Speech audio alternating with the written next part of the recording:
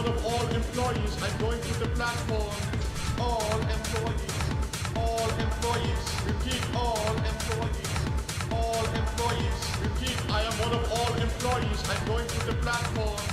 I am one of all employees. I'm going to the platform.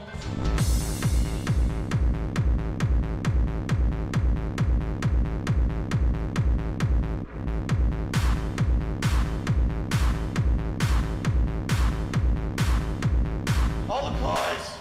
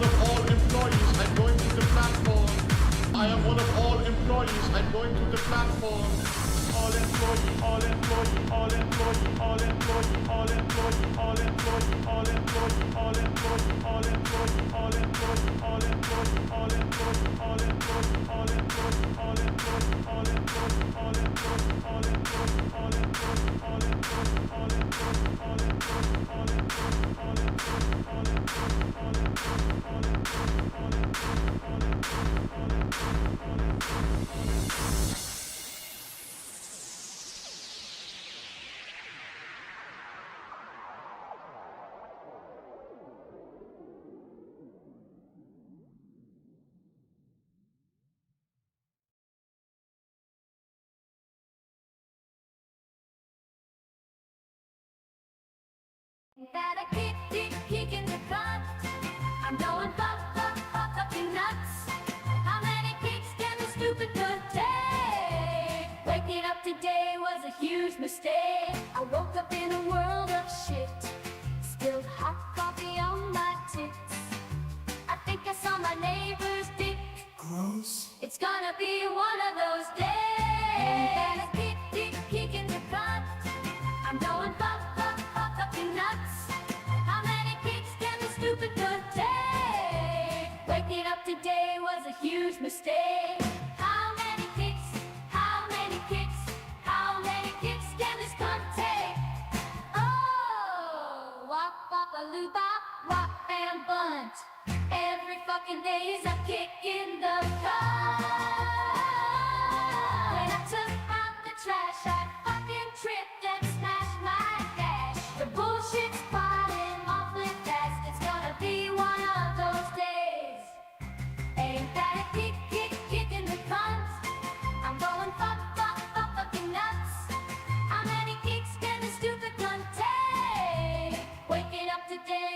huge mistake.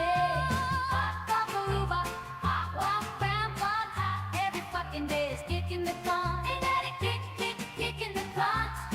I'm going fucking nuts. How many kicks can the stupid gun take? Waking up today was a huge mistake. Waking up today was a huge mistake. Waking up today was a huge mistake. How many kicks can my gun get today? A kick in the cunt. Ain't that a kick in the cunt? I'm going fucking nuts.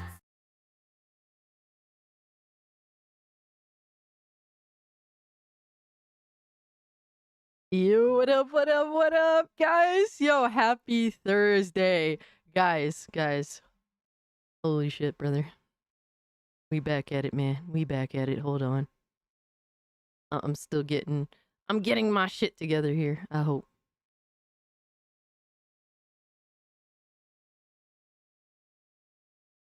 It's slurping time. Yo, son, are you good, brother?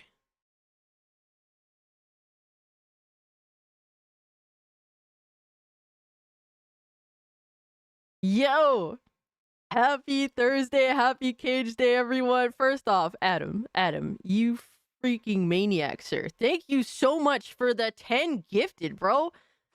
You totally didn't have to do all that, man. Thank you so much. It means a lot, man. Appreciate you. We got a whole bunch of homies pulling up. Channel members now, so definitely take advantage of the gifted memberships. We don't shun gifted memberships here, man. 9,000! Yo, Chaos! Big Army, baby. Hello from the Bigot Army. Hell yeah. Support your smart independent creators. Always keeping it real. Hey, Chaos, man, forever. Thank you so much for the 5, bro. And look, man, you know, Hypno's a busy dude. He works super hard. I don't blame him for, you know, taking a day. I know that he's out traveling and stuff, so safe travels for Hypno. But we gotta, you know, someone will be here to entertain the Bigot Army, man. That's what it is, man.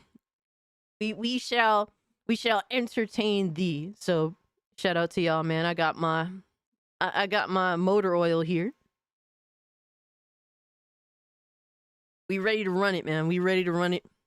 But first off, let me shout out everyone that I see. Guys, you know, new channel members, go to the channel membership tab on my YouTube channel. Join the Discord. I want to see new faces in the Discord. Definitely take advantage of your memberships. We do not shun gifted memberships, damn it.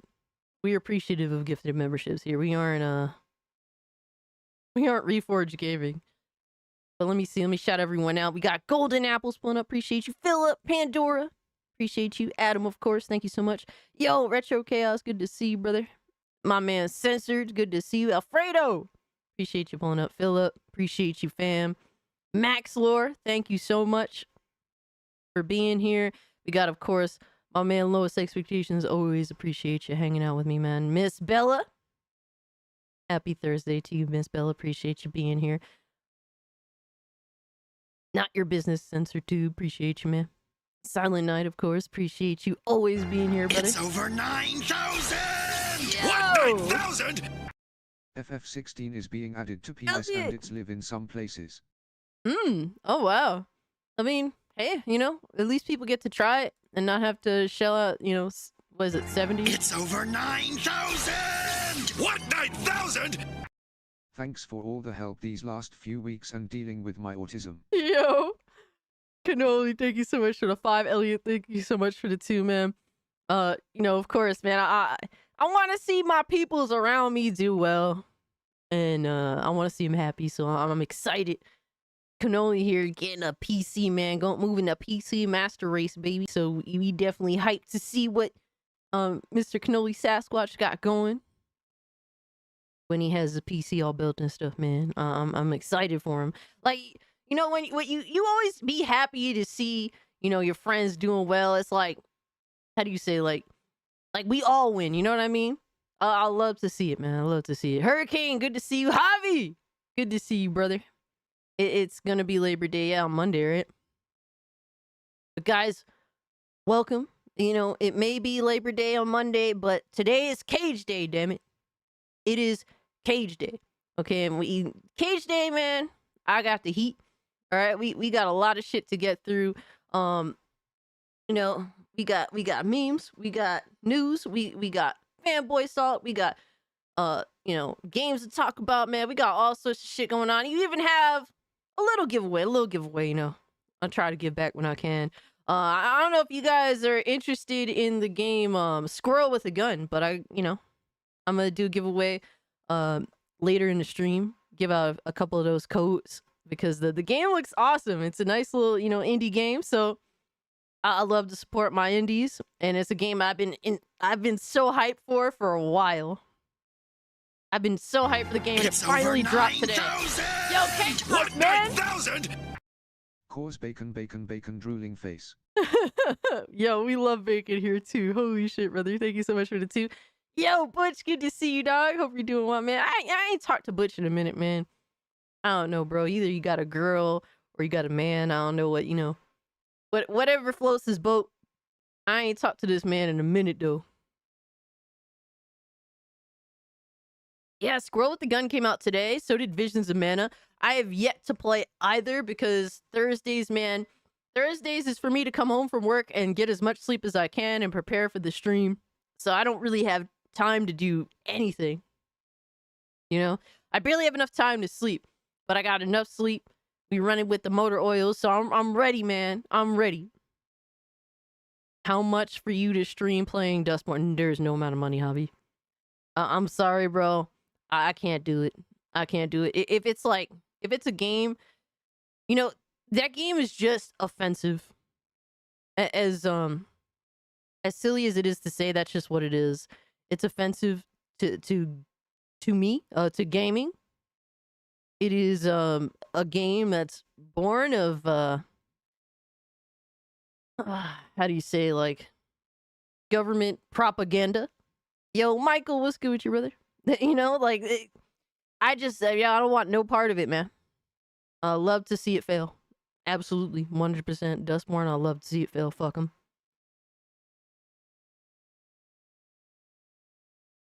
Michael says Labor Day, is that when Americans celebrate the Dobbs decision?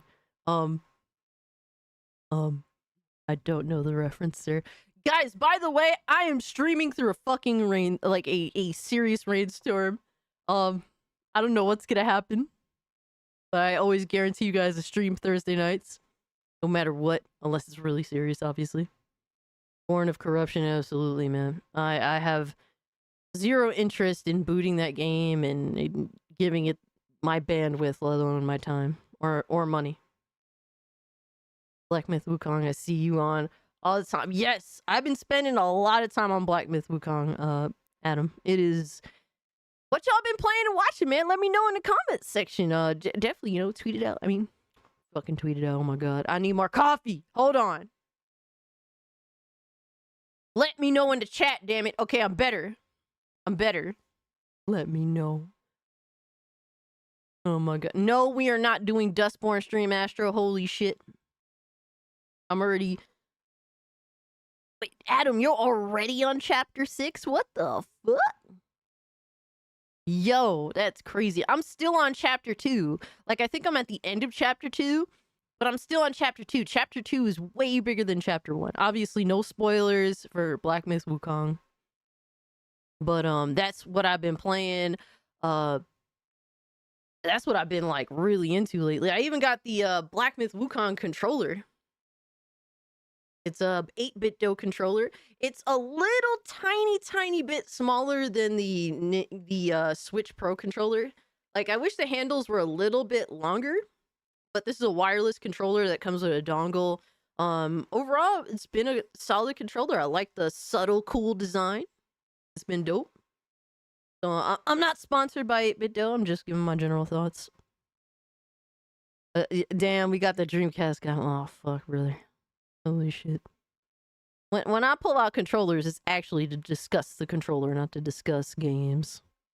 What was crazy was he pulled out... It's over 9,000! Yo! What, 9,000? Like to have you play Dust Bath. Oh, man. Y'all Rolling just... on the floor laughing. Y'all just want to watch me suffer. Oh my god. No. All right, let's see what y'all have been playing. Watch. Thank you so much for the 2, bro. Silent Joker been playing Half-Life 2. Nice, nice. Wukong and Final Fantasy 16 New Game Plus. All right, Ellie, I see you. Adam's on Chapter 6, Black Myth Wukong. I have a few friends that have already finished it. It's a crazy-ass game, man. It's very interesting. Also, I know what Dustborn means. It means take a shit in desert. Yo. Playing Soulstone Survivors right now. Got viewing open for anyone that wants to watch me suck it. Yeah, that's pretty much me with all video games. Holy shit, you just watching me shit the bed. Like, playing Black Myth Wukong on chapter... About to be on chapter 5. Nice, Hurricane. Yo, I'm so slow at games. Like, if I genuinely enjoy a game, I wanna fucking slow burn that shit. Just appreciate it thoroughly. I don't know, like, lick it. I don't know, like, sensually.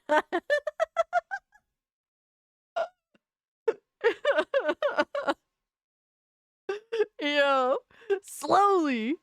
Holy shit. It's rare when I feel like, holy shit, I'm just into a game. Which said, finally beat Elden Ring after 2 years of playing Bloodborne. Nice, okay. Congratulations, man. You've overcome Elden Ring. Playing Black Myth Wukong. A bunch of... Oh no. Casualties of gaming. Said a bunch of weirdos in this chat, and you're one of them, sir. Watching Lord of the Rings behind the scenes. Okay, that's definitely interesting as shit. Last boss I'm playing on Steam Deck. Whoa. Jeez, that's a feat in itself. Silent Joker's on chapter 3. Nice. Nice. Areas are big, so many secrets. Yeah, like I don't want to miss anything, you know? Did it come with a dock like the regular Pro? No. So with the Black Myth Wukong controller, it's only like $40. It comes with a dongle. It just comes with the controller, the dongle, and a wire to plug it in. Simple, straightforward, reasonably priced. I can't complain. Now, if you want all the little extra shit, you know, that definitely in it, but it's not like a premium controller. It feels nice though. It doesn't feel cheap. Wukong boss got nerfed, really, with the new patch? I know I missed 2 things for sure, damn. Yeah, there's a lot of little things going on in that game. Moxie, good to see you. Appreciate you being here, Moxie. Let me see, trying to see what else everyone has played. Been playing Sons of the Force, nice. Yeah, I heard that the secret boss in Black Myth at the end is crazy. Leave Dustborn to dusty shelves. Absolutely essential, dude. There's so many things that I want to stream. I should be streaming Visions of Mana starting Saturday afternoon. That's what I'm aiming for with that. So, we'll definitely run that. Hey, Jenna, good to see you. Appreciate you pulling up, Jenna. And I'm gonna stream it on YouTube. I'm not really streaming on Twitch anymore because Twitch wants to raise their tier 1 subs to $8. So that's unfeasible, unrealistic, and downright immoral. All right, we're here to entertain. Like, we're not like streamers and shit. We're not a necessity. We're just simply entertainment. It's completely just fucked to charge you know, people fucking $8 for a tier 1 sub just to get rid of ads. Like, you gotta be fucking kidding me.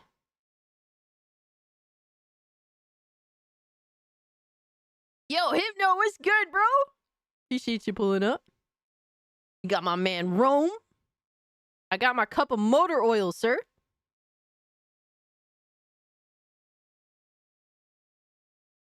Appreciate y'all pulling up, man. Let me see. Yo, Black Cobra, thank you so much for being a Cult of Cage member for a whole year. Thank you, brother. Holy shit. Always, man, I always appreciate you, Black Cobra. Thank you so much, man. Michael says,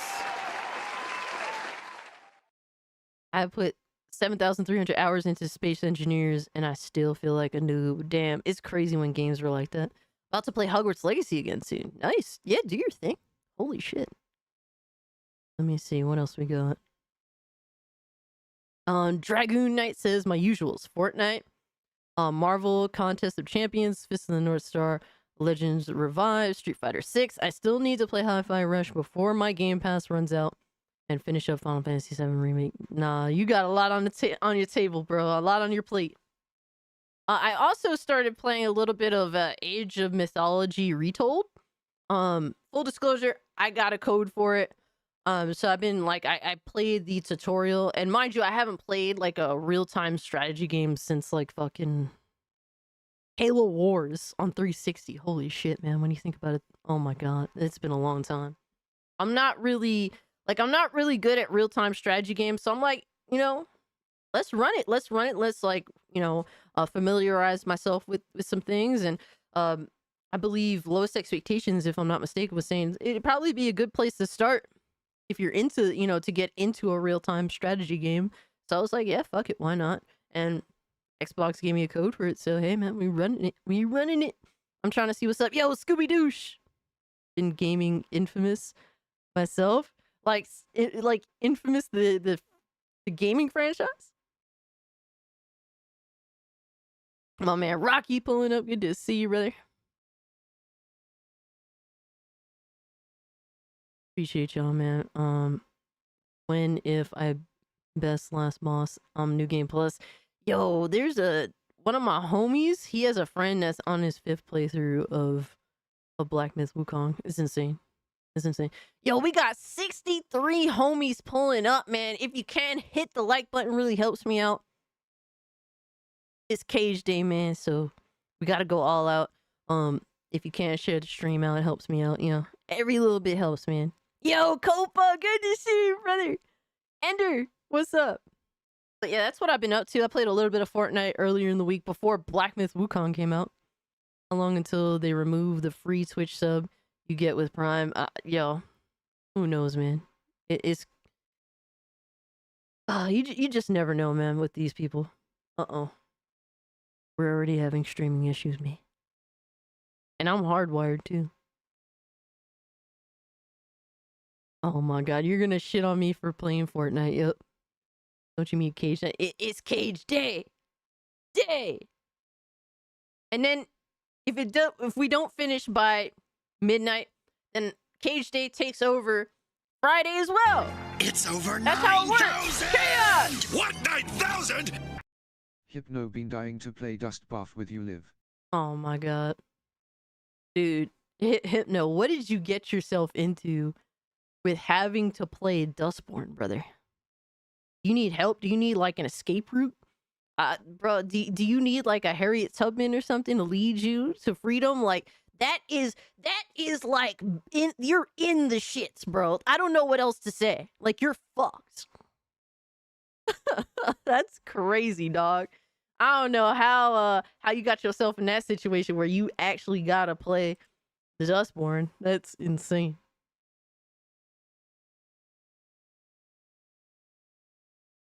Yo, Bruce, been a long time. Oh man, it's been a long time. We shouldn't have left you without a dope beat. Step 2, step 2, step 2, step. Yo, Aaliyah's my girl, man, for life. Yo, Bruce, hope you're doing well, though, brother. He needs to be committed to what? Torture?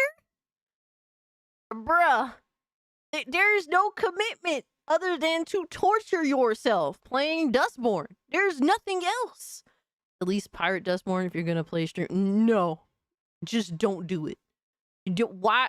Like, there is nothing to get out of that other than just pure cringe and torture. Like, if you want to play something that's like, oh, this will be entertaining, go play the King Kong game that came out last year. Go play the Lord of the Rings Gollum game. Like shit like that is kind of funny. Like it's so bad. It's almost as though those games were programmed by preschoolers. Like that's entertaining. Yo, my man, Aussie's pulling up. What's good with you, dog? Hope you're doing well, man. Always good to see you. Vera was playing it.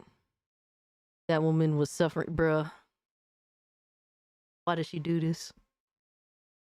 Why do y'all do this to yourselves, man? See, like, bro, I don't want to torture myself, you know? Like, fuck that, man. Been addicted to Overwatch for, oh no. Another one. Another one in this Overwatch shit, bro. Yeah, I come across too many people that play Overwatch, and it's a problem. It's a problem, man. I'm about to start taking y'all out. I'm just saying. Yo, Teddy, good to see you, man. I watched Savvy play Dustborn. It is not worth. I don't look, man. Like I can't even watch someone play it. You know, like I just want to pretend in my mind that it doesn't exist. Yo, fight me verbally. What's good? Even though 5v5 sucks. Yo. Yeah, Overwatch in 2024 is insane. It is insane. Can that man be saved? No, nobody can be saved. By the way, Black Ops 6 coming out tomorrow. That's facts, City. I gotta try that out. I don't know if I'm gonna be able to play it tomorrow because I'm gonna be out with my bestie, but I'm definitely gonna try and play it this weekend. The beta.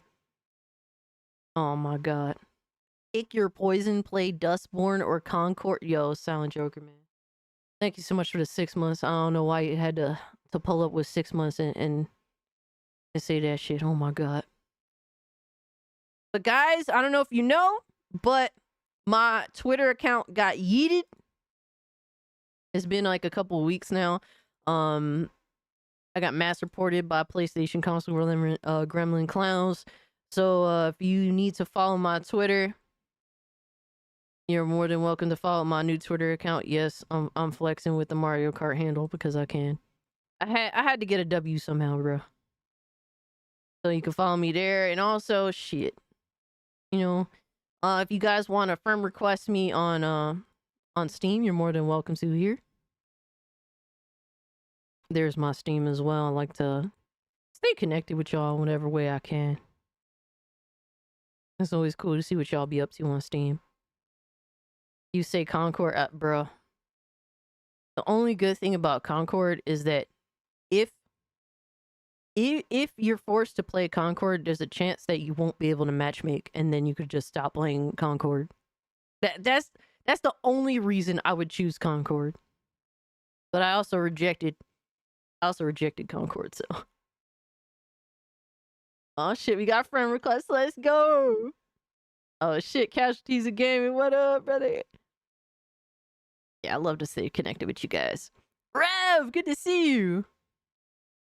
Can you entertain me while I wait for Blueberry Cobbler to finish cooking? I hope to. Let me know if I do a good job. Assess my ability to entertain. I'm only leaning towards Dustborn, so I don't have to play a multiplayer. Damn. That's crazy, bro.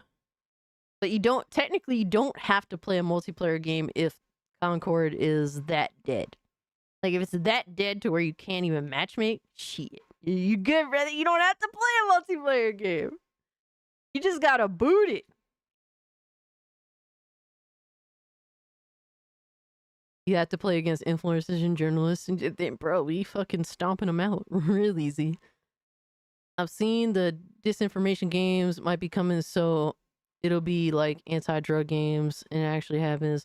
I want Wally Bear too. Yeah. We're gonna get into that a little bit because we have governments funding propaganda video games now, and Dustborn happens to be one of them. So yeah, that's gonna be fun. But like I said, guys, we got a lot to go through. It's gonna be a fun stream as per usual. We got news, we got memes, we got a giveaway that's gonna go down during the middle of the stream. I'm giving away some copies. I think like a couple of copies. I ain't gonna say like I ain't gonna be like, oh, I'm gonna give away the world. Like, you know, I'll give away what I can. Pause. We're gonna give away a couple of copies of Squirrel with a Gun. That's a game I've been highly anticipating. I love to support indie games. And so yeah, that's what we're doing tonight. So if you're a Steam user, you know, stick around and get involved in the giveaway. AAA games, I'd rather suck on a bunch of AAA yo. That's crazy, dog. Yo, son. Oh my god. I think I'll have to make some soon because that sounds so good. Absolutely. I'm sure, man. I'm sure Rev throws down in the kitchen. It's over Yo! 9,000! Black Cobra! What, 9,000? Sup, Cage, I'm excited for Avowed, but damn, that new info about it got me worried. Yeah. But it got delayed, so hopefully they added performance mode. Crossed fingers, crossed fingers. The news around Avowed, you know what? Let's just jump right into that, brother. You just decided what's the first thing we're talking about, Black Cobra. So thank you so much for the 5, and thank you so much for leading the stream. Hey, Zeus, what's good with you, man? You're giving it away. Yo, son. Yo, oh my god. Anyway, Jesus, I'm giving away games, okay? Look, man, I'm so hyped that Squirrel with a Gun finally came out. I've been waiting for that game for years, and I'm gonna play it Saturday when I have a free day and nobody will bother me, hopefully. Making cowboy dump cobbler. What? Hey, yo! Foot cult shirts coming soon. Oh no. Listen, we are Lazy Gang, okay? So I have to get I gotta go to an artist, man, and maybe make a graphic of that. So Lazy Gang, because we got Lazy Gang, man. Because I'm the laziest person you're ever gonna meet. I always say that I am the Orange Cassidy of gaming YouTube. Can't just give it away. At least have them take you to dinner, bruh. Oh, fuck! Put him in the fucking bedroom. Get him out of here. Come on. Anyway, holy shit, brother. We got some more information. So I made a video earlier this week talking about Avowed. And how, you know, the devs are essentially saying that they're aiming for the game to be only play at 30 FPS. No performance mode, no 60 FPS mode. That sucks. That fucking blows because there are console gamers that do actually prefer the performance options, and they're not giving any options. And I think that that is a really shit thing to do, especially when, hey man, they talked a good game. PlayStation and Xbox talked a good game about these consoles at the beginning of the generation. They'll be able to do this and that, and it's worth it to upgrade. And as we found out more and more as time goes on, should have probably just stayed with last gen consoles all this time. Red Cow said, so I pre-ordered Marvelous Capcom Fighting Collection Arcade Classics. Nice. Cass, you can't just give it away. Yeah, y'all are definitely freaks. These games are why I'm an indie gal, and I completely understand that, you know. I definitely support indies when I can. I love to play indie games, but I kind of mix it up, you know. I wanna try to experience everything worth experiencing, even if it's not perfect. Yeah, we definitely got some freshly squeezed out here. Tribute Night, yo. But we've since found out some more information, guys. It's like, what the fuck? So we gonna get into it. And so we got Avowed art director Matt Hansen revealed that the game often runs better on Xbox Series X than on PC. That sounds fucking insane. The fuck? Yeah. They said expect ray tracing and a targeted 30 FPS when it launches on February 18, 2025.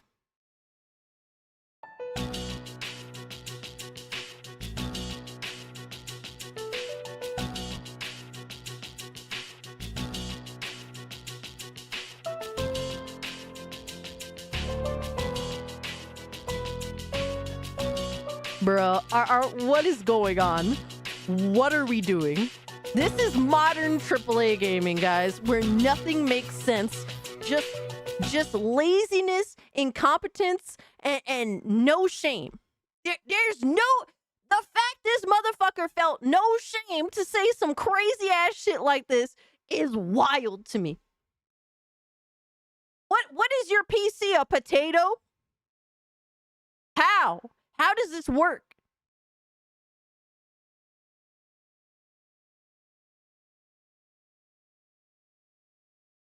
It is ridiculous. Ridiculous. I'm running a 3080 11700K. 32 gigs RAM. I have like a high mid-tier PC. All right, either high mid-tier or low high tier, whatever you want to say. Bro, my PC stomps Xbox and PlayStation 5 the fuck out. Easily. Easily. It's not even close.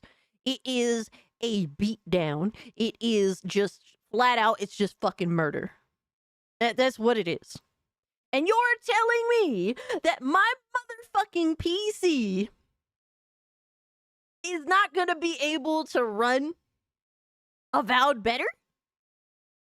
This is just flat out, they're just admitting. They're admitting without saying it outright. The game is coming out hot. Unoptimized. Oh my god, you're running Windows 7. Holy shit, brother. Dude, this is ridiculous. What are we doing?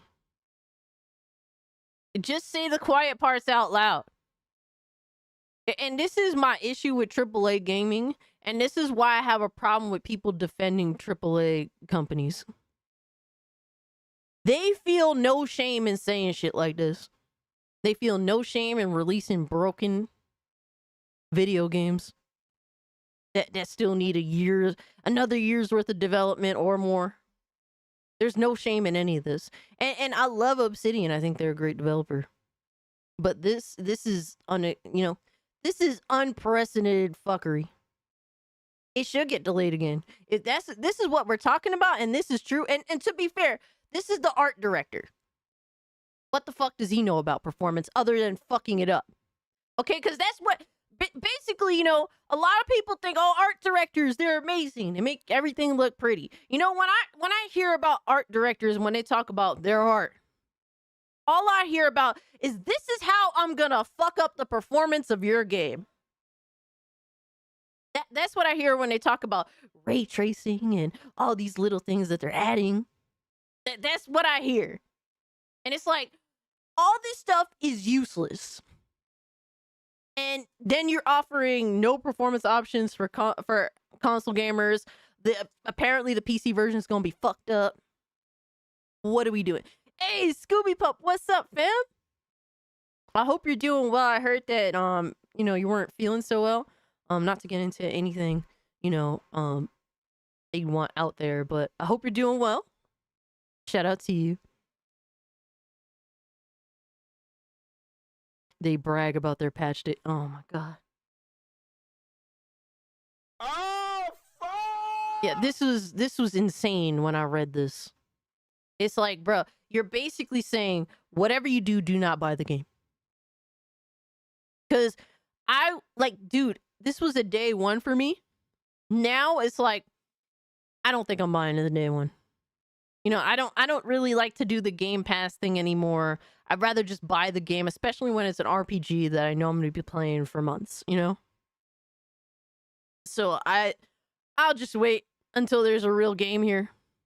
Or till the ghost is clear.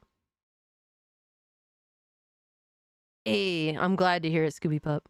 I'm glad to hear it. Thank you so much for being here. But I think that, guys, you gotta be careful, man. These companies, as much as we like a lot of them, Obsidian has a good track record with me. Personally, I haven't had an issue with Obsidian, but you just never know. And at any point, these companies could fuck up. I mean, Cyberpunk is always the go-to example. CD Projekt Red was a company that we thought would never fuck up. Never. CD Projekt Red, nah, they wouldn't do it. And the absolute catastrophe launch of Cyberpunk 2077 goes to show that nobody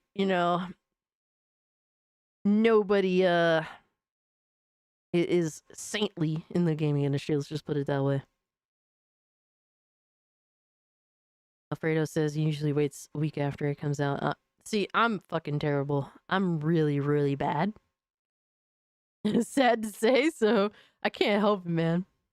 But yeah, that's a bit of news. And we also got this other bit of news. Really awesome bit of news here.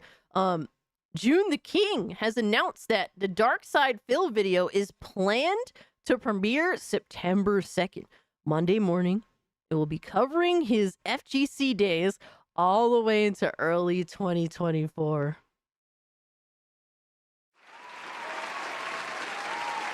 Yo, we in there, baby. That is going to be crazy, bro. Yeah. We hyped to see it, man. Yeah, I can't wait. Yes, Filbert time, man. Look at that. Look at all that time, too. Ooh, look at all that time. We got almost 4 hours of Filbert fuckery. Yo, King Nate, good to see you. Live stream it. Bro, reacting to a 4-hour fucking video? Oh my god. Either way, it's gonna be interesting. While I thought, so with June the King, so with his previous video on Review Tech USA, I thought it was a good video, but I also did find another video that came out like a month prior to that video, and I thought it was better. That's just me personally, you know. Do it. Execute order. 66, do it. Imagine DSP coping in his 24-hour. Oh my god, dude. He is gonna. I wonder if he's. Let me see. What is this Twitter? They call me DSP or some shit.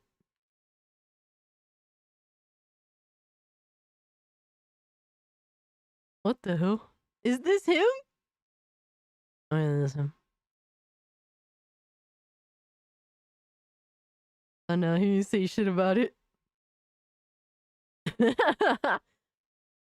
saw Gundam. Dude, Gundam every year. It's a Gundam every year we'll do a DSP update. It's amazing. I would always look forward to that. And then next up, The Crow remake is a massive flop at the box office. And I'm happy to also see it too.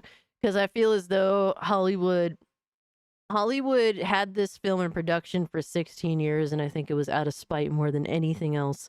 They had no interest in making a good film. They had no interest in respecting, anybody involved in it, from the creator of the Crow comic to Brandon Lee to everyone else surrounding this film. There was no respect there. There was everyone involved in the original film looking at this remake was saying essentially, this is disgusting, or this is just kind of icky. Like, there was no positive, there's no positive, oh yeah, cool, none of that. And the director of the original 1994 Crow film has been roasting the new reboot on social media after it flopped at the box office. He said, "I thought the remake was a cynical cash grab. Not much cash to grab, it seems." Yo. Yes, sir. Yes, sir. I just snapped that motherfucker, bro. I just snapped that motherfucker, bro. Fucking I just beast, snapped that bro. motherfucker, Hell bro. yeah, man. Love to see the disrespect. Absolutely love to see it. And then apparently some news that came out at noon today. The original Crow is amazing. I was watching it last night. Shout out to BitCloud Gaming. We were watching it together. It was it's always a fun watch, man. Fucking love that movie. The Japanese hated Transformers but love Gundam. Yo.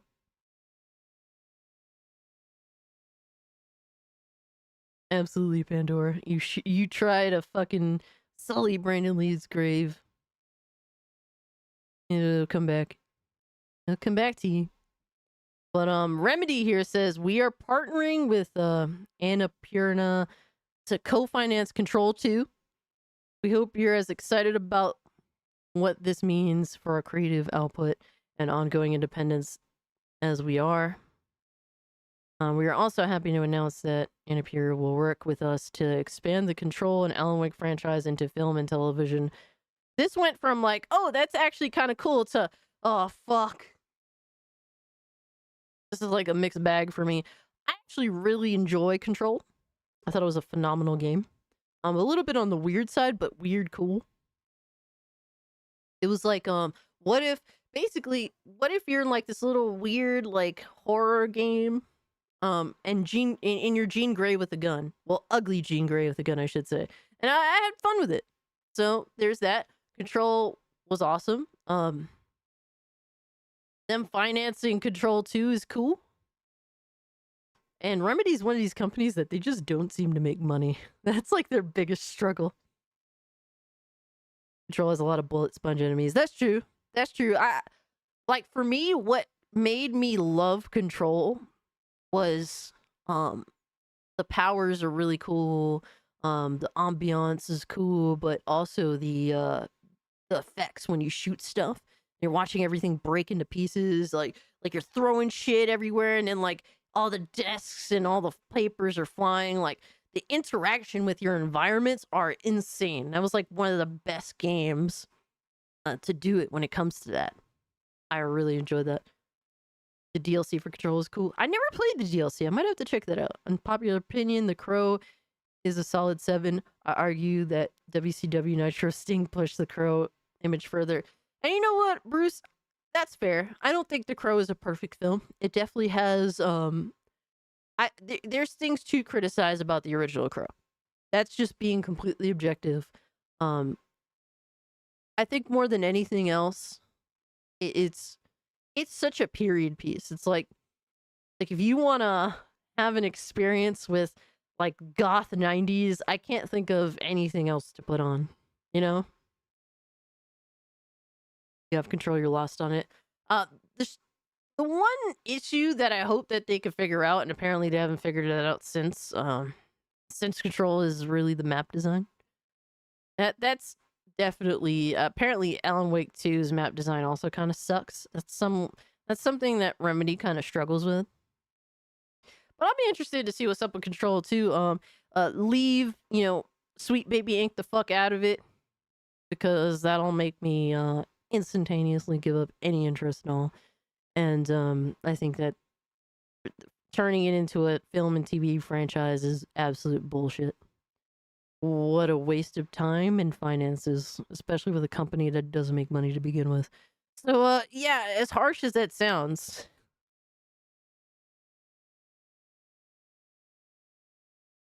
Oh, yeah, the Crow has definitely always been a cult classic. All right, I am, and we're Cult Classic Cage here, man. We endorse cult classics. Some stuff you don't touch again. You want more money, release the supposedly better version of the one that exists. Sequels never released on streaming, Blu-ray.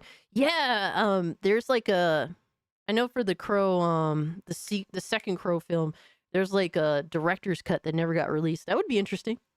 That would be interesting. Yo! Chaos Forever, thank you so much for the 5 gifted, brother. Holy shit. Appreciate you, dog. Hell yeah. Yeah, Chaos is a fucking legend. Shout out to you, bro. Thank you. And if you guys haven't joined the Discord, all right, take advantage of your gifted memberships. Yo, Johnny Ortiz was good. The Crow literally created Hot Topic. You're not lying. Yo, I-Man, what is good, dog? Happy Thursday to you, I-Man. So I'm interested to see what's up with this, but a TV show, movie shit, leave me the fuck alone. I don't care. Let me clear out some of these tabs. I have too many tabs.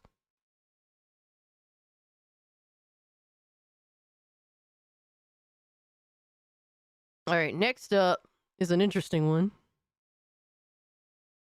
Crow 3 was way worse. See, yeah, it's one of those where everything the Crow since the original film has not been good. I mean, it's depreciated. It's gotten worse and worse, sort of deal. Hey, Vanya, what's good, fam? Good to see you.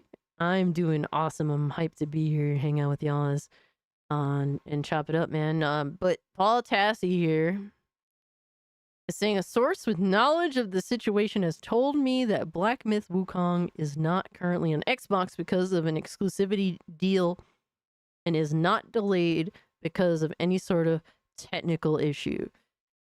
And I really have a hard time believing this. I mean, anything is possible. There's been plenty of underhanded shit to go on in the industry, don't get me wrong.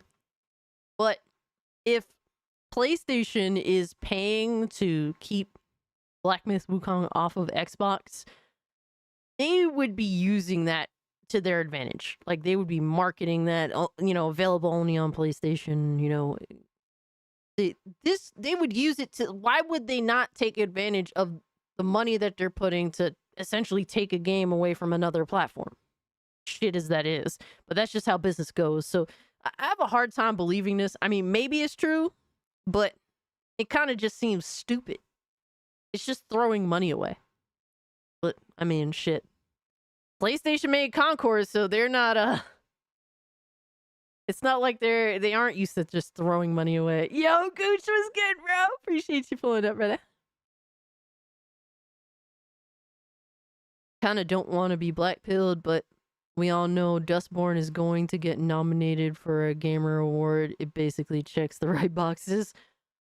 I don't know, bro. I mean, I'm sure that there's some award that'll win, but I mean, whether it's of any relevance or not, I think it may win some irrelevant awards that people don't even know exist or give a fuck about. But if you're going to say, oh, it's going to be nominated for the Game Awards, I highly doubt that. It's too on the nose, Like, it's genuinely a garbage game. Even if you're a fan of the ideological bullshit that it's pushing, it's still a fucking horrible game from what I've seen. Yo, Meat Pie, good to see you, bro. It's over 9,000! What, 9,000?! The FTC case that Microsoft won means exclusive deals have to be made public going forward, otherwise Sony would be sued for 100s of millions. Smiling face with open mouth and cold sweat. That's a good point, Elliot. Elliot brings up a good point, guys. That's why, like, and see, I don't even know those details, but I'm just using basic logic. Like, if you're going to pay to essentially make a game exclusive to your platform, you're going to boast that that's the case. Like, you got to get a PlayStation to play this, to play this game on a console. That's just basic common sense. But then Elliot's getting into it even more with the whole FTC shit. That's interesting. I wonder, I guess if it is the case, if Sony is pulling some underhanded bullshit, I mean, we'll find out, I guess, right? Oh, Microsoft gonna take them to court, but I really don't think that that's the case, man. I don't.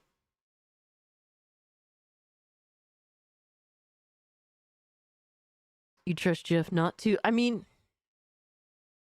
it's like, the thing is, it's like, it's so on the nose. It's not that I trust Jeff not to. It's more so that by doing this, it's such a clear, cut and dry delegitimization of what he's built. That would be and there's always stuff to criticize about the Game Awards every single year, no doubt. But there would be nothing more clear-cut in all of the years that the Game Awards has been around than that. You know what I mean? Like, you can't be that obvious with the bullshit that you're pulling, Game Awards are rigged. I don't watch anymore. Well, I do watch with all of you guys, and we make fun of it. So that's what we do. And because we don't take it seriously. So that's how I roll. I like to make fun of shit that I think is retarded. But yeah, I don't see Dustborn getting nominated at the Game Awards. It'll win some bullshit award. It'll win like a fucking, like, bro, Tencent won an award for some global warming initiative award. It's like a Chinese company won this. Amazing, amazing. Yo, Blaze pulling up with the heat. Thanks so much for the freaking 5 gifted, bro. Hey, what a fucking beast. Thank you so much, dog. Hope you're doing well, Blaze. Shout out to you. Yeah, man, y'all being crazy tonight, man. Y'all ain't gotta do all this shit. Holy fuck. Y'all really, man, I thank you, though. I really am. I thank you. I'm grateful. I appreciate y'all, man. But, yeah, Dustborn is shit for so many reasons. I don't know if there's anything necessarily good about it.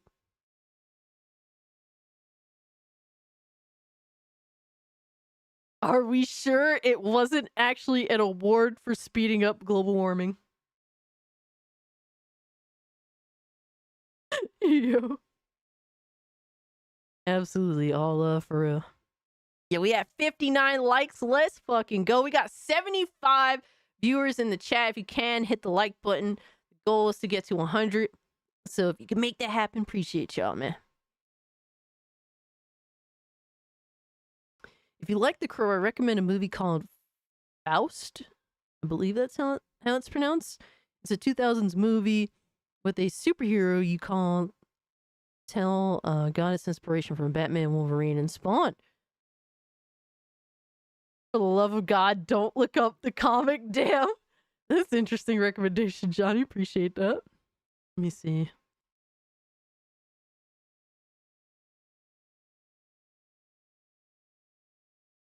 Apparently there was a silent film in 1926 called the same thing.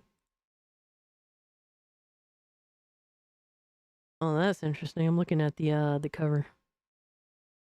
Yep, 2000. Okay. I'm kind of scared, but it's over 9,000. Yo, Chaos! What the hell? Just to get free dust buff for new members. Oh my god, no. No, not Dust Barf, man. Anything but Dust Barf. Thank you so much for the 2, dog. So yeah, I don't think that this is at all true. Unless we see some hard evidence or Sony gets sued. So until then, whatever. And then we got some interesting information here, and this is we touched upon this vaguely. Pause earlier. But Stuttering Craig here says everyone is laughing at Norway and the EU for funding Dustborn, but a quick search shows the US also provided almost $300,000 of funding for a new counter disinformation game. In other words, they're funding propaganda in gaming. This is what we're dealing with, man. I don't like to get political, guys, with y'all. But this is concerning, man. I support, the artistry of video games. Like, video games to me are art. That's why when it's so severely monetized and the artistry is taken advantage of and destroyed in a lot of cases, that bothers me. That's why I'm, I have so many issues with the industry as a whole. So that's, I want to preserve the artistry of gaming. I don't want to see any governments make outright fucking propaganda. But just to get into it a little bit, guys, said the U.S. government is investing in counter disinformation video games. And counter disinformation, it all depends on who you speak to. What is disinformation and proper information? It just depends who the fuck is in what position or believes in what. It's all just bullshit at the end of the day. Said citizens have discovered that the United States government is investing hundreds of thousands of dollars, if not more, in what they are calling counter disinformation games. According to a funding opportunity from the U.S. Department of State, almost $300,000 was earmarked by the U.S. Embassy in the Netherlands for a pitch meeting. These specifications: produce an English and Dutch language pilot version of a counter disinformation game. Produce a French version of the game. Produce one additional translation into a European, Asian, and/or African language to be determined at a later date. Host the game on the company's own servers. Develop and implement data collection and analysis to demonstrate the project's achievement of expected results. So wait, you're trying to make a... Not only are you making outright propaganda video games, but you're also going to spy on people and how they play it too? Is that what we're getting here? Promote games to target audiences. Bruh. You can read the full funding opportunity from the U.S. Embassy. It's in the site here. So yeah, you can, if you want to check this out yourselves, guys, you're more than welcome to go to Niche Gamer and check that out. Disinformation has been a growing concern on the global scale as countries such as the United States, China, Russia, and more fight to control the prevailing narrative. However, who gets to decide what's disinformation and what's truth? Exactly. This is my issue, man. These are just terms that are thrown out there and mean nothing. Gamers have grown wary of overt propaganda and social messaging in video games from all sides of the political spectrum, and it stands to reason that cynicism will extend to any game developed as a result of this funding. The funding was offered in 2021, so any games which receive this funding are likely to be coming out soon if they're not out already. So yeah, this is what we're dealing with now, guys. This is the outright bullshit. Chaos, man. Listen to Chaos. Says like and subscribe. Absolutely, man. Appreciate you, bro, for looking out. Government engages creating such information, including propaganda. Exactly. Man, the government is just not to be trusted. What can I say? That's the libertarian in me, but it all comes down to that, man. I don't know what to say. Yeah. And of course, like all these other propagandistic games like Dustborn, it'll be a hot steaming pile of shit. You know why? Because it's focused to be propaganda and not actual art. So there's that.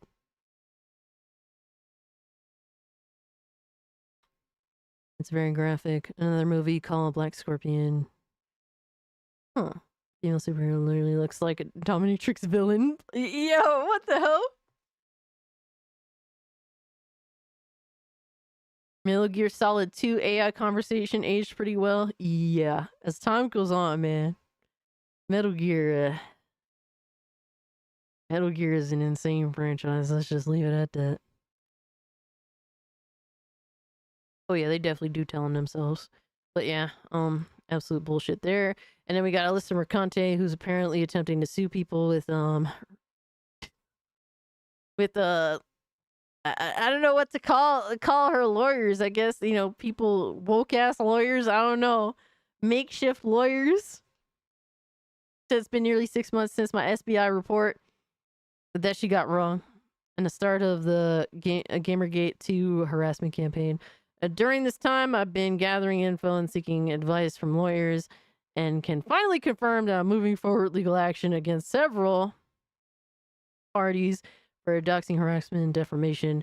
I'm funding this myself, but we'll probably have to create a GoFundMe. So basically, she's not funding it herself. We went over that, I believe, last week, and she said, oh, and my lawyers are really familiar with this space. And then she said, I'm being represented by Cusk Law. What is this, Cuck Law? I don't know, the fuck? She's being represented by Cuck Law, you know, these guys, and apparently she wrote an article on them last year. Racist Destiny 2-player fucks around and finds out. Comer harassed and doxed a Bungie community manager, and now he owes the studio nearly $500,000 damages and fees. Yeah. It's hilarious how she thinks that this is like, oh, they managed to get this case, but it's like, at most, maybe you could find the one person that did do this. And if you're thinking that you can go after all the YouTubers and shit that made videos on you, good luck with that. Kiwi Farms bad, give me money. Yeah, pretty much, right? This bitch is crazy. That's really, at the end of the day, that's what it boils down to, man. It'd be interesting. I almost wish she would start the GoFundMe. You know what I mean? I'm just curious to see how many people would donate. It'll probably be like 5 people that happen to donate their life savings to her. Because, you know, there's those types of simps. But I'm just curious. That's all. She knows better than to mess with Asmongold. Yeah. Yeah. I mean, like, she could fuck around and sue these, like, super fucking wealthy streamers and shit, but, yeah. That, what little money she'll get donated, you know, she gonna have to stretch that shit. And she gonna have to be stretching something else too, pause. I mean, what? Oh, man, I fucked up here. Hold on, let me see something.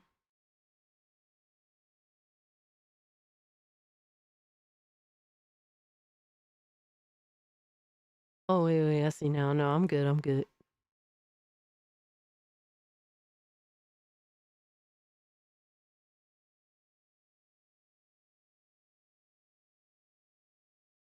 So, there's been no, do not clip that, Philip. How dare you? Yo, Lois, she gonna have to be clenching that. What are you talking about, brother?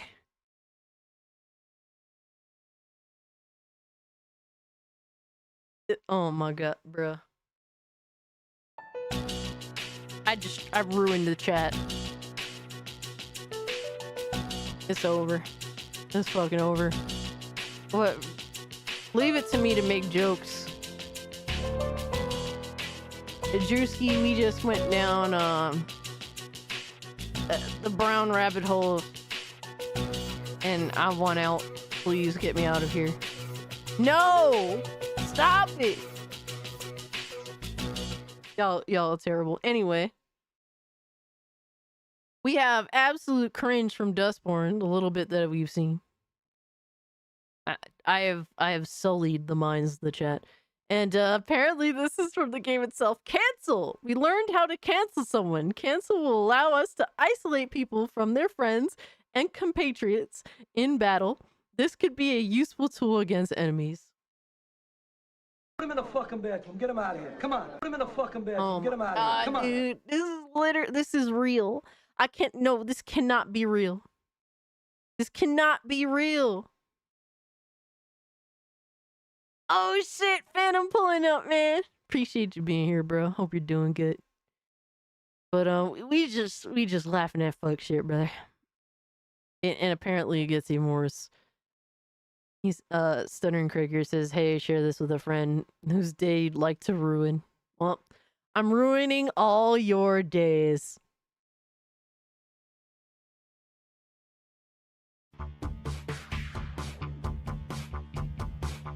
We're the aliens. We're the refugees. We walk among you. We're right behind you. The time is past. Your kind won't Yo, Lois said, cut the audio. Cut it. We're the dustborn. This bug is airborne. We're the newborn. Our kind is newborn. We're the dustborn. This bug is airborne. We're the newborn. Our kind is newborn. We're the dustborn.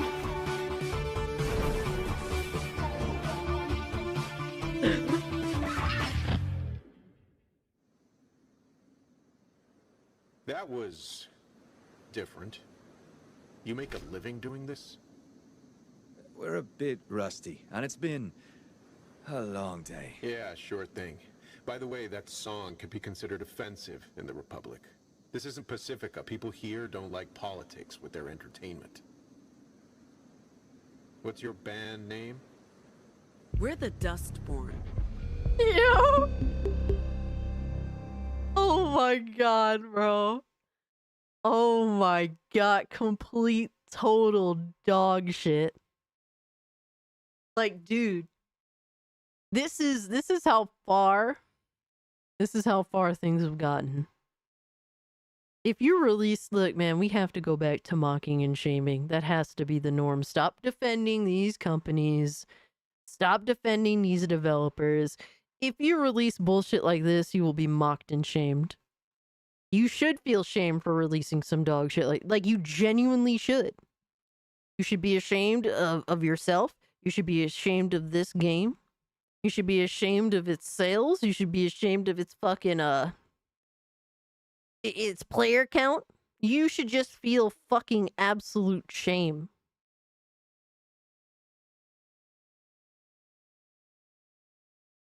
Dustboard. Yeah, pretty much. This is just god awful, man. Oh my god, I can't imagine. You guys want me to play this. You guys want to put me through hell, and I will not let you do this to me, you demons. I won't let you do it, okay? Jeez. Fucking,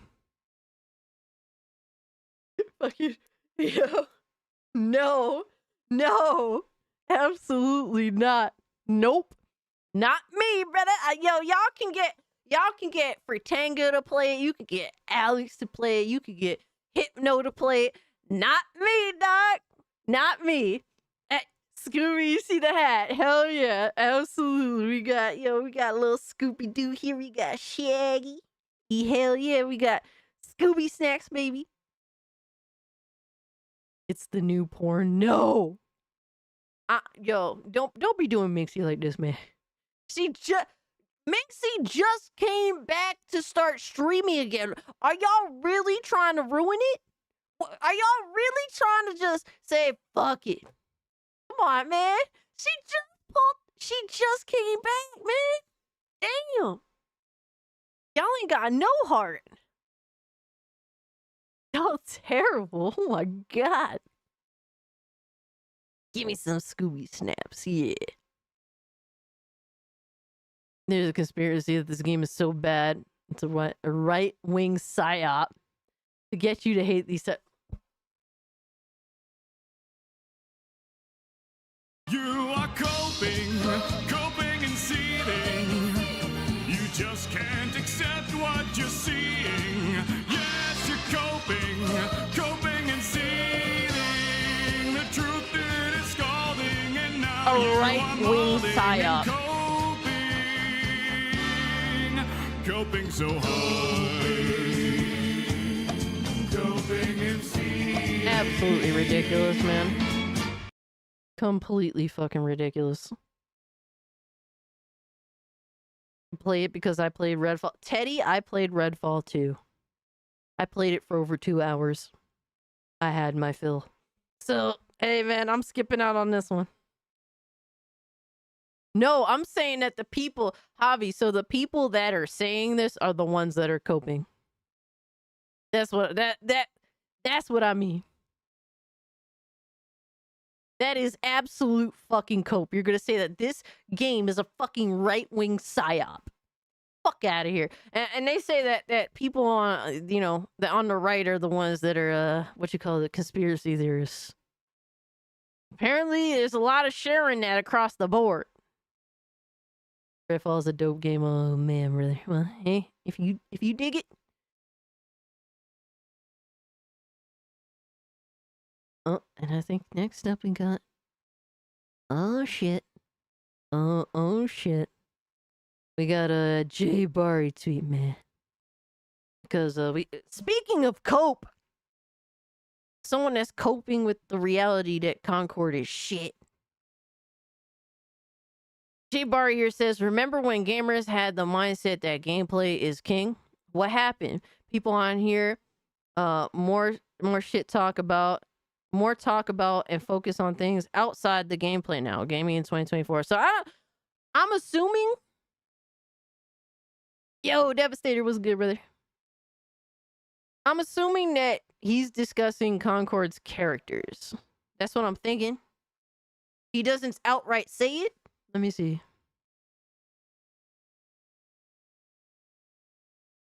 Oh, the irony of gatekeeping. And by the way, Jay Barry got gatekeeping for me. I'm just saying.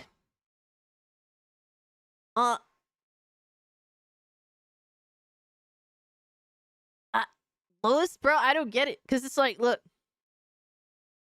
And he doesn't outright say what he's talking about. But I'm assuming that he's talking about a lot of people's criticism over characters in Concord. That's what I'm assuming. I could be wrong.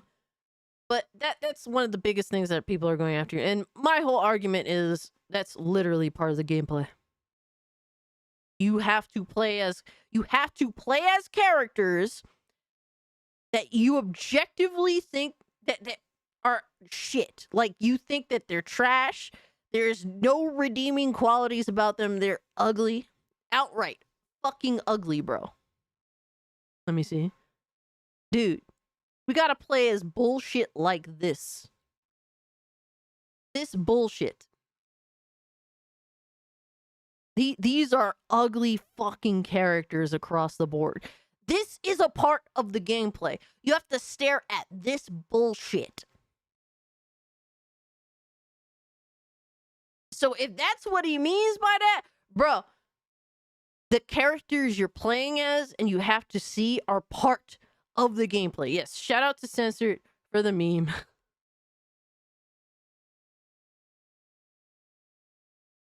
Rainbow 6-3? What is it RG3 or Rainbow 6-3? Mega Maid? Oh no, Big Bertha. Yo, Big Bertha. I have a golf club named the Big Bertha. I casually go to the golf range for fun. I like to hit things very hard. Rule 63. Oh no. Oh no. Oh, Frit is now, bro. So he really didn't understand the drawing that Monley made of him? Damn, until now, that's crazy, bro. Big Bertha, trash can on head, punch, rock fist, Liefeld reject. What the hell? A Navi reject. Oh my god. Knockoff Boba Fett. And then we have, of course, Grandma Minxie.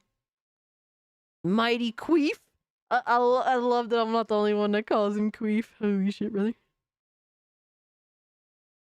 Then we have the very basic Steve. It's over 9,000! Basic white man insert. 9,000!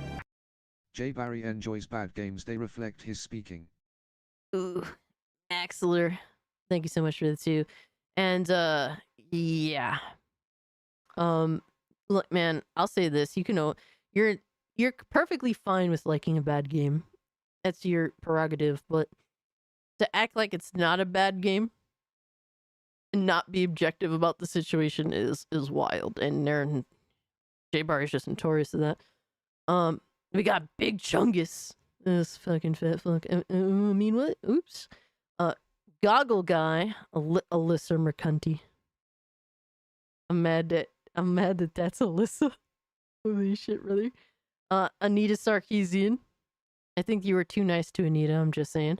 Hot Sauce Idiot and TikTok Influencer, who I'm blocking. There we go. There we go. TikTok Influencer at the end.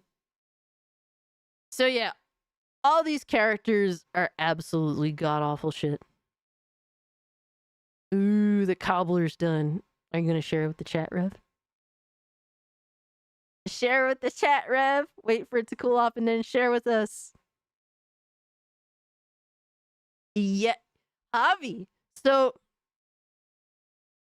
we gotta have a real conversation, and this may, I think we're gonna have multiple crazy ass conversations here today that are definitely gonna rub some feathers. But I have a hard time believing that a lot of these reviewers actually beat Star Wars Outlaws, before reviewing. I really have a hard time believing it. They only had like 5 days to play through that game.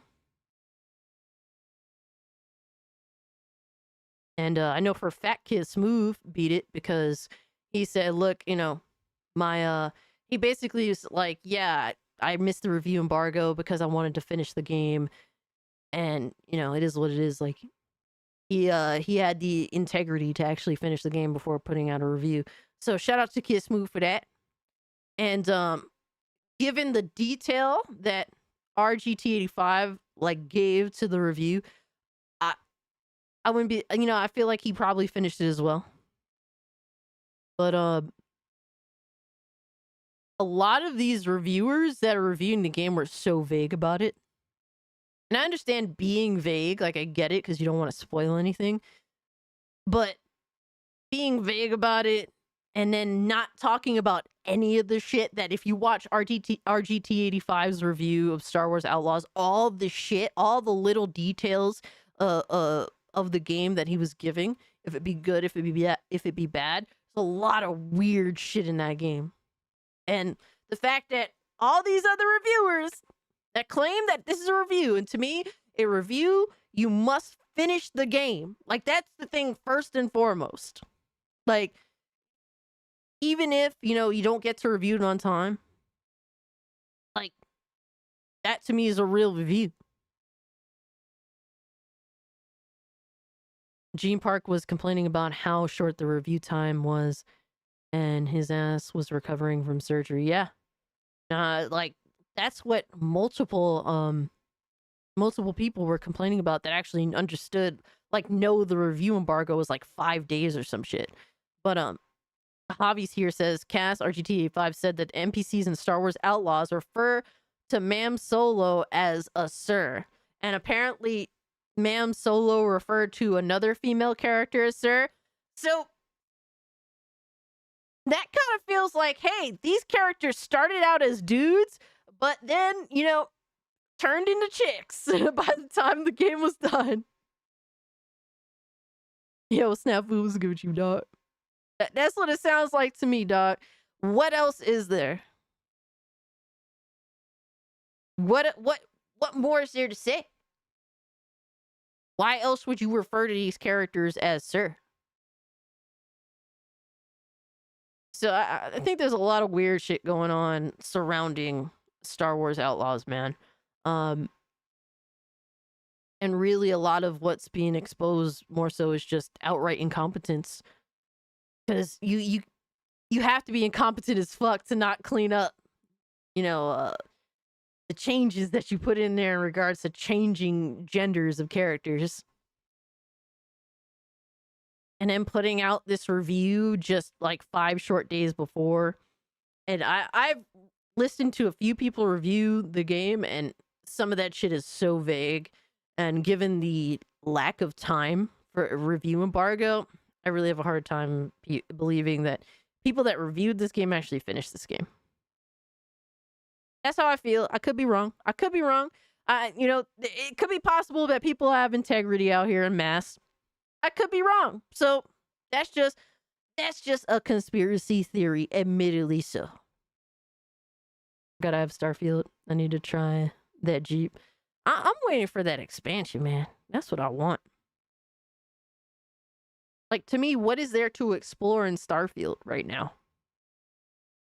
You know, I put my 250 hours into the game, whatever the fuck, and I had my fill. I need some of that new story content, man. I played WWE 2K. I'm used to them just using the same lines with the wrong pronoun. Yeah, and you know what? That's a good point too, Ender. That's a good point too, but I mean, to be fair, also, this isn't a game that comes out, this isn't a game that comes out every year. You know what I mean? Like, we know that these sports games, like WWE or Madden, whatever, this is all a lot of reused shit. So it doesn't surprise me that stuff like that gets lost in the sauce. But this is a game that there's not going to be a sequel next year. There wasn't a sequel last year. There's more to it. You know what I mean? I saw many reviews and people playing it does look glitchy as fuck. There's a lot of issues with that game. I will say, I was watching my boy Blaze play it. Shout out to Blaze 4K. So I was watching him playing in Discord, and I think all the characters look fucking ugly. I will say a lot of the areas that he was in look very pretty. Like, the game, if you have like a powerhouse fucking PC, the game can look good. The game can definitely look good, especially when you're looking out at city areas and shit. Like, it can look good. Fritz Chat is paying him to play Dustborn. Oh my god. That's crazy. Oh no. Yo. Oh man, that's wild ass behavior. But out of curiosity, let's see how many people are playing Concord on Steam right now. 171. Damn. Yeah, this game is dead. This game is super dead. Holy shit, brother.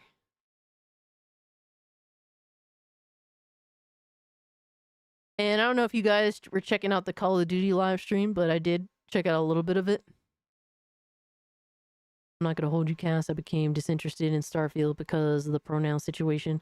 There's thousands of games I prefer to play anyway. And I respect that, man. If that's how you feel, I mean, to me, it's like, I was going to play it either way. The pronoun thing, if, basically, if it wasn't brought up to my attention, I wouldn't have even realized it was there. Because it's just like you just choose between a dude or a chick, and it gives you the pronouns referring to them by default. So, like, to me, it's like, whatever. But, hey, man, it's one of those things where play what you want to play, man. Play what you want to play. Oh my god, the Call of Duty event was horrible. Yeah. I was, like, skimming through shit, you know what I mean? I was bewildered because I was looking on YouTube at the live event, and there was less than like 200 people watching on the fucking Xbox YouTube with the Call of Duty event running. I got you, Delta. I was like, what the hell? How the hell? Cass is the cause of the Attica bruh. I wasn't even born! No! I just wanted to see the zombies, and I just wanted to see the multiplayer. That's what I was there for, and I was skimming through all that shit.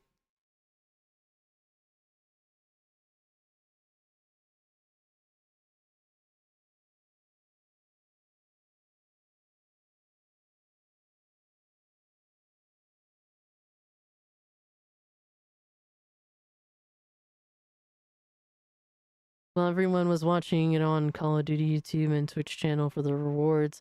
No one's watching it on the Xbox channel. I was watching it through the Xbox channel and I was still getting the rewards. But that makes sense. I didn't check the Call of Duty channel. So, maybe that's my fault. Maybe that's just my fault. But, I will say this, bro. And normally I'm not big for, like, oh, I want to play everything in third person. Like, for me, I actually kind of like first person. But, this gameplay had me like, ooh, hold the fuck up, brother.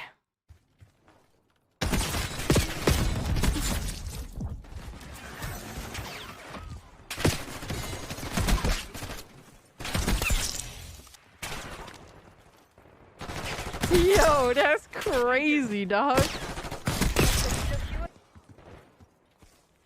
Yeah, that shit is crazy. It's like bootleg Max Payne 3. And we here for all of it. Enemy dropped.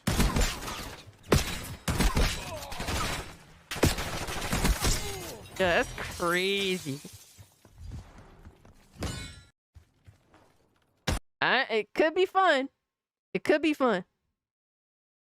It does look ridiculous, lowest expectations. That's what to me, like the fact that it looks ridiculous, it feels like it could be fun as shit. It also feels like it could be annoying as shit too, so it can go either way. Tim had the best rage quit.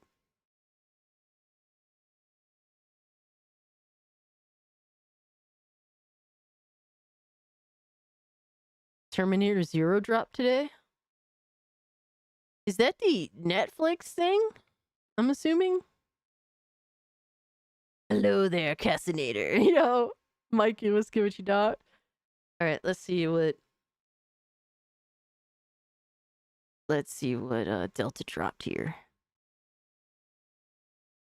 Alright, so let me see. Tencent and NetEase are rethinking their Japan investment.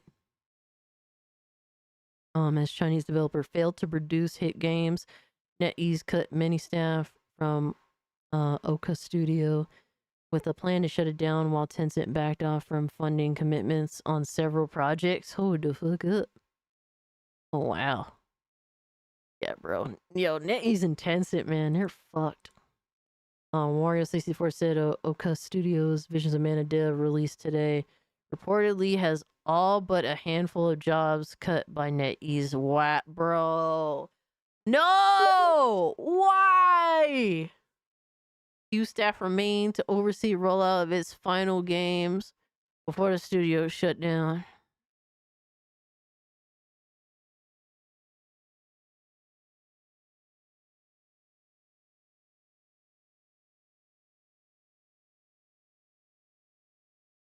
Take care, Butch. Have a good one, man. Bro, what the fuck? And this info dropped like 10 minutes ago. Yo, that's fucking crazy, man. Yo, JJJ. Appreciate you pulling up. Dude, like the game just came out. Like, what the fuck are we doing?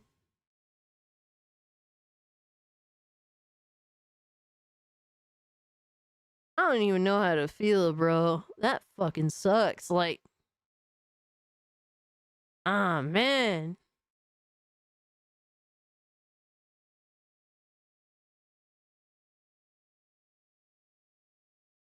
Yo, I swear, man, this generation, bro, just sucks.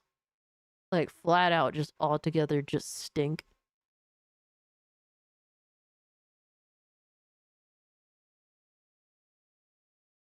Oh, Rev sent a picture of the food. Here is the torture food pic. We are sending Mr. Rev's family. That's awesome. Damn, I want some. Holy shit. Oh no. Ryuki.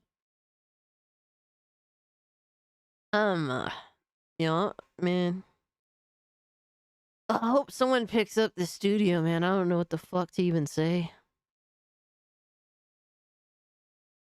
They didn't have a chance to sink or swim. Like, what? Like, this generation is just the worst, bro. Like, I don't think that there's even a debate at this point. This generation just sucks. It sucks. To be involved in gaming, man, in any way, shape, or form, really. Right now. That could change, you know what I'm saying? But right now, what can we say? What is there to say other than everything is just one big fucking disappointment? And then people wonder why, like, yo, I'll be pissed off. And I'll be, like, dropping some fucking, like, I'll be saying the things that people don't want to say or too fucking afraid to say. Because I'm just sick of people bullshitting around and just trying to pussyfoot around the subject, man. It's so sickening at this point. Like, people know what the fuck is up, what the deal is, but they don't want to say nothing. And it's so annoying at this point. Can't have an honest fucking conversation, bro.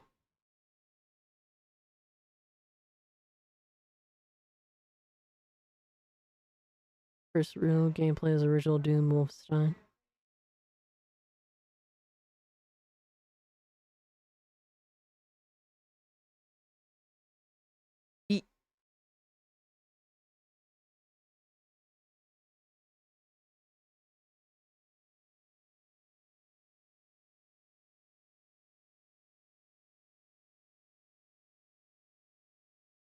My bad, guys. We've been infiltrated. Yeah. This just sucks. I'm like, damn, that shit stole the win for my sales. You gotta get up here if you want some before tomorrow when my daughter comes over. She loves my cooking. I believe it. Nah, I hope you have a good day tomorrow, Ref. Easily the worst, maybe the second, if considered the worst, but this is the worst since that at least, yeah. Yeah, I mean, look, I wasn't even around for, the gaming crash, so I can't really judge that. But within my lifetime, this is easily the worst generation of gaming. And it's not even close. It's not even close, guys. Does that mean they won't get paid for game sales?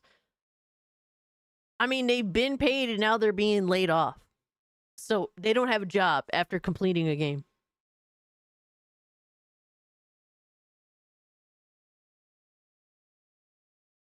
I've heard that the head of the game science was a founder of Tencent. Wild if that's the case. But yeah, this definitely fucked me up a little bit, I'm not gonna lie.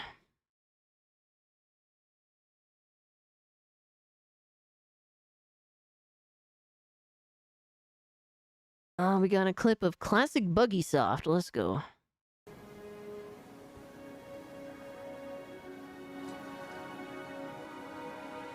Modern gaming, everyone. Modern fucking gaming. You guys are excited to run out and buy this, right? Run out and pay $70. But hey, we're the crazy ones for thinking something's wrong and pointing out that something's wrong, right? That's what I get told on Twitter, that you're depressing, you're crazy.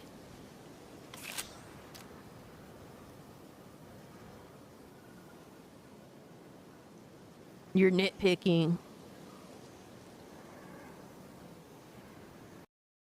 Apparently I'm the crazy one, but this is like the fucking norm.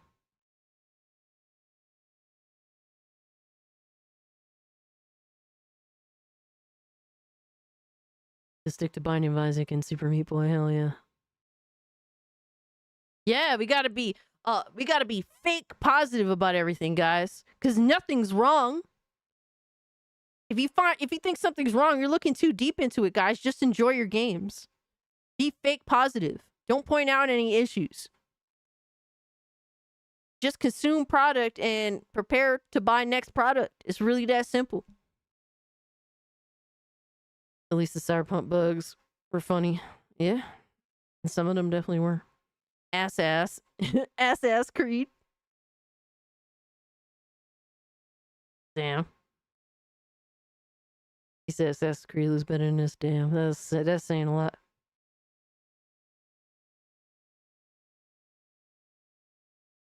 Oh, this is a funny clip. Atreus said was casually scrolling through Game Over Greggy.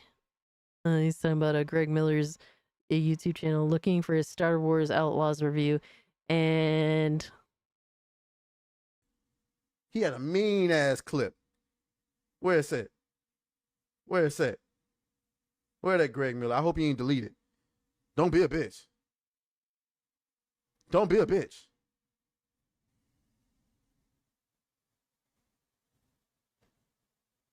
No. No.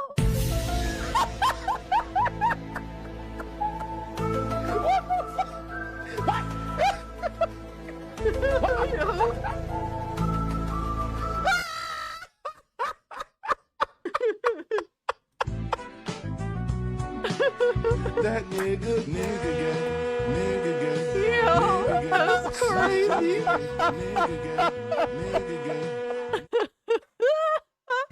It's over. Yo, I did not sign up for that, but here we go. 9,000. Let's hold hands and sing Barney's I Love You. Oh my god, no. No.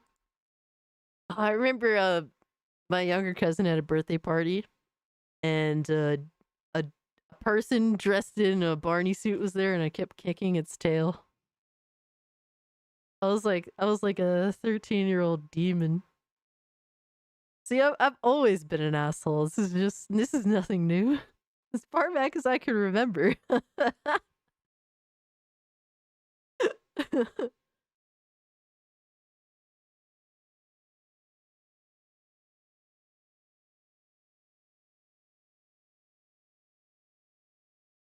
But yeah, that had me dying. Shout out to Atreus. Oh my god, yo. Why is it that y'all...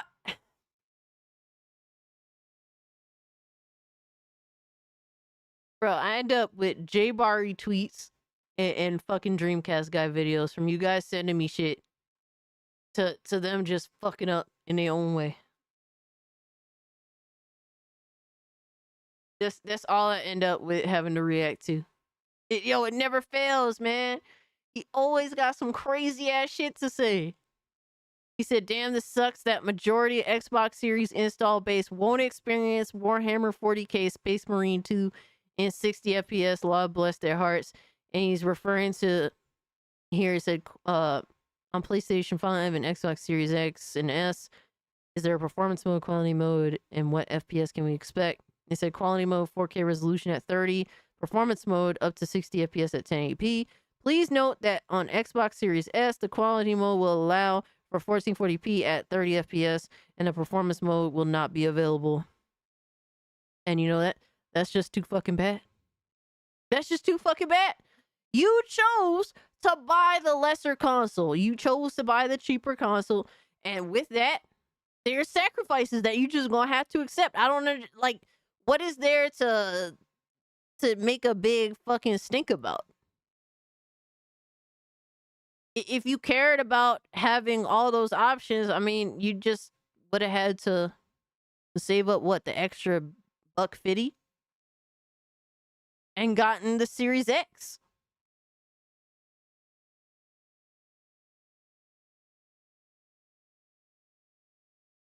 Console gremlins are hilarious.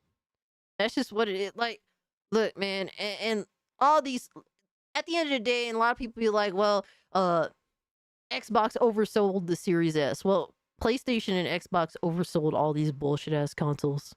They're all trash. None of these consoles are doing what was promised. What it was advertised that they could do. None of them are.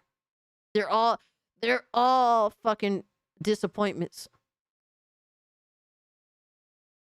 If you wanted to make sure that you were going to get all these options, you should have bought the more powerful console. To me, someone that buys a Series S is just like, hey, I just want access to Game Pass. I don't really care about all the extras. I don't even have like a 4K TV. So what's the point of getting a Series X? Like, I understand that. You know what I mean?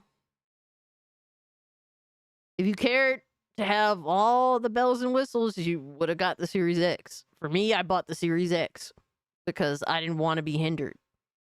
And guess what? I didn't play the Series X very much, to be honest with you.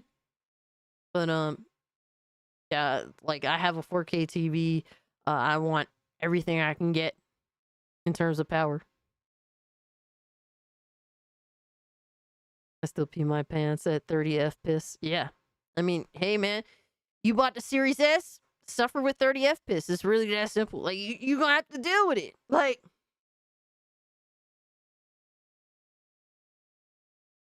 good investment, Cass. I mean, yeah, you know, it's a good dust collector, just like my PS5. So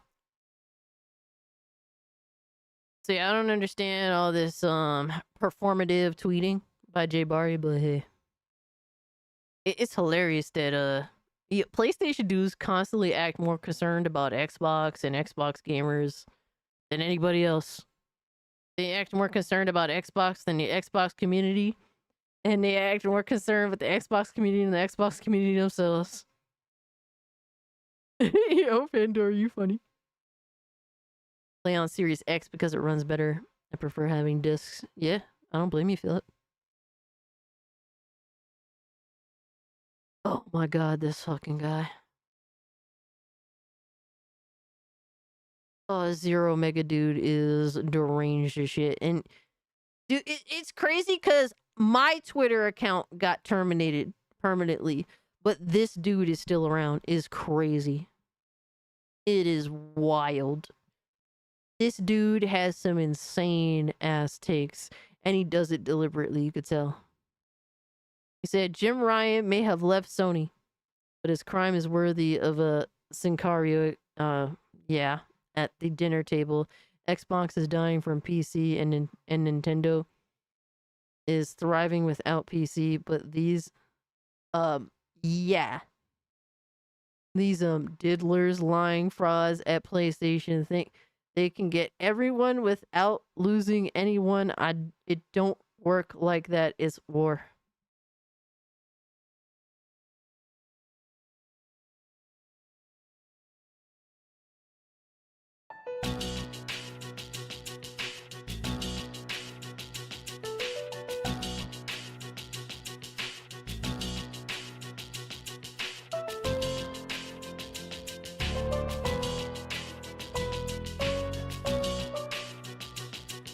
How does this dude still have a Twitter? Bro, that is insane. How does this dude think this is okay to tweet and get away? And how does he get away with it?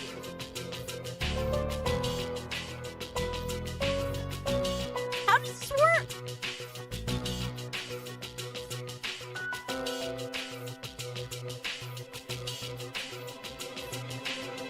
Nah, son, I need a Coke. Hold the fuck up.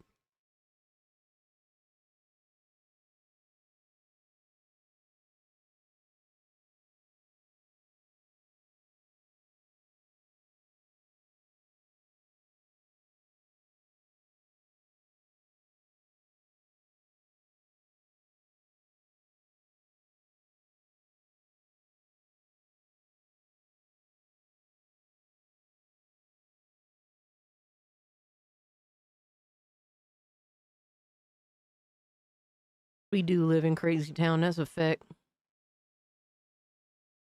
I cannot believe this tweet exists on Twitter.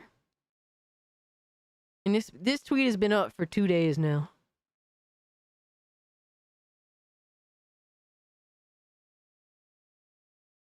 Yo, Emmanuel, you sick as fuck, bro. Yeah, I definitely gotta do some coke to get through tonight.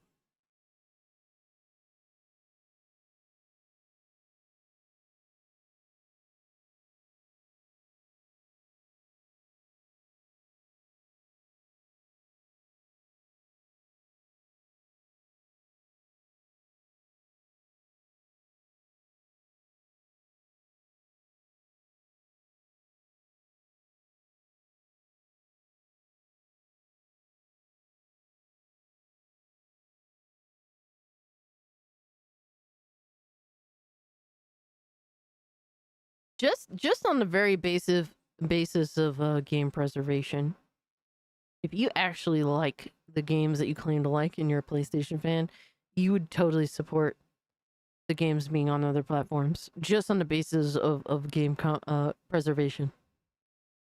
And if you don't, you're a fucking loser. What can I say? There's really nothing else to debate. Like, we can do the whole song and dance over and over and over, but you just have some insane fucking people out here that they just, it's not that they want to enjoy something, they just want to see people that game on other platforms not be happy. That's just what it is. Oh, this one was interesting. Yo, I saw this, I was like, what the fuck? So the hit game Power Wash Simulator has just revealed its newest expansion will be set in the filthy, festering bedroom of streamer Asmongold.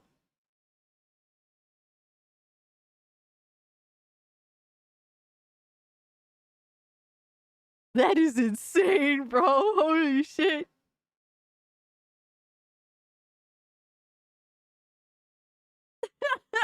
Yeah, I was crying when I read that. I was like, what the hell? Censor Tube, have you not seen that man's room? That might be the hardest level in Power Wash Simulator. Arguably could definitely be the hardest level. That is funny as shit. Oh man. Astra's like, let's fucking go. Let's clean up this historical fucking place. Oh man. And then PC Gamer here. Star Wars Outlaws, the most Star Wars a Star Wars game has been since Star Wars Galaxies. And this person's just like, don't ever cook again. Yeah, because Bro, you're cooking below fast food quality. That's insane.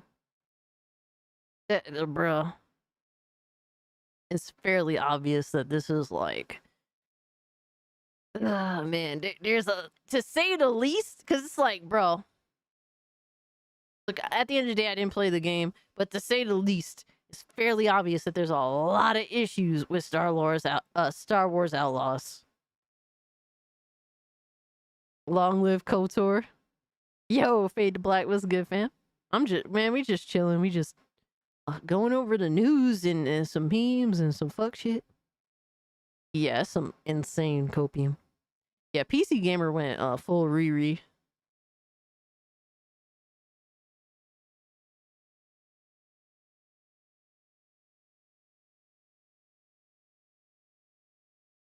But before we get into videos, man, I do got a little giveaway that I want to get to.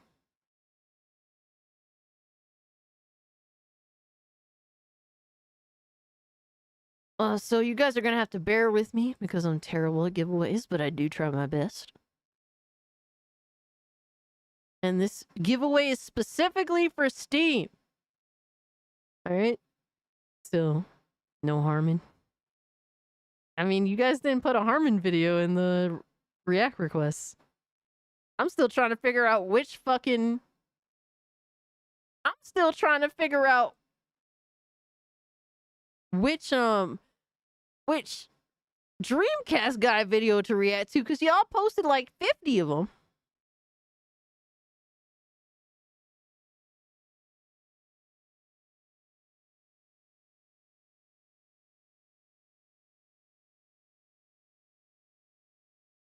All right, so let me see something.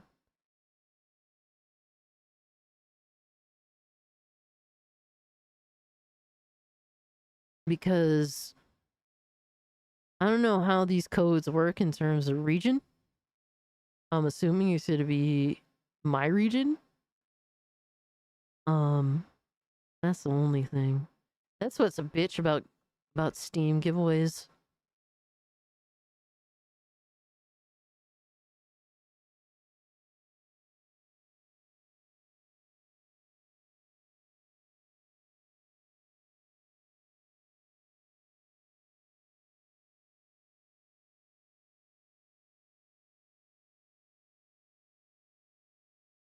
All right, so the Steam giveaway is for Squirrel with a Gun.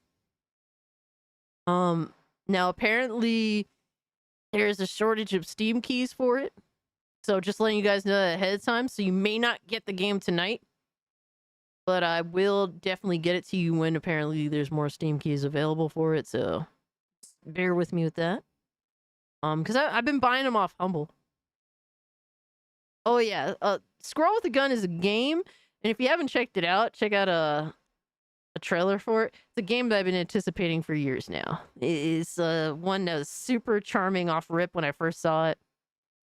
And yeah, I've been excited to get it. I just bought it earlier today. And I'll definitely buy it sometime.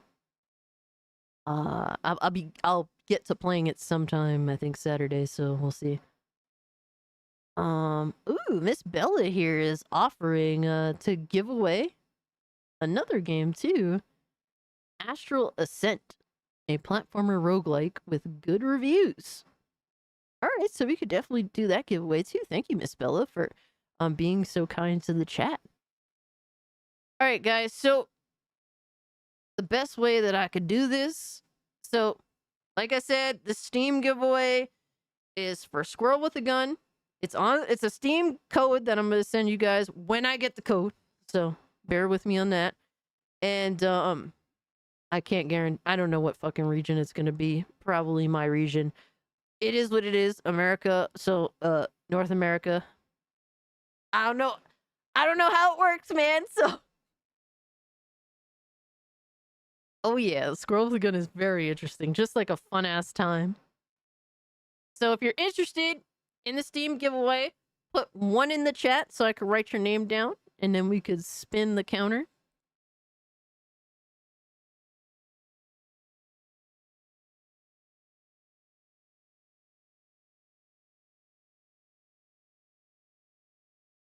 All right, so Joker.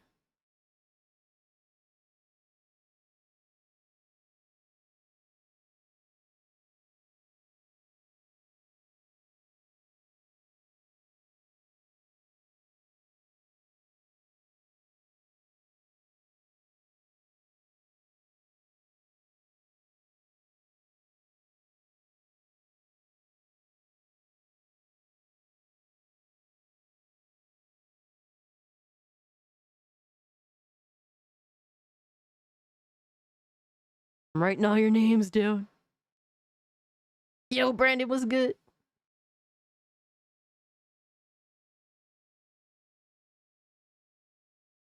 We at 74 likes. Hell yeah, guys. Hit the like button, man.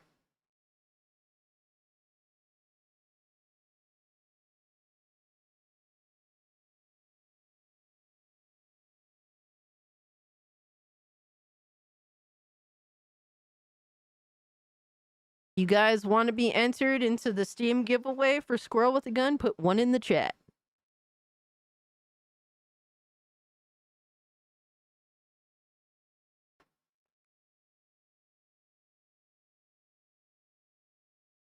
All right, so we got 1, 2, 3, 4, 5, 6, 7, 8, 9, 10, 11. If you already put one in the chat, I got you written down. I should have you written down so you don't have to do it again, but I'm just making sure that we can have everyone involved.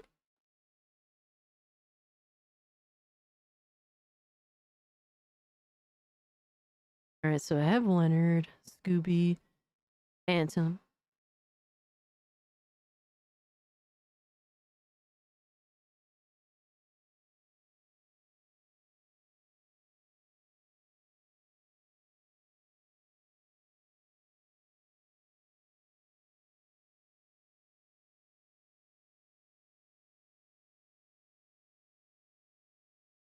All right, let me make sure. I have 1, 2, 3, 4, 5, 6, 7, 8, 9, 10, 11, 12. All right, let me see. Let me count. 1, 2, 3, 4, 5, 6, 7, 8, 9, 10, 11, 12. All right, so I think I got everyone. Last call. If you already put one in the chat, you should be good. But if you have yet to put one in the chat and you're interested in a Steam code for Squirrel with a Gun on Steam, put one in the chat. Last call.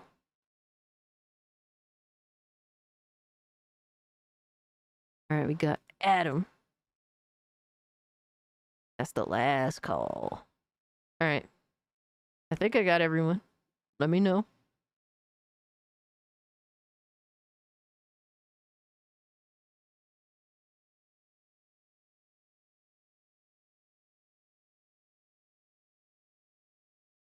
I got you, Red Chaos. You're good. The wheel. Alright, so final calls, guys. Yes, good luck to everyone involved.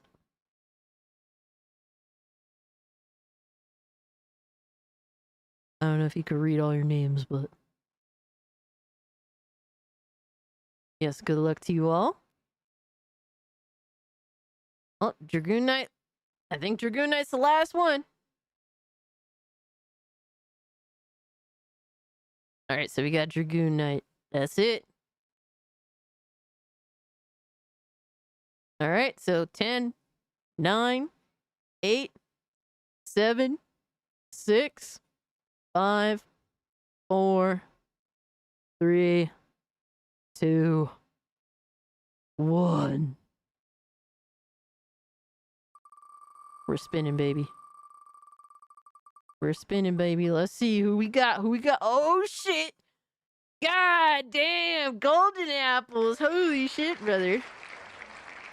Yo, golden apples pull up with such luck on my streams. Holy shit. All right, hold on. Let me write your name down. Let me get my little bullshit ass S pen.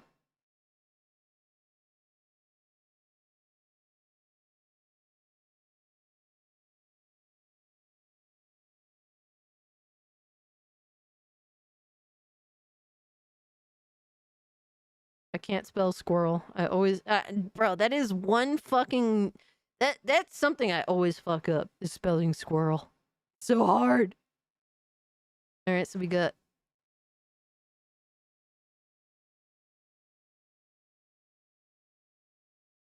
golden apple. Shout out to you. Congratulations, golden apples. I'm not even gonna tell you how I spell squirrel. I'm so ashamed.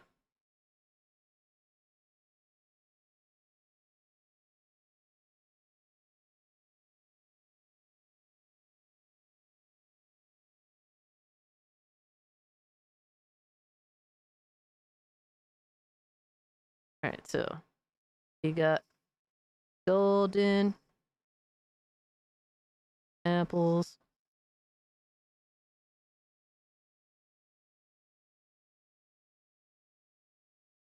All right, so get the fuck up out of here, golden apples. You won, and then let's spin it again, baby. Let's go. Let's go. Oh, bro. Everyone, bro, you guys are so fucking lucky. Holy shit. Shout out to Astro One. Holy shit.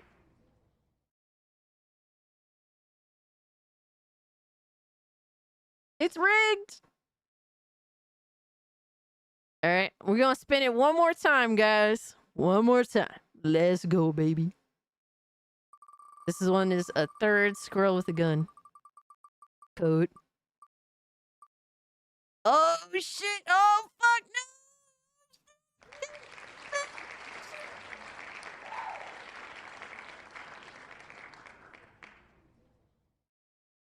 Got Red Chaos. Shout out to you. Congratulations. And then we also have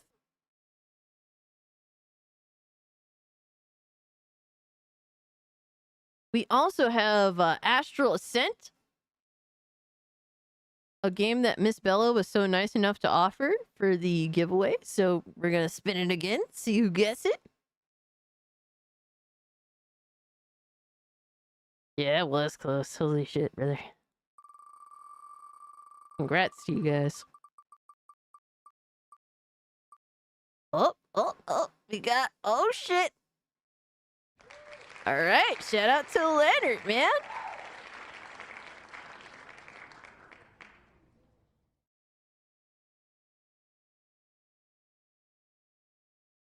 Leonard, DM me on Discord or Twitter right now so I can give you the code, because I have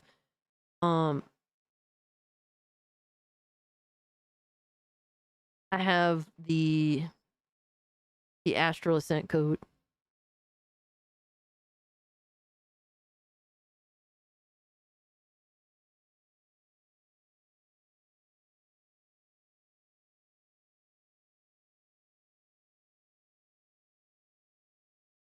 Yo, Big Cloud, what up? And guys, just hit me up on Discord or Twitter if you won. Shout out to Golden Apples, Astro Cyborg, and Red Chaos for winning Steam copies of Squirrel with a Gun. Just hit me up so that I fucking know where to send you the link when I do get them. When I do get the codes. Give me some time. I'm gonna put in the request in after the stream. When I get the codes, I'll get them out to you immediately. But just, hit me up so I know where to send it to you.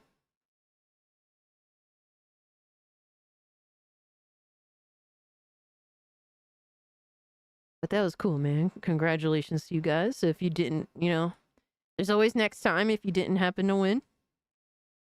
There's always a dope-ass, always a nice dope-ass, fucking indie game release.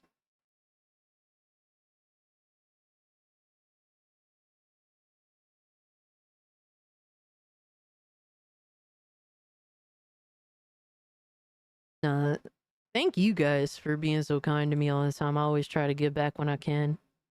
When it is indeed possible.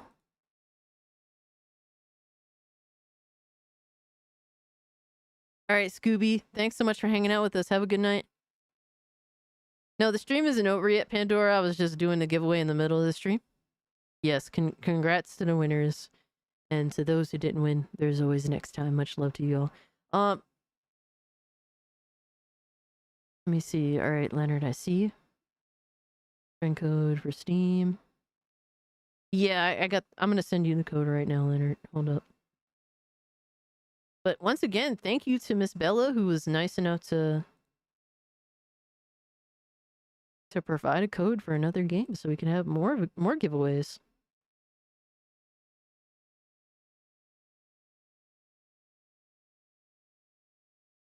All right, Leonard, that's your code. Enjoy the game.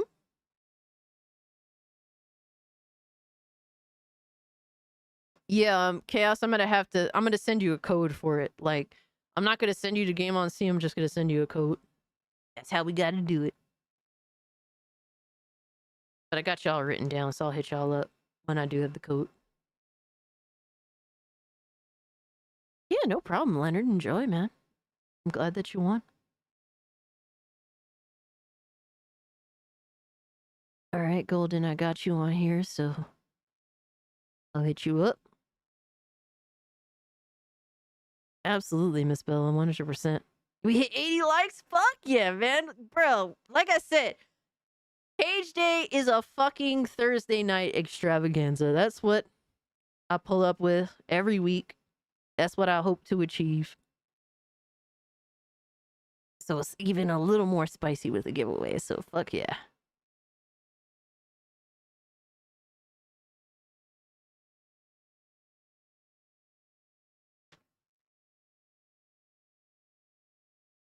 All right, so now we got to get into videos, man. So what's next? Hey, Spectre, thank you so much for being a Cultic Cage member for a whole year, bro. Fuck yeah. Thank you, man. Appreciate you. A whole year, dude.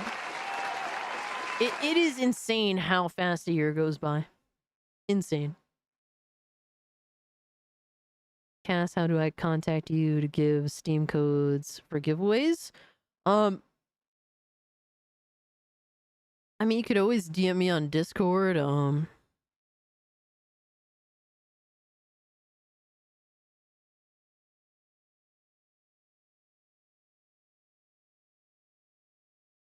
Or if you want to, I mean, this is if you want to. Shout out to TJ. He does this. He just dropped Discord in my Discord server, in the Cultic Cage server. He just drops like entire codes to games in the Discord chat. I don't mind if you do that. Whatever you want to do.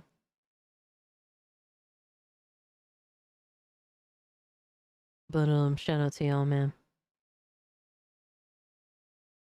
All right, so we got. Oh no. Oh no. We got Astro Cyborg clips, man. This man.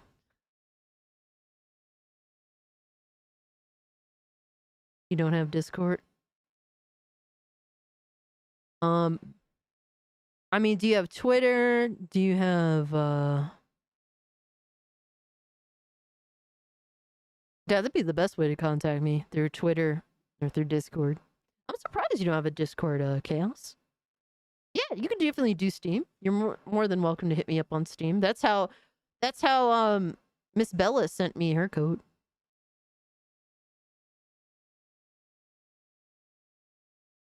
Oh, you think I'm 27? Fuck yeah, I'll take it. Holy shit. It's been a while since I've been 27. I'm actually 31, but thank you. I appreciate that, Pandora. Yo, Dante, what's good with you, dog? Appreciate you being here, man.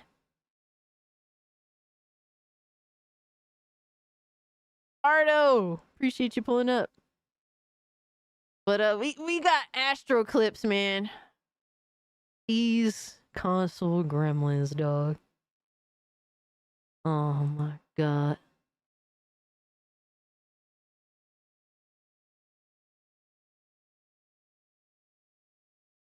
Oh, I read the tweet earlier this week, and my brain was pounding. Excuse me. You could pass as 19. Shit. You barely remember 27. You were drunk every day. Jesus. Astro is a fucking Giga Chad. Jesus. Astro says it costs. MBG is saying it costs between $1,000 and $1,500 to get a PC equivalent of a PS5. Let's hear it. Let's hear it from MBG's mouth. Saying it takes $1,000 to $1,500 to get the equivalent of a $499 PS5 if you get the right parts. Doesn't seem too economical to me, in my opinion. Yeah, that's another aspect as well, is if you want to get the exact same performance. I mean, even Mark Cerny called that out in his last interview, where he was like, you know, he called out that one video that Linus Tech Tips made, trying to build a $500 PC that's equivalent to PS5. And he was saying that they had to buy like used parts or whatever. And he's like, if you're willing to do that, you may as well just buy a used PS5. You can get it for like $3 something. And I'm like, yeah, that's a good point. You know, that definitely holds water. Bro, it's crazy how he just won't call out the person in chat. You could tell that he knows that like $1,000 to $1,500 is like ridiculous. And in all fairness, it's best to spend like a few $100s more if you're gonna build a PC. You know, just to make sure you get that SSD and to do some basic future proofing. But to sit here and pretend this is what they're doing. You have dumb people who have no idea what the fuck is up with the current PC market. And they just sling shit. Absolute cope, man. To sit here and lie outright that it takes $1,000 to $1,500 to build a PC that equates to a PS5. Ridiculous. Absolutely fucking ridiculous.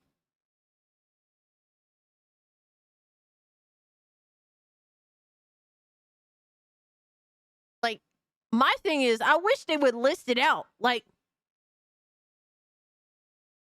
what do they think a PS5 is the equivalent to? A fucking 4080? Like, what is your mindset?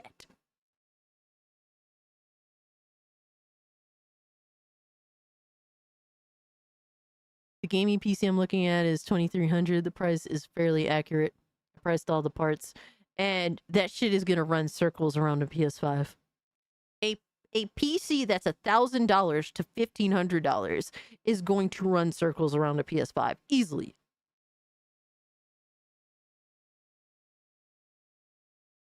Scooby-Doo says my PC from 5 years ago has 2K, was 2K and still better than a PS5. Absolutely.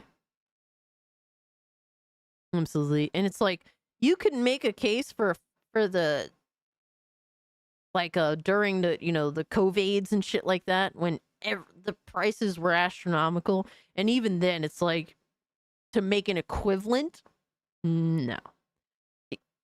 Like, here's the thing, man. Console Gremlins, they make these fake.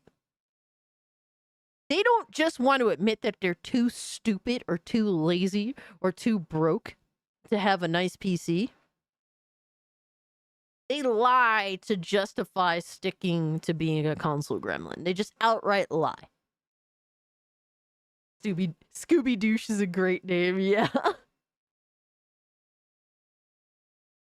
They have to outright lie to make excuses as to why they won't choose the better platform. Objectively, they know PC is the better platform. It's an objective fact. But a lot of console gremlins are just scared.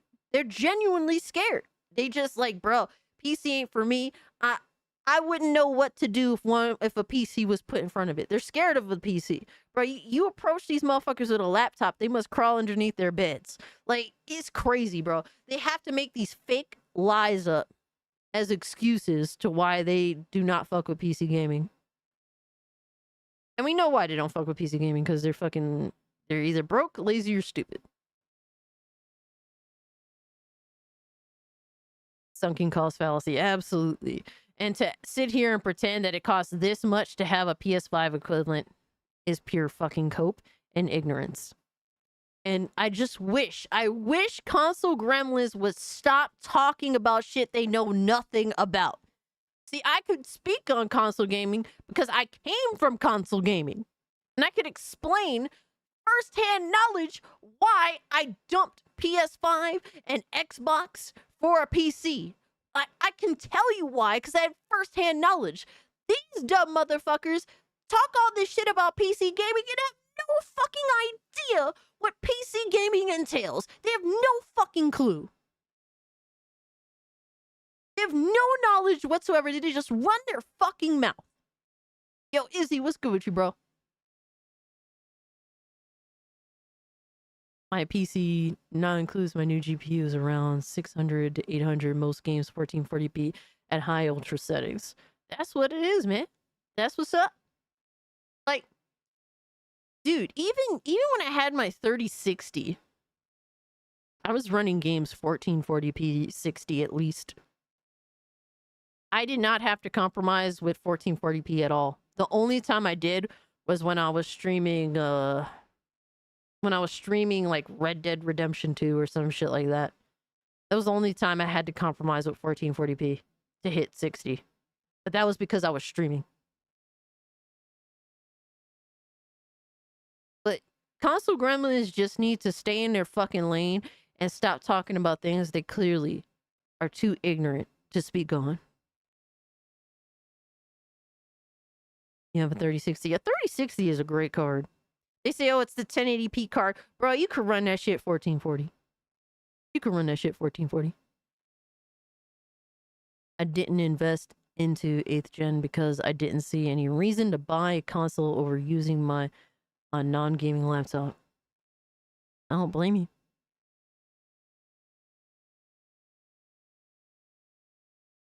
Also, max settings are not the one. Always knock it down one tick down. You still have a 1070? My gaming laptop was a 1070. I had a 1070 i7. Humble beginnings of learning PC gaming. Back then, I did not call myself a PC gamer. I did not call myself a PC gamer when I had a laptop. It wasn't until I built my own PC. Because that's how it's supposed to be.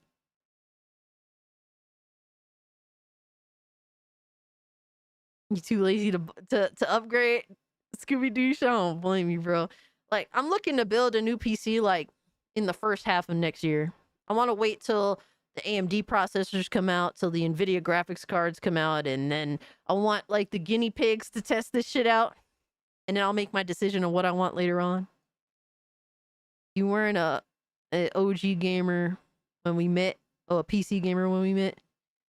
Yeah, what? Like, dude, I came from the console, man. I came from PlayStation specifically. That was my main platform.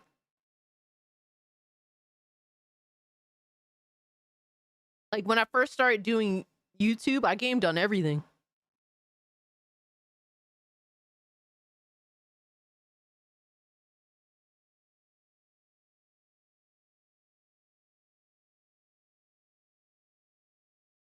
Damn, it's been that long, Chaos? Shit.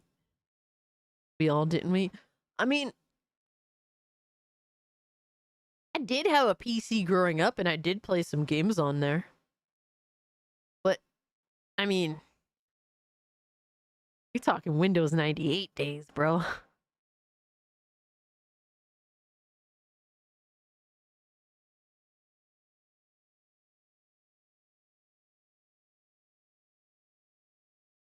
Yeah, my next processor is definitely going to be AMD. I mean, that's an easy decision at this point. But I was going AMD even before it came out that the Intel processors were fucked. Mismodded Diablo 2 shit. Wow. So yeah, basically console gremlins, stop talking about PC gaming. You have no idea what you're talking about and you sound stupid every time. Next up, another Astro clip, man. Astro says, I don't know who owns the rights to Sonic the Hedgehog Reforged Gaming in 2024. Ugh. Sonic is Nintendo. Who owns the rights to Sonic? Sonic is Nintendo. Who owns the rights to Sonic right now? I actually don't know. Because there's games where like Mario and Sonic Olympics and stuff, so they've done collaborations, but I don't know who owns the Sonic IP. Sonic is Nintendo. Who owns the rights to Sonic right now?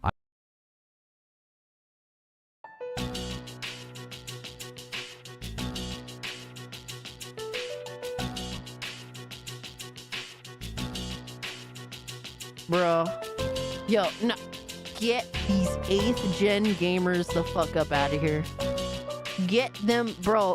Sweep them the fuck up and ship them the fuck out.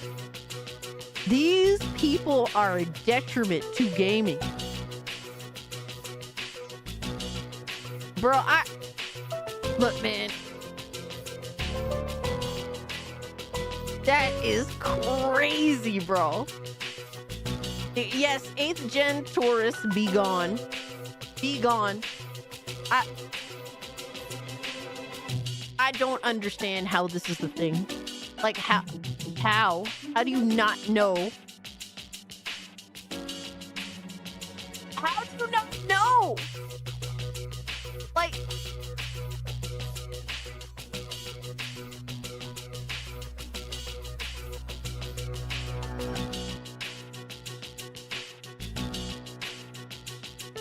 this is so painful. Go kick him in the cunt. Oh my god.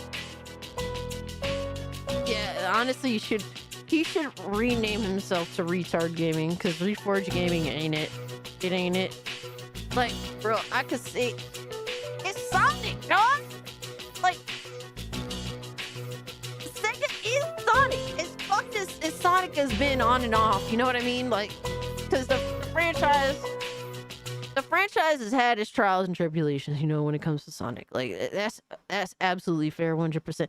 Bro, but fucking Sonic is Sega. Like, Sega is Sonic. Like, they coexist. You know what I mean? Like, now if you're gonna talk about like something like I don't know, like Streets of Rage, or like, I can see motherfuckers not knowing that.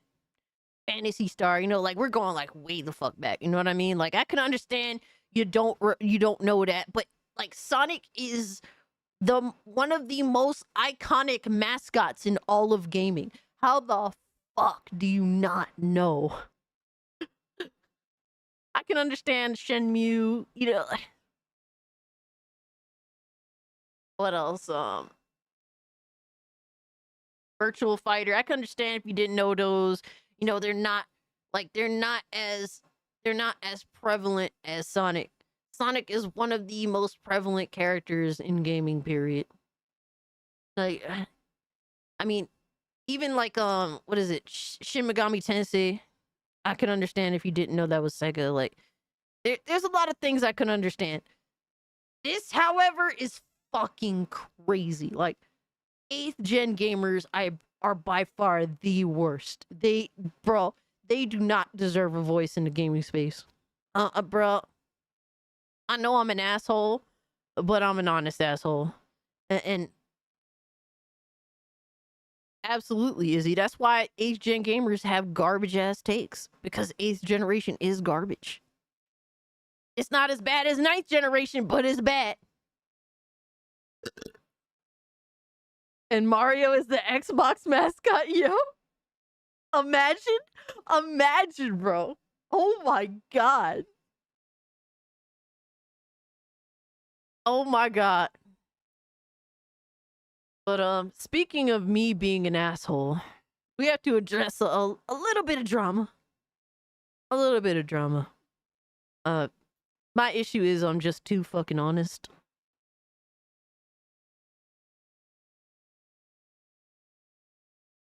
Hold on, we got a Ziggy sighting. Got a Ziggy sighting.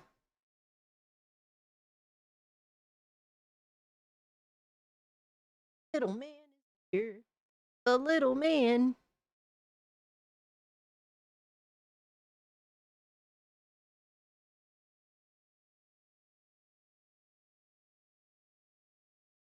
Wake up from your nap. He woke up. He woke up from his nap. And he's in a purry mood. Oh my gosh. With his serious little face.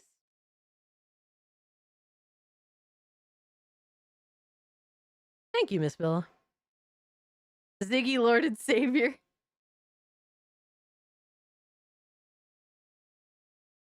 Aw.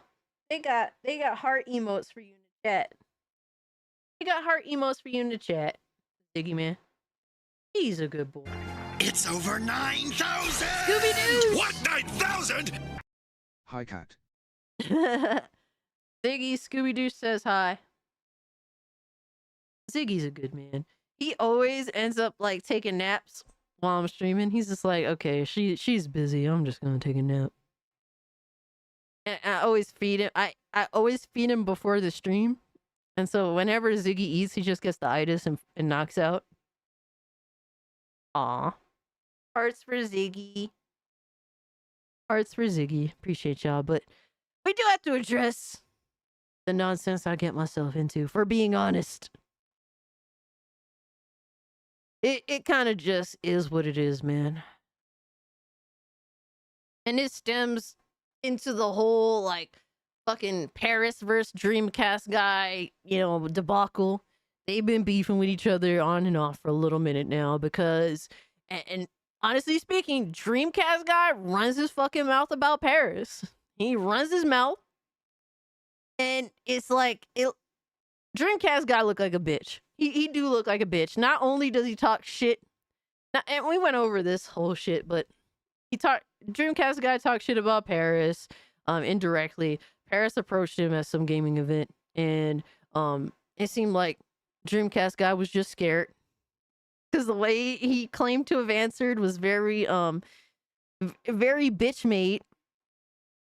And then Dreamcast guy said some shit on Twitter, and Dreamcast guy ended up, like, they had a back and forth on Twitter. The Dreamcast guy ends up blocking Paris on Twitter. And then after blocking Paris on Twitter, Dreamcast guy immediately, dude, Paris tells this dude, keep my name out your mouth. And Dreamcast guy is like, okay, bet. Block you on Twitter, then make a video talking about our beef.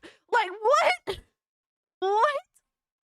Like, that was crazy behavior. So we definitely talked about that when that shit went down. And then since then, you know, like, Dreamcast guy been getting the smoke as he deserves, you know? And I don't want people to think that I'm here to defend Dreamcast guy with my positioning. I'm not. Dreamcast guy is a complete total bitch. He definitely deserves the smoke. But since then, Dreamcast guy then talked about Paris in another one of his videos. Yes, I will definitely do that, Astro. Like I said, Dreamcast guy then goes on to talk shit about Paris again in one of his videos from behind a Twitter block, which is more bitch made shit on Dreamcast guy's part. And so Paris finds out about it. I think Paris ended up watching Oh No, It's Alex's stream. And Dreamcast guy got caught talking shit again. And so Paris made a public tweet saying, hey, yo, tell Dreamcast guy to keep my fucking name out of his mouth in nice guy words, which I completely understand. So in terms of everything that has transpired up until that point, I completely, totally agree with Paris on. Like, Dreamcast guy acts bitch made, and so he deserves to be treated like a bitch. I completely, all the way up until this point, I'm totally on Paris' side with that situation. So, to get more into it, because the rabbit hole go deep. So, like, literally a day or two later, Video Game Chronicles, and I love Video Game Chronicles. Good night, Chaos. Appreciate you hanging out. I love Video Game Chronicles. I think that their site is better than the mass majority of other gaming news websites. They are very straight-laced with their website in terms of news and they don't really do political nonsense. I like to reference them in a lot of my videos because they're always pretty solid with staying on topic and just being straightforward and not being miserable. But they did something a little bit stupid. They did. And then they said they did their review for Star Wars Outlaws, gave it 3 out of 5 stars. And it says it's a fun space adventure that doesn't quite reach its potential.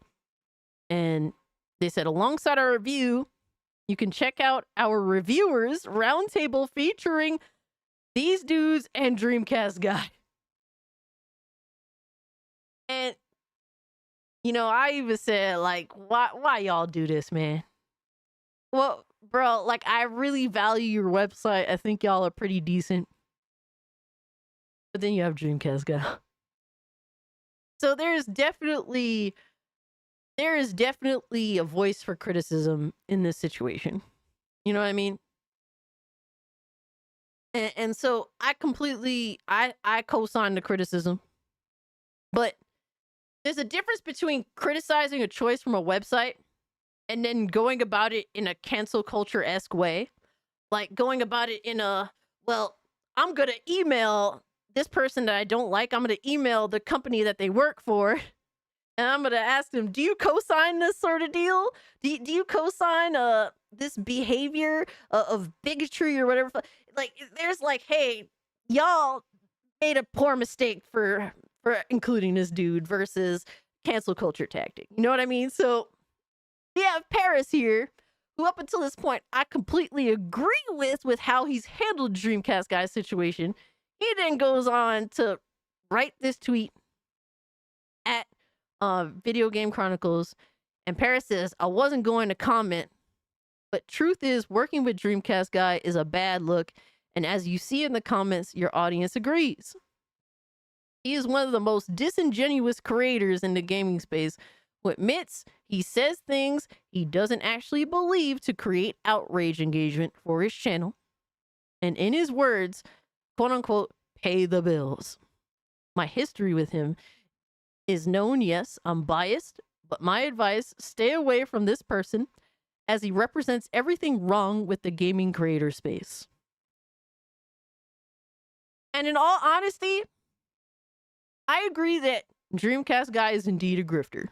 He is indeed a grifter, and he plays console war bullshit.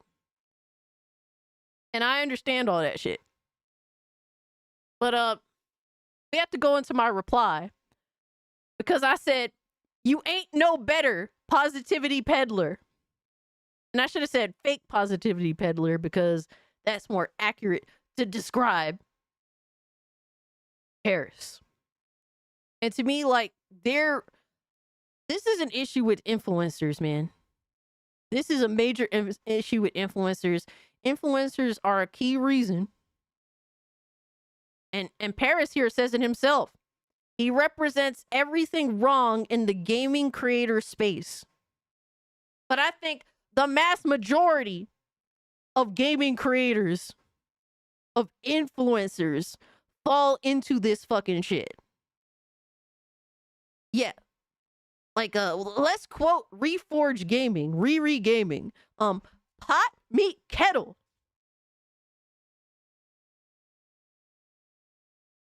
And these are both dudes that try to act like they're nice guys in the space. But they're out for themselves. They're out for themselves, bro. That's what it is at the end of the day. Yo, Sonia, what's good, fam? Hope you're doing well. And that's my issue, bro.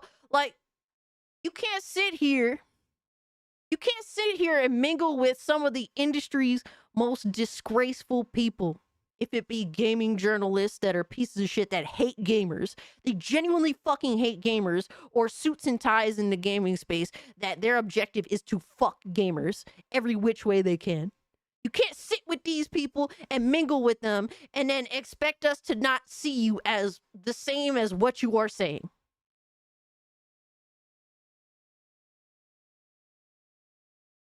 And Dreamcast guy, he don't really mingle like to the level of Paris with suits and ties. And now he's starting to mingle with game journals, but I don't mind Video Game Chronicles journals. But he plays more so into the fanboy war shit, which to me is more gamer centric than what Paris does. Paris is way the fuck more corporate with all the, you know, all the higher ups to the media that hates gamers. Like he's more corporate, and that to me isn't gamer centric at all. Whereas Dreamcast guy, he's indeed a piece of shit. He's indeed fake as fuck, but what he's doing is more gamer centric. And you guys could disagree with me on which is worse. At the end of the day, they're both bad. And at the end of the day, they're two sides of the same coin. That's the issue. And guess what? So we got motherfuckers that was big butthurt. Look at how many, bro. 79,000 people saw this tweet. I wasn't expecting it to go that far. It's not like I quote tweeted it. I was demanding attention or something, but you have to also understand we got clowns in the space that just want to essentially weaponize their followers with shit they don't agree with. We got Jeff Grubb here that quote tweeted me. And Jeff Grubb is a bitch that does kind of use his followers to try and attack people he don't agree with. You know, there's a lot of people, man, that they have all this power and they definitely use it how they see fit. And that's a common issue I see time and time again. Yeah, so this is the main reason why my mention went viral. Grubb says people are finally calling out Vicious for the heinous crime of being pleasant and nice. It's bullshit. He needs to hear it. And look, man, we could play this fucking game where y'all think, oh man, I'm bitching at him because he's a nice guy. We could play this fucking game and pretend that y'all don't know what the fuck I mean. Because Jeff Grubb is a part of the same issue too. He's one and the same with all these motherfuckers, bro.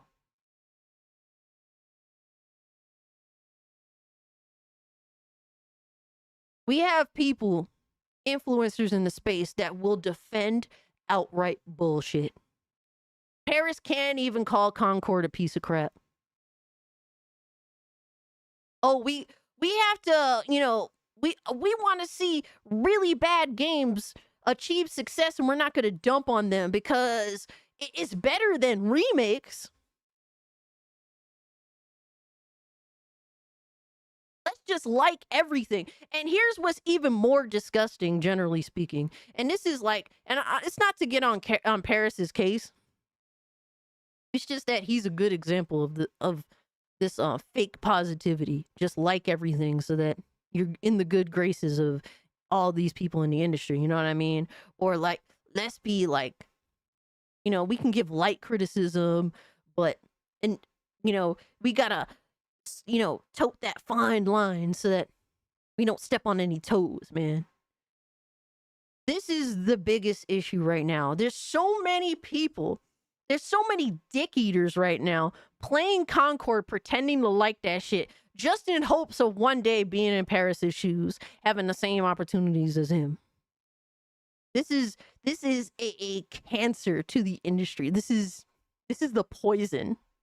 We have all these people chasing the clout, chasing the opportunities out here, and some of them happen to be pretty nice people, but at the end of the day, they're not for the gamers.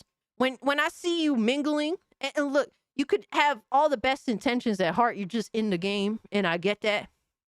And Paris could be one of those people, and all the people I'm thinking of in my mind could be one of those people. Paris does seem like a nice guy, but at the same time, too, when I see you mingling with game journals that fucking hate us, with all the corporate figureheads that are destroying gaming, all the suits and ties that are genuinely destroying gaming, has made 9th generation one of the most miserable fucking generations. When I see you doing all this, I can't help but feel like you are not for gamers. You're just not. And maybe you're trying your hardest to do both. Maybe that's the case. But you can't. In the eyes of us, of the average gamer, we're gonna look at you some type of way. And there's some gamers out here, man, just let them get the bag. And I get that too. That's why most of the time I don't really say anything. But guess what? In my mind, I see all these motherfuckers for what they are, bro. And what I'm saying is, bro, you can call out Dreamcast guy for being an asshole because he is. He tries to pretend he's nice, but he is really an asshole. And like I said, with Paris, with the whole beef between him and Dreamcast guy, I was with him. I was definitely with him. But to go on this little cancel culture like attempt with Video Game Chronicles, the way that he did it, and then saying like he's the problem with the industry. Meanwhile, they're both two sides of the same coin. Like I couldn't help but just be honest, man. And I mentioned Paris directly. And, you know, Paris was like, look, I'm familiar with you and your content. I don't got no issue with you. I'm sad that you feel this way or whatever. Like, but I'm just going to be me. And like, I get that. But you have to understand, we're not coming back from how gaming used to be. Gamers have been burned far too often. The days of oh, well, this company shows CGI trailer. Everyone's happy. Everyone's excited. Those days are fucking over when it comes to AAA game developers, game publishers dropping CGI trailers and everyone's fucking happy. Those fucking days are over. We've been done dirty too many times over the course of years. All right? Almost 2 decades. Like 2 decades now, give or take. Those days are over, bro. They're not coming back. Just look. If you want to mingle with these AAA companies, expect for people to look at you a certain way. Because we've been burned too many times. And these influencers think that, man, this is just a job. I'm just going to collect my money, keep it moving. And people are going to recognize that's just what it is. Like, it's not like it used to be anymore. Them days is over. People are going to look at you some type of way. And you're just going to have to live with that. And like I said, maybe Paris is a nice person. He seems to be like a nice person. I don't have anything against him personally, but he's mingling with the people that are destroying my hobby. Just when it comes to AAA companies, they are trash. Everyone deems them as garbage. If you need an example, go look at the latest AAA trailer release, whatever have you. Look at the comments. Look at comments for a Star Wars Outlaws trailer. When it was announced, any trailer. Look at all the negative comments. And that's not me just sitting here being negative about everything. No, like I'm negative about AAA because AAA games are trash now on average. Go look at the latest AAA release, the trailers on YouTube, the comment section. All that shit is negative. And here's how you know for a fact that it's not just people being negative. Go, just like you went and looked at the AAA comments on a YouTube video, go look at the comments for a indie game trailer drop. Go look at the comments for that. They're generally positive. So it's not us just being negative for the sake of being negative. It's just that we know these companies, these AAA mega corporations are full of shit and we're sick of them already. And if you want to mingle with them, hey, you do you, bro. Collect your money, make, handshake to people you gotta handshake. I get it. But people are gonna look at you some type of way. That's what it is, man. AAA does suck. People's hopes are in double A, indie games. Like, it's not people being negative just for the sake of being negative. It's just that people have been burnt far too often. And at some point, you're going to have to pick a side. It is what it is, man. There's a line being drawn. And for me, at the end of the day, I'm with y'all. I'm with the gamers. And given I make fun of, I make fun of corporate shills. I make fun of these fanboys because they are part of the bigger issue. And I do call them out. I'm just sick of it, man. And I know for a fact I'm not being a negative Nancy. I'm giving away freaking codes to Squirrel with a gun. Because like I'm genuinely excited for that. You know what I mean? Like it's just that we're negative towards AAA bullshit because it looks like trash. We've been lied to countless times. Suits and ties been burning us for decades. Indie games is where it's at, man. Because they gotta earn our trust. They can't just depend on millions of dollars being dumped into marketing. They can't depend on that shit when it comes to indie. But that's how I feel. Some people may feel like I'm being harsh. I got roasted on Twitter because there's a bunch of people that are just dick eaters. At the end of the day, when it comes to the whole influencer thing, look, I'm a drop in the bucket. I'm nobody. I'm just a YouTuber that has 5,000 subs.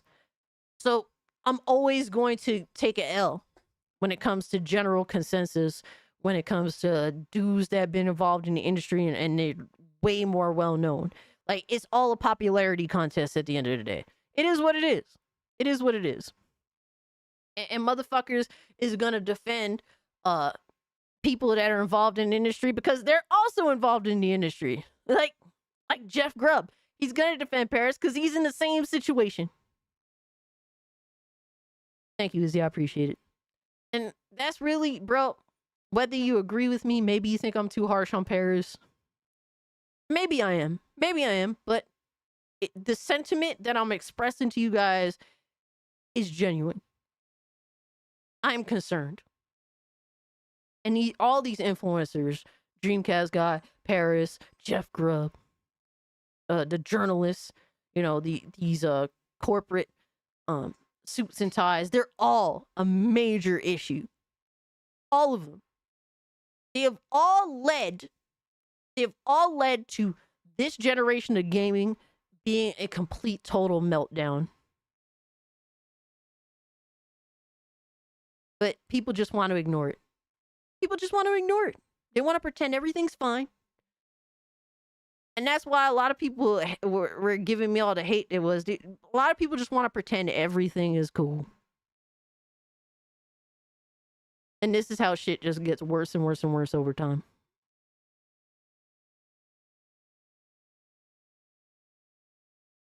And Paris has been an Xbox influencer for a long time.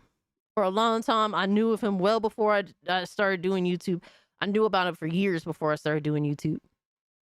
And he was an Xbox dude. And look where the fuck Xbox is now.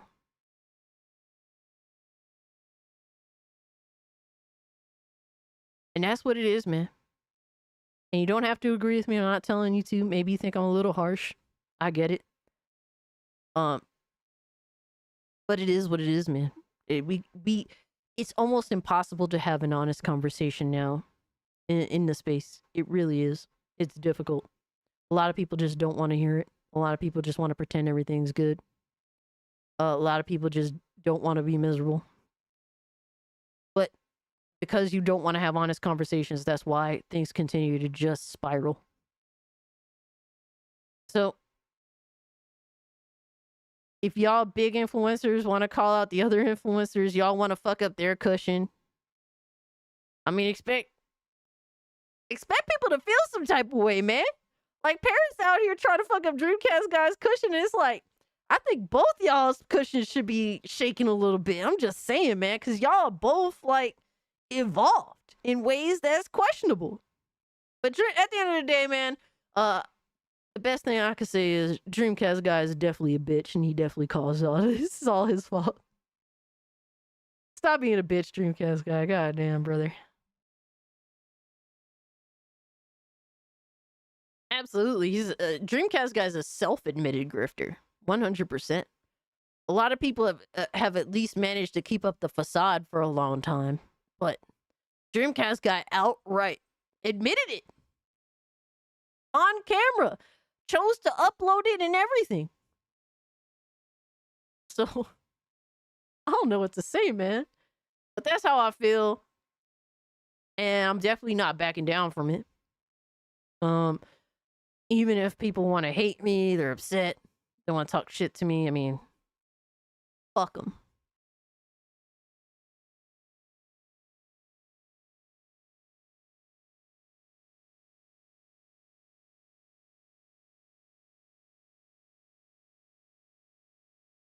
Yeah, I feel you on CensorTube.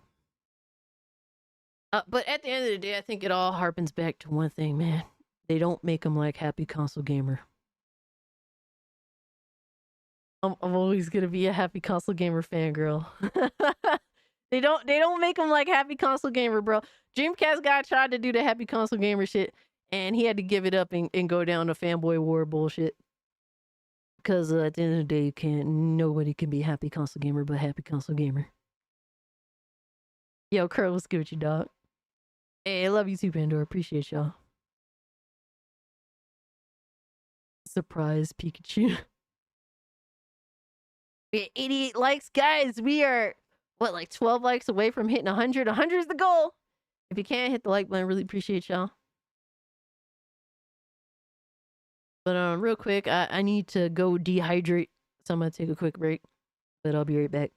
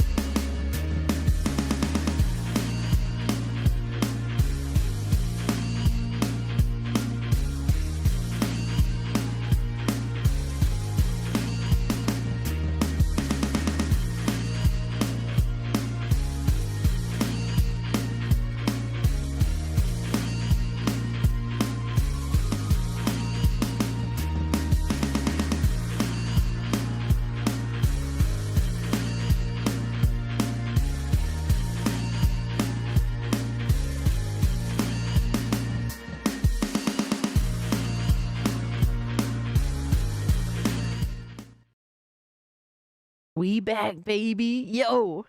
Hey, Xavier, thanks so much for the gifted, bro. Appreciate you, dog. Appreciate y'all.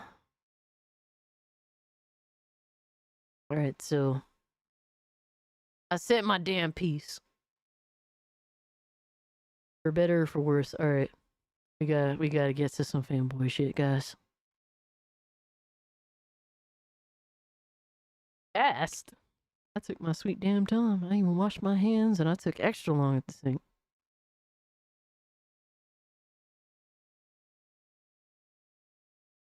Alright, so oh man, let's set this up, man. Oh no. Oh no.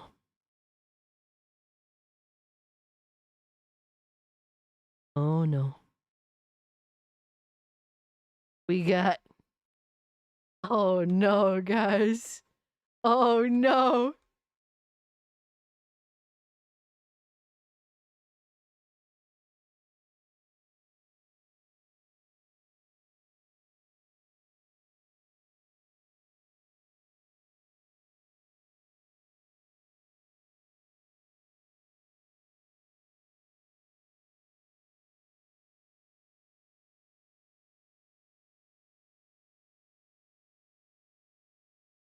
We got JTech TV. Oh man, brother. Oh, he said something interesting. Damn, it's already 5. Wow. Go to bed, Pandora. Appreciate you being here as always, but here we go. Welcome back, Cassie. No. Oh, fuck! Yeah. We got JTech TV. He streamed 2 days ago. PS log stream. And he happened to be talking about some gaming updates, gaming trailers, and all that, and he said something kind of interesting. So let's hear him out. Let's see what he has to say. That out in a little bit. Let's check out 2 more trailers. I want to see what this Castlevania shit is. I'm not supporting that game. The Metaphor game, I'm not supporting that. I'm not supporting that. Oh no. I know some Metaphor fans.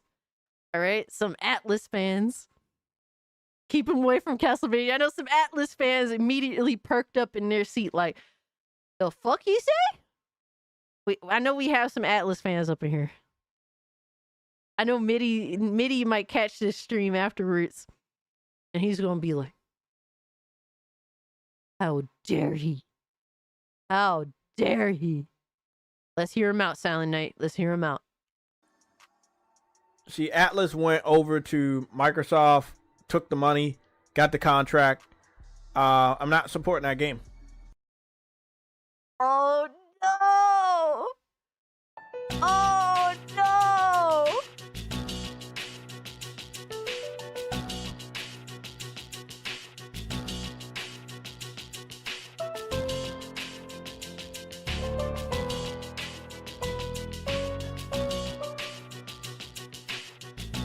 Oh man! Oh, you an Atlas fan, Jordan? Oh, you definitely, yo, your cheeks perked up like.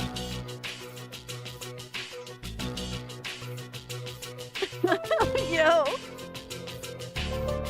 Astro, it's even deeper than that. Let him explain. Let him explain himself. All right. Maybe he has a logical reason for this. I mean, I don't think that there is, but let's give him the benefit of the doubt. It is not our responsibility to support that game. I personally, as JTech, I do not have to support that game. I actually do not give 2 fucks about Metaphor. Like, there are some devs where you really want them to make a new IP, and there's some devs, rarely, that you kind of just rather them make the same shit. I rather them just focus on, go focus on Persona, man. That's what I want. Well, it's the same old shit. I want a new Persona. And one of the other reasons why I don't like Metaphor, I don't think I've ever gave you guys my opinion on this. Oh shit. And so he's saying he wants Atlas to make the same old shit. And he's gonna reveal the true reasoning why. Let's hear it. I feel like the visuals should and could be better. And that it was being held back in some way, shape, or form. And I have to go point to Xbox. I feel like if that was a PlayStation exclusive, PlayStation and Atlas would have meshed very well together. They would have gave them all the support they needed, and they would have been able to produce a higher quality work of art. But that's not the case. You are coping and seething. You just can't accept what you're seeing. Yes, you're coping and seething. The truth it is scalding, and now you are mauling and coping so hard. Coping and seething. Yo, this mindset is insane. The pure cope. Yo, the insane levels of cope. Dude, Persona 3 Remake came out on Xbox. It launched on Game Pass. Metaphor is doing nothing necessarily different. It's just that Xbox has the marketing rights to Metaphor. That's the only difference. And technically, they had the marketing rights to Persona as well. What?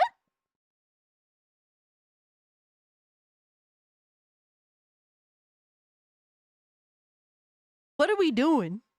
Bro. They had Persona 3 on Game Pass. So I guess he couldn't turn down Persona 3 because it's a part of the Persona franchise. How is Metaphor different? I don't. My brain hurt. Yo, the mental gymnastics is crazy. Just say you don't want it because you're a console gremlin PlayStation fanboy. That's all that is, bro. I couldn't believe it when I heard this. Like, dude, it's cell shaded graphics. It's Persona has it doesn't even push graphics to any particular level that is mind-blowing. It's stylization over graphics when it comes to Atlas. They've never been the proprietors of making the most visually impressive in terms of graphical fidelity and all that. Like, it's not about the graphics, it's about the visual style. That's what makes everyone love Persona games and pretty much whatever Atlas is up to. That's crazy, bro. The cope is insane. They try to blame everything on the Series S. And to be fair, I think the Series S is a piece of shit, don't get me wrong. But this is such an illogical standpoint. It's also the performance as well, yeah? I don't understand this thought process other than you're just so ignorant. You're just so dead set on dick-eating PlayStation. And just dead set. It's not even necessarily with JTech. It's not even necessarily his love of gaming. What pushes him to make the decisions that he makes? What pushes JTech to the decisions that he makes, to his thought process, is not his love of gaming, but his hatred of Xbox over everything else.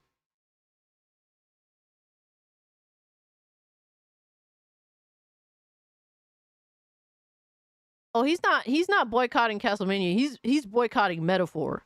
Metaphor is the next Atlas game that's coming out very shortly, actually. It is It is a new IP from Atlas. They're doing something different. It looks pretty interesting. I will not personally be getting it day one. I still need to play Shin Megami Tensei 5. I'm trying to make space for that. So it's a game I will eventually get down the line. If I can, you know. But it looks like a good game. It looks like a high quality Atlas video game. There's nothing there's nothing when I look at that game, it's like if you're into Atlas games, this is a go-to. Like this is something that looks pretty sick. You know what I mean? RPGs are too big of an investment. It is. It's so hard to dedicate that level of time all the time. You know what I mean? For every RPG release. It's just, bro, there's too many coming out lately, and they're all just really fucking long, man. They're super big investments. You'd rather have RPGs than Game Pass DEI. Absolutely. Absolutely. No, I mean, RPGs are your favorite genre? Shit. I don't blame you, man. RPGs can be some of the most amazing experiences. Kayla said, Shin Megami Tensei 5 Vengeance is lit as fuck, Cass. I played it on my friend's Steam Deck. Nice. Yeah. Now, that's the cool thing about Atlas's games. Because they're so, like, visually not intensive, like, they're so not graphically intensive, generally speaking, that they will run on a Steam Deck. They will run on an Xbox Series S. They will run on whatever the fuck, for the most part, within reason, of course. There is no excuse to not buy Metaphor when it comes to Xbox being underpowered in some way, shape, or form. There is no excuse. It's just your allegiance to PlayStation, but more than anything else, with JTech, it's his hatred of Xbox, his desire for Xbox to die. Not realizing that this will definitely have a negative consequence to gaming, to his own brand. It already does have a negative consequence. They would run on a pregnancy test, yo. Shin Megami Tensei 5 Vengeance is an amazing game. Yeah, I definitely, bro, I'm gonna run it, man. And when I do, like I just want the stars to align. You know what I mean? But I'll get to it. JRPGs have been my standard since PS1, with Ark the Lad, Final Fantasy, and Suikoden. Nice. Emulated Persona 5 via RPCS 3 years ago. Nice. Nice. Yeah, that was funny.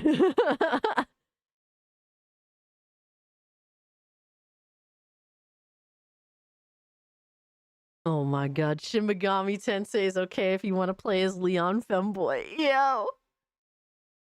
Oh man, I'm like, when it comes to a lot of Japanese games, like playing as not traditionally masculine characters has always kind of been a thing.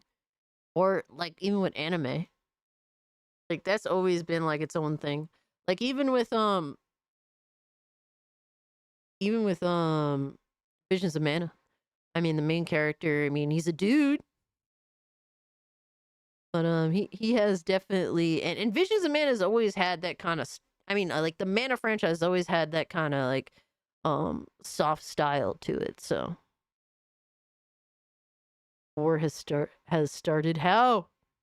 I don't care what console or PC I'll play it. Absolutely. Like I was always like that too. It's like, bro, at the end of the day, I want to play what I want to play. That's why I used to buy every single console or platform, because like if there's a game on any of those platforms, I want to have access to it.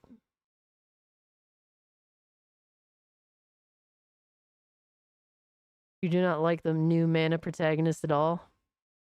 I mean, you know, it's one of those things where I looked at him and I was like, I don't know. I want to get to know him, though. You know what I mean? Like, let me get to know him. I do think that I have a Trials of Mana skin for him, which will be cool. If I can get him to look like Duran, I love Duran. Duran was like a fucking a mix between a person and a hedgehog. It was like crazy. Duran is cool. I like Duran. I definitely like Duran a lot. So I want to get to know him, the new mana protagonist, and see how I feel about him. I got invested in those games back in 3DS Golden Era. Nah, I hear you, Adam. But I mean, Visions of Mana, while I can understand why people don't like the main protagonist's look or like the main protagonist, it does fall in line with how the Mana franchise sort of has always felt. It's not like there's like a noticeable deviation that is like, oh man, this is concerning. You know what I mean? But that's just how I feel. I'm still hyped for Visions of Mana. Dude, I'm gonna be busy all day tomorrow, and it sucks. Hopefully, if I'm not tired, I don't know if I'm gonna be able to stream when I come home. I know I'm gonna be exhausted immediately, so I'm gonna be streaming Visions of Mana on fucking Saturday. That's just the best way to go about it. Saturday afternoon, we gonna run it. I'm definitely gonna stream the fuck out of that game. But I'm hyped. Fire Emblem, Shin Megami Tensei, Monster Hunter. Things have fallen hard the last decade. I mean, yeah, I can't really speak for Fire Emblem. I can't really speak. Honestly, I can't really speak to any of them. But that's how you feel, Adam. I do respect, your thoughts. But, when a franchise that you like gets mistreated, there's new franchises being born, And I'm not saying like, oh, just look at another Western video games. No, fucking people are loving Black Myth Wukong. Like there's definitely new franchises out here that are, you have to look for them, but they do appeal to, to our audience. I like Earthbound and Mario RPG, also Chrono Trigger. Fuck yeah. But I don't know, does he have anything else to say about this? Oh, this is the Castlevania I remember. I think he's done. Oh, no. Well, he's done it in our book. We got to get him the fuck up out of here. All 4 games enhanced with new features. Reject modernity. Return to on the side. That's very helpful. Yo, he just dropped some pure cope and instantaneously changed the conversation. Damn.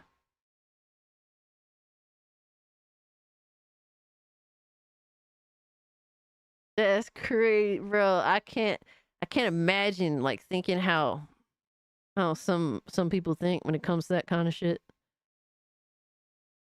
I think we got like the old school YouTube format back. It always switches between the two, which is so annoying. It happens all the time, bro. And it's I can't stand it. It's like either choose the new YouTube format or the old one. Now I have to fix my shit now. Pause.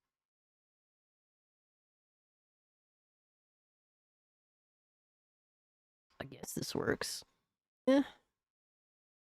Let me fix this shit real quick. It's just for the better.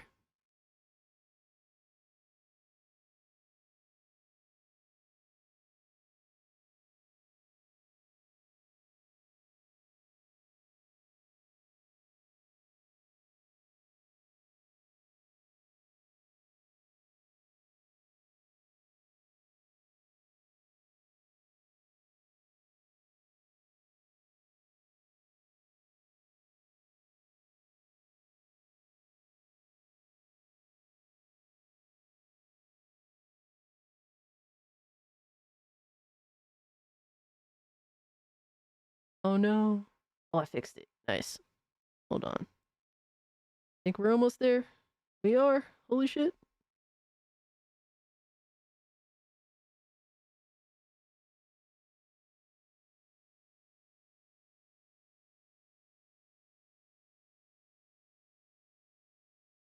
God damn it. I don't know what I did. He's stretching shit. Pause. There we go. Things have been stretched. There we go. Anyway, From that generic Eric, I'm actually not familiar with this person at all. They apparently only have like 25 subs. I'm interested to see what they have to say.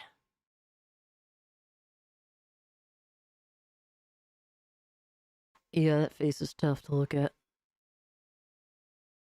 I mean, to be fair, I'm not necessarily the prettiest face either.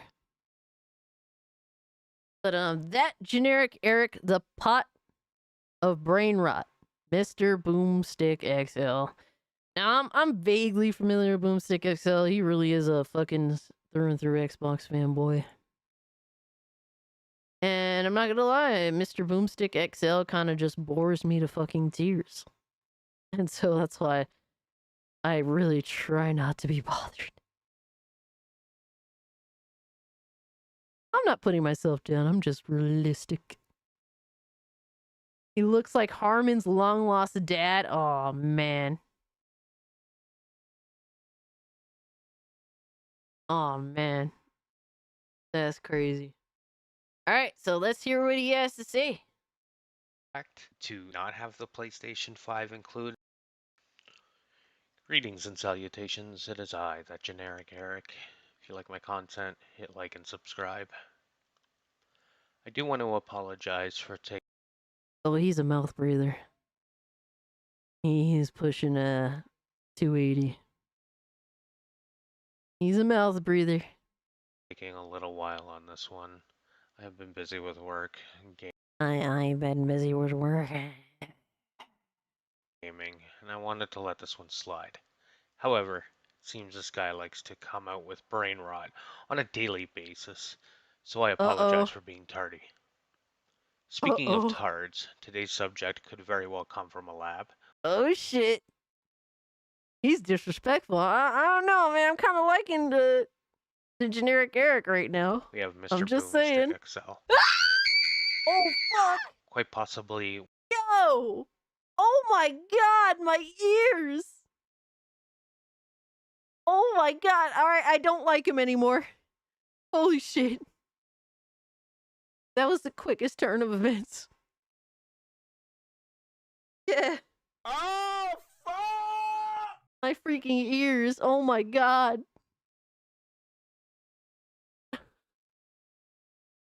A Minxie video? Oh my god, dude. Yo, I'm not gonna lie, that scared the fuck out of me. Oh man. Lindo, what up? That scared the shit out of me, bro. And his voice is super low, you know what I mean? Like, oh man. One of the most delusional. Yeah, that was clowns definitely a on the jump planet. scare. He is a cornucopia of brain rot. Now, I'm not going to say he's slow. I'm not going to say he's an inbred. I'm not even going to hint that he's a couple of sandwiches short of a picnic. That wouldn't be nice. However, I never heard that one before. That's actually kind of funny. I wouldn't rule out any of these possibilities. Moving on, let's dive into the first example of delusional brain rot from this well of infinite knowledge. We're living in a world where cost has gone up everywhere, and unfortunately, y'all just crying. Things are going to start changing in the industry. Sony is going to be here, whether it's next year or the following year. They will be putting their first-party games and their bangers on PlayStation. I mean, on PC and of course on Xbox. Because he says, and of course Xbox. That's crazy. That's crazy, bro. Like, my thing is, like, what incentive with how Microsoft's conducting Xbox, what incentive is there to port PlayStation games to Xbox?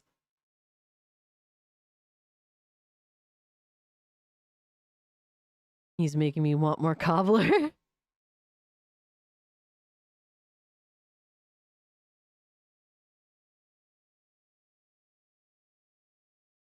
Why did this comment get hidden? I don't know how to unhide it. Huh.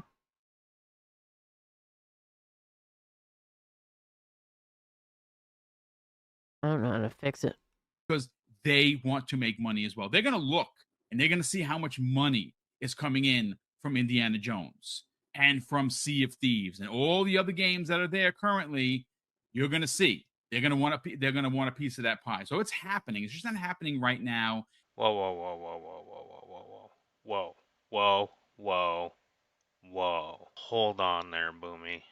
Boomstick always has like this little bit of hair at the top of his head, and it's like, does he shave his head blind every time?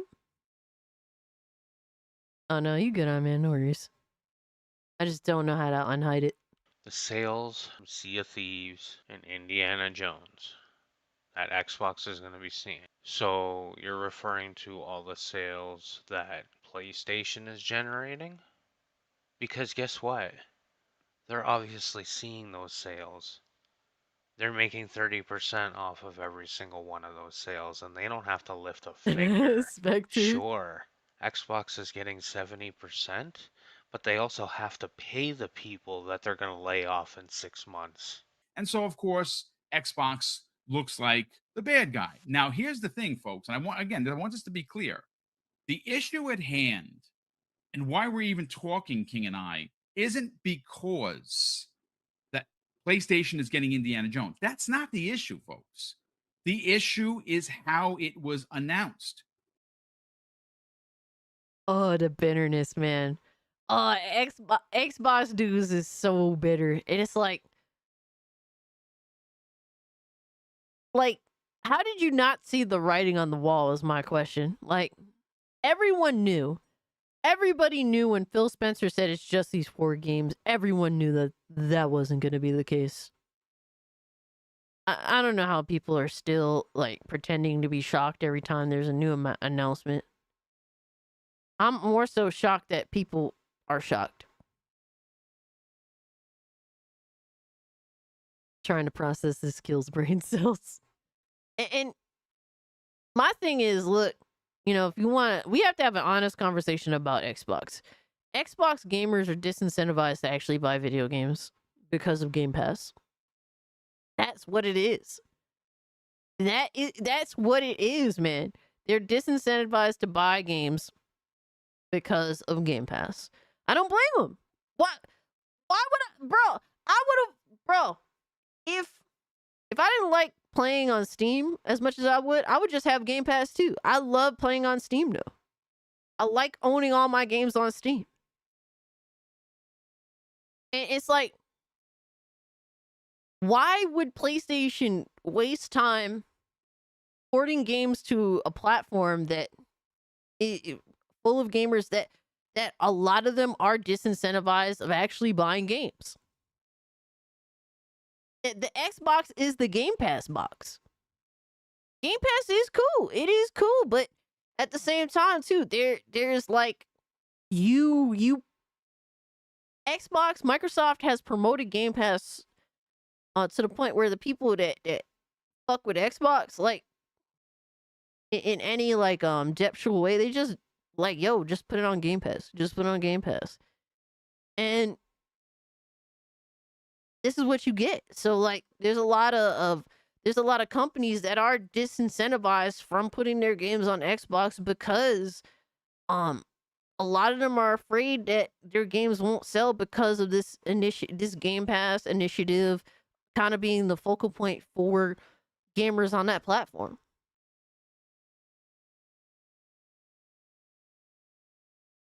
Still don't have 50 games yet? Damn.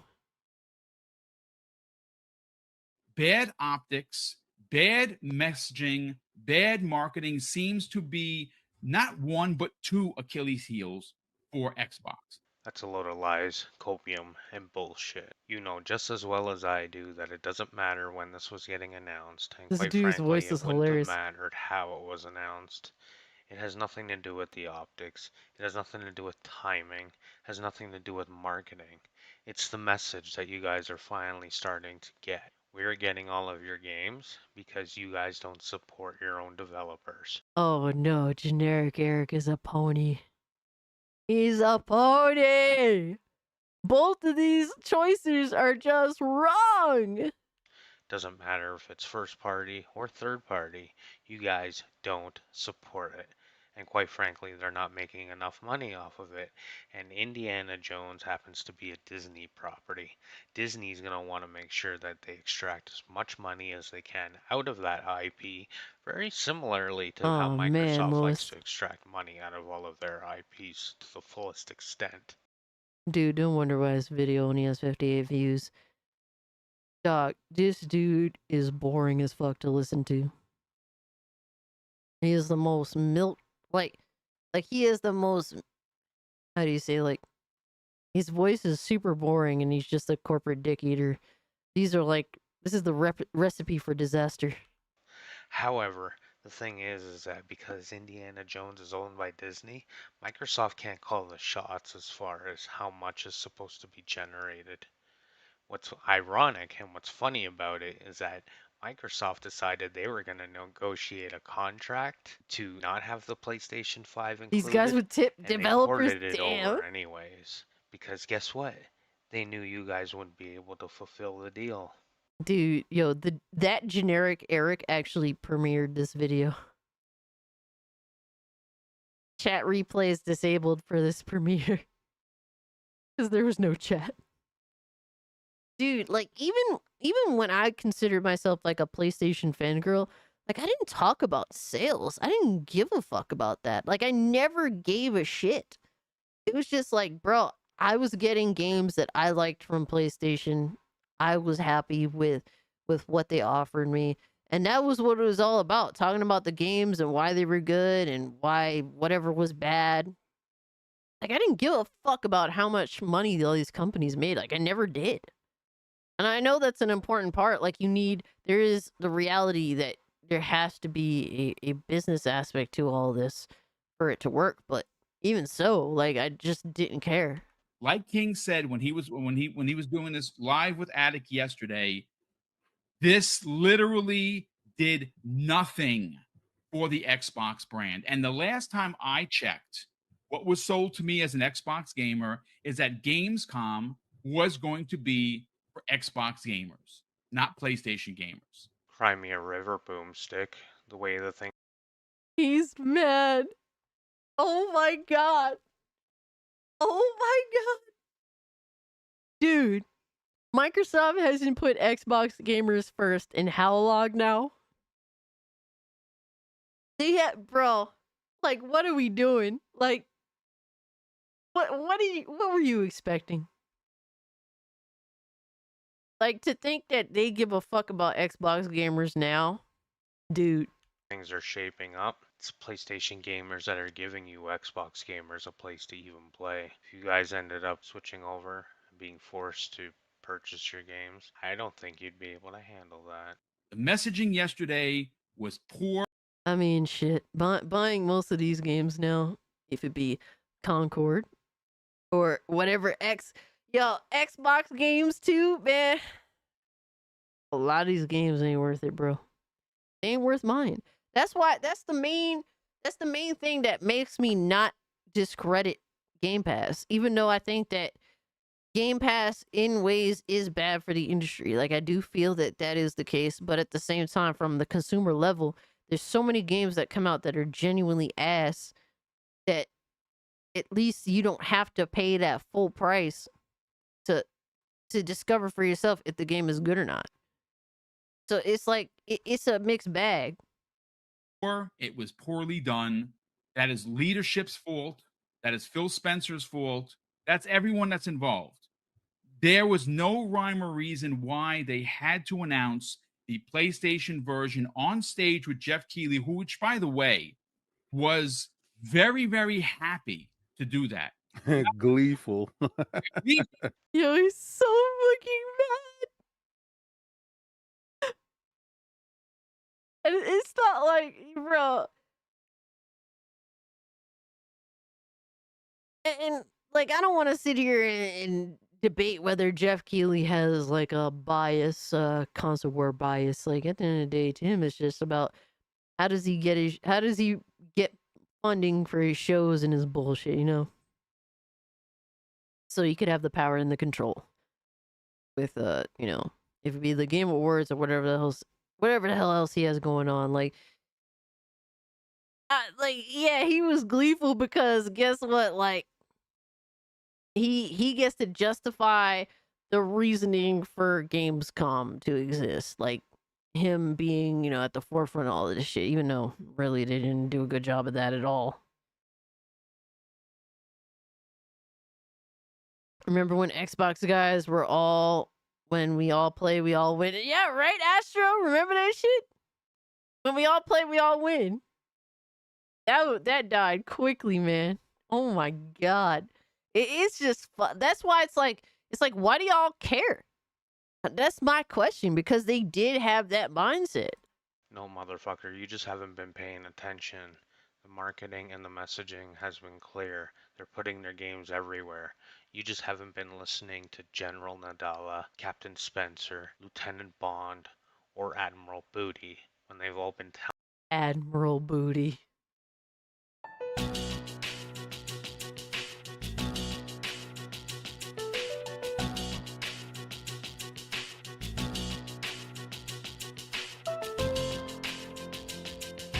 Admiral Booty is insane, bro. Oh my god, Admiral Booty. telling you they're putting their games on every screen. PlayStation's no longer considered a competitor, and neither is a Nintendo Switch. You just haven't been paying attention. And you know what? Yeah, guess what? Jeff Keighley, he is going to have a smile on his face. He's a PlayStation gamer, as he should be. What the hell? Bro, I can't with this fucking guy. I can't. Are we done here?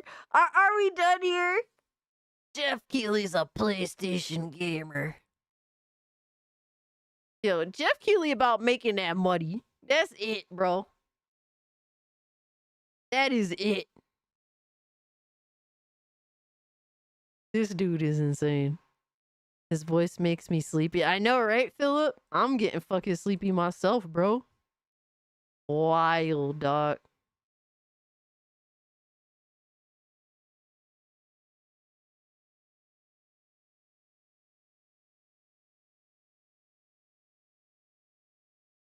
This video needs to delete. I'm listening to like a little bit more. And you know I'm what? just curious. Xbox has been nothing but detrimental in the gaming industry since 2013. And you know what? Quite frankly, they should have left then. Launch on Xbox next year. This is my opinion. I'm not sitting in the room with Hiroki, but if I was, I'd be like, Hiroki, look, I'm going to be honest. Oh my god, Chief has said PlayStation fanboys talk quality but can't afford a quality microphone. This is facts. I just snapped that motherfucker, bro. This is facts. Honest with you, I'm an Xbox guy. I have those games. I've platinumed almost 2 of them because I need 2 more trophies and miles, and I'll finish off Spider-Man eventually. I'll rebuy those games. I'm a customer. Sell them to me on Xbox. You know what Hiroki's gonna say? Well, these games, they're just collecting dust. Look. Now he's gonna say, and buy the console, brokey. See, like this is where my old school mentality kicks in. Now I'm on PC, so I'm just spoiled. But it's not like there's a big difference between a fucking Xbox and a PlayStation, bro. It's the same bullshit. Like, just buy all that shit and just play what you want. Just play what you want. Like, it's crazy because it's like, dude, you're a console gamer. So automatically, like, you're used to not having options. You're used to just being told what to do. So just buy the motherfucking console and play the game on that console. I used to buy all the consoles because I didn't want to be told I can't play this, I can't play that. Just buy everything and play everything. Stop fucking bitching and whining about that shit. See, for me, it's like, at this point, I'm so fucking spoiled by true greatness, by freedom, by options, that for me to buy and play something on a console, it's like, it's super restrictive. So it's like, I don't want to fucking do that. I don't want to do that when I could play it on a place that's not restricted. That's the difference there, you know? Like, that's why, like, it's a little bit different. But when it comes to the consoles, it's the same shit. He's gonna know what Hiroki Totoki's gonna say. You know what Hiroki Totoki's gonna say? He's gonna say, "Shut the fuck up and get out of my office. If you want to play Spider-Man, go play it on the PlayStation. Oh, you've already bought it? Good. Go platinum it, you lazy motherfucker. We're not gonna port our shit over to Xbox just for you clowns to be like, put it on Game Pass." Because guess what? You guys don't buy your games. If you did, Microsoft wouldn't have to port everything over.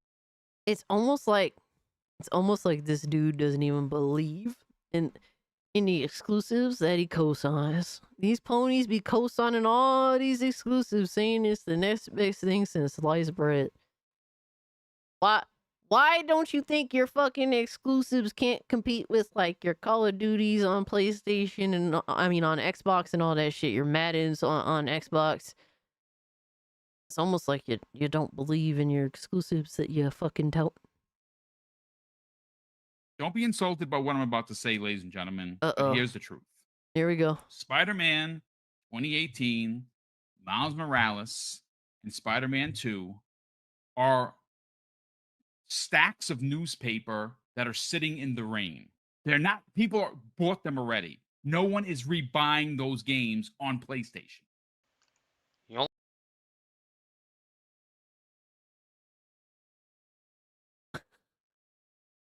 Did you buy it on PlayStation, brother?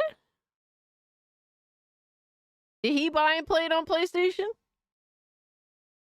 Because he sounds interested in the games.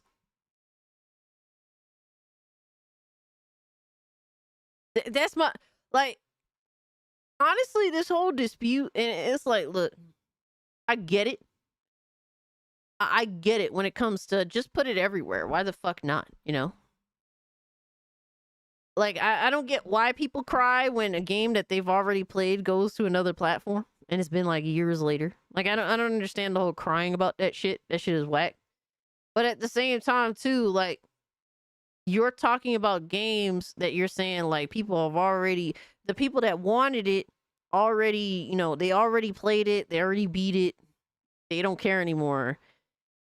But, like, the people that bought it on this platform have already, you know, have invested their time and shit. But you're the one that's bringing it up. So clearly you want it. You just don't want to get the console to get it. But it's still on your mind, even all these years later. So, you know, like, it's one of those things where it's like I can kind of see both sides in that situation. Only thing you know about a stack of newspapers is that you use a stack of newspapers to let your dog take a shit right next to your opinion. Here's the thing. Yo, what the fuck is wrong? Yo, what is wrong with this dude? It's like he pre-wrote all his jokes on paper and is just reading off the paper now. You know, the same newspaper that the dog took a shit on. PlayStation's actually selling. Xboxes aren't. There are some people that have never had a PlayStation 4 that are getting PlayStation 5s, and guess what? They're going back to get those games. There's also remastered versions specifically designed for the PS5, so those people can get those versions as well. And all this shit is bullshit. Especially, bro, I can't stand video games that came out 8th gen and now they're getting remasters 9th gen. It's so disgusting. Or remix 9th gen. And you know what? Sure, Such a disgusting discs may state not of be gaming. in print, but some people aren't as hardcore about digital or physical as me. Alright, I can't with this fucking guy. That generic Eric does try to sound as generic as possible when it comes to being a PlayStation fanboy. He has nothing new to add to space. His jokes are pre-rendered. Quite literally. And I can't fuck with it, man.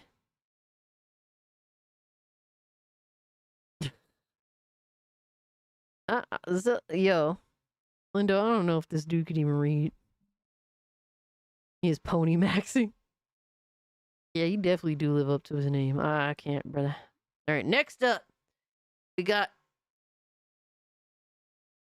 Let's see. Sun Grand Studios. We need to talk about Concord. This is another channel I'm not familiar with. Dude pulling up with a suit and tie pretending to be Loke7. Shout out to Loke7. All right, let's see what he has to say. Thanks for... Who I am does not matter. He I've sounds worked like in industry, melatonin. in public relations, brand management, as a digital technology consultant, event manager, and am now a full-time games developer running my own studio. Okay. So here's the situation I want to discuss today. Concord is a video game developed by first-time developer Firewalk Studios and published by Sony. You may stink. Okay, the game Concord stink. May have heard of Sony. They made this electronic entertainment device you might have used before. It's called the Walkman. This is Firewalk Studios' very first game, and it is a massive endeavor for a development team's first-time project. Concord took 8 years to develop and reportedly cost Sony around $100 million to produce. It is, bro, it is crazy to think that that game took all that time and all those resources just to end up what it is today. I don't know what these companies are thinking when they invest all this money into projects that we could tell are just going to be absolute duds, man. They're so disconnected. So fucking disconnected. El Pickle says, you can at least say Concord has good graphics. It does. Like, the graphics are pretty good. Yes. Even if you don't like the style. The art style is what kills it. Absolutely. It's like, it has good graphics, but the most bland shit style. Doesn't have much bugs. I mean, from what little I've seen of it, I haven't really seen bugs. It's more so just the most unattractive, unappealing thing I've ever seen in my life.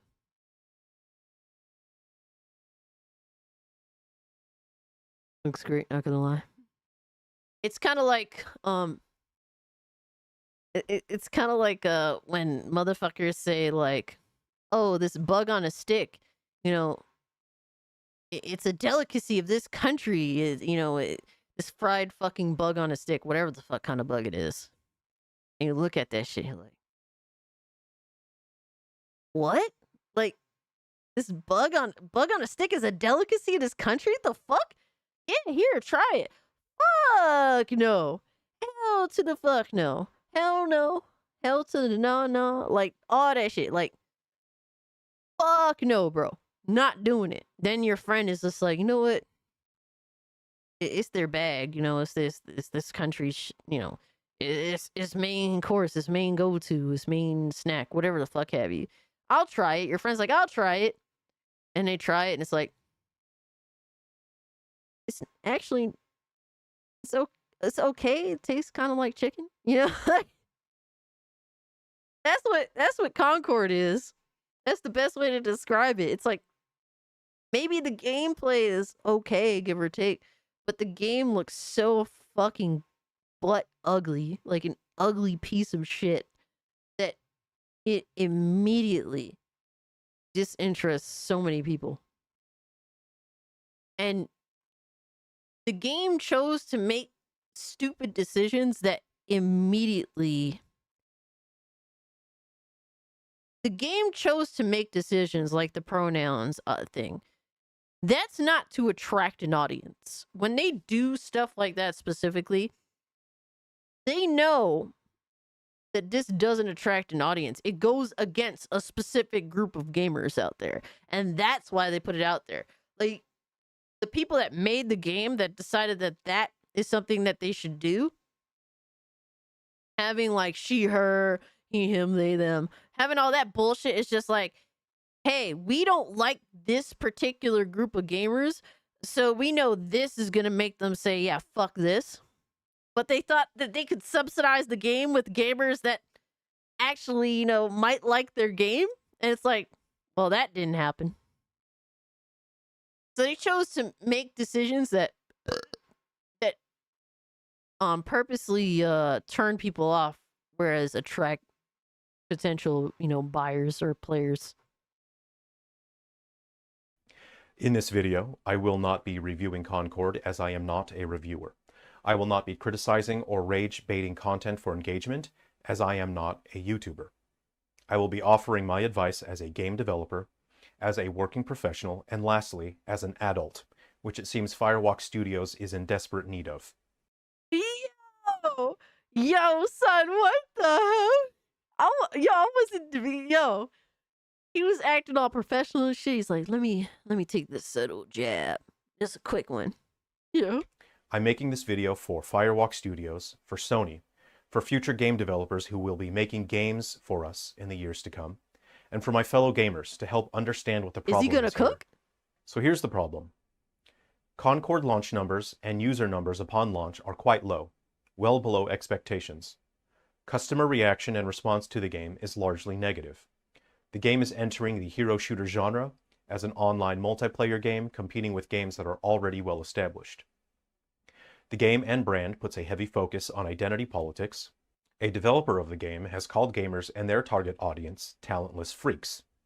And the game and brand has no identifying unique traits. Sony, the publisher, and Firewalk Studios, the developer, totally disregarded the response of their audience and forged ahead with their vision because they knew better than the customers. Is this all not true though? Because like, there's people that's like, yo, Concord's not that bad. And it may not be. You know, I think that the gameplay isn't the worst thing I've ever seen in the world. Like, just being purely objective. The gameplay doesn't look bad. It doesn't look attractive, but it doesn't look bad either. I haven't seen any crazy glitches. I haven't seen glitches for the game. So it seems to be a well-optimized video game that has gameplay that doesn't seem so bad. It seems okay. So it's like, I can understand if people are just willing to disregard stuff because maybe they're into that sort of gameplay style or whatever have you. Or maybe they even kind of like the characters in the game, like these quirky looking, weird, off-looking characters. There's definitely plenty of characters before, like, quote unquote wokeness or the pandering bullshit became like a prominent thing. There was a time way before that where there'd be people that were into characters that I'm just like, you like that? Like, so just thinking of it from that perspective, like identity politics and those types of motherfuckers. Like, so maybe you actually genuinely like a lot, but it's like when you're listening to all this entire list of things, is this not an objective reality that this is what the game is? Because that to me is just that's what it is.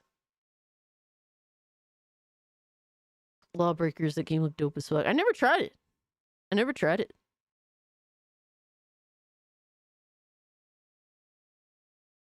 It should have been free to play. It should have been free to play, but I don't think that would have attracted an audience either. Like that would have maybe doubled, give or take. Like the peak concurrent, it would have maybe doubled the gamers. And I'm saying maybe because, as far as I could tell, it only seems like game developers and influencers were told to play the game, to help the game out, are the only ones that seem to be playing it. So there's just that sad reality. And so maybe they would have doubled concurrent players. Maybe they would have doubled peak, players. But that still isn't successful. That isn't even close, Valve's new game will dominate anyway. Valve's new game seems to be doing good in terms of interest. Now, will the game actually be good or not? I don't know. I still haven't tried it for myself. I need to. I've been meaning to, but I'm also hearing a little bit of weird shit with that game too. When the gameplay trailer for Concord was originally shown 2 months ago, response from gamers was, and still is, largely negative. Yep. And I'll tell you this about the Valve game. If SBI is involved with it, I won't touch it. Fuck them. Just like everyone else. According to my research, players are not interested in another generic online squad-based hero shooter. We already have so many of those, and whether or not people actively think about it, gamers do understand the predatory focus of live service games. Gamers are burned out on live service games that manipulate the player into spending money on in-game purchases, whether that be for alternate outfits for characters or mechanical advantages that let them have an easier time beating other players. What seems important is that Concord's character design places a heavy focus on diversity, equity, and inclusion. See, the last part he was discussing doesn't technically account for Concord because they already announced that if you just buy the game, you have access to everything in the game. Like, the game doesn't have a shop. Like, it doesn't have any of that bullshit. So that whole situation doesn't, like, in terms of, you know, gamers getting fucked over in terms of monetization, all that, doesn't technically count for Concord. Players have responded by expressing their dislike for the character designs and the usage of pronouns in the character selection menu. Now, diversity, equity, and inclusion is not a bad thing. Those are good things. The problem is that people who are pushing those concepts into the public space lack the maturity, self-awareness, and understanding of social responsibility to do it correctly, and are instead causing more damage to social progress, and are actually pushing back social inclusivity further and further. The developers of Concord... Dude, ain't that the fucking truth, man? It's the people that claim to be the ones that care so much that they're actually fucking everything up. clearly lack the understanding that taking a cultural topic with negative association and making that part of your game's identity will then result in your product, your game, bearing the entirety of the weight of that negative association. So here's the important part. Here's my advice to Firewalk Studios. You need to accept that your approach was wrong, and your focus on identity politics is something that gamers and the gaming industry at large does not like and does not want. I know it is difficult to hear this, but it seems you do not have any adults in your working environment to tell you this and explain it to you. Based on your marketing, it seems you have an attitude that is unappealing to your audience and damaging to your product. Damn, bro, this dude is fucking cooking. He's fucking cooking, bro. Holy shit. I didn't know what to think when I seen this. Yo, he is cooking like a motherfucker out here, bro.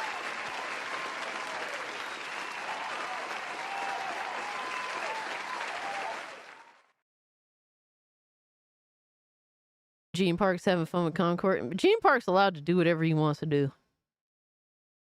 Alright, I fucks with Gene Park. Yo, I was so shocked when Gene Park followed me yesterday after I was getting roasted by freaking Jeff Grubb Dick Eaters. Jeff Grubb and Paris Dick Eaters. I was like, oh wow, he followed because he used to follow me on my old account. I guess he noticed that my account got yeeted, and I was like, oh wow, he followed me again. I was like, wow, that's cool. Nah, shout out to Gene Park, man. He could do whatever the fuck he want to do. He can play whatever the fuck he wants to play. It's Let over that man live. 9,000! What, 9,000? The problem is that we don't want DEI, it's that we've had it crammed down our throats so many times we can't even stand hearing about it. Yes. Like, we can tell when pandering is taking place and how the pandering does not appeal to the mass majority of gamers. Like, you should be, if you're gonna pander, and shout out to Loke7 on TSWS. He said pandering isn't necessarily a bad thing, and that's 100% a fact. Pandering isn't necessarily a bad thing. It's just that they choose to pander in ways that is a turnoff to like 95+% of the gaming community. Like, most people are willing to deal with the bullshit. But even them, they'll admit, like, yeah, y'all are definitely on the nose about this. And they're very on the nose about this fucking bullshit.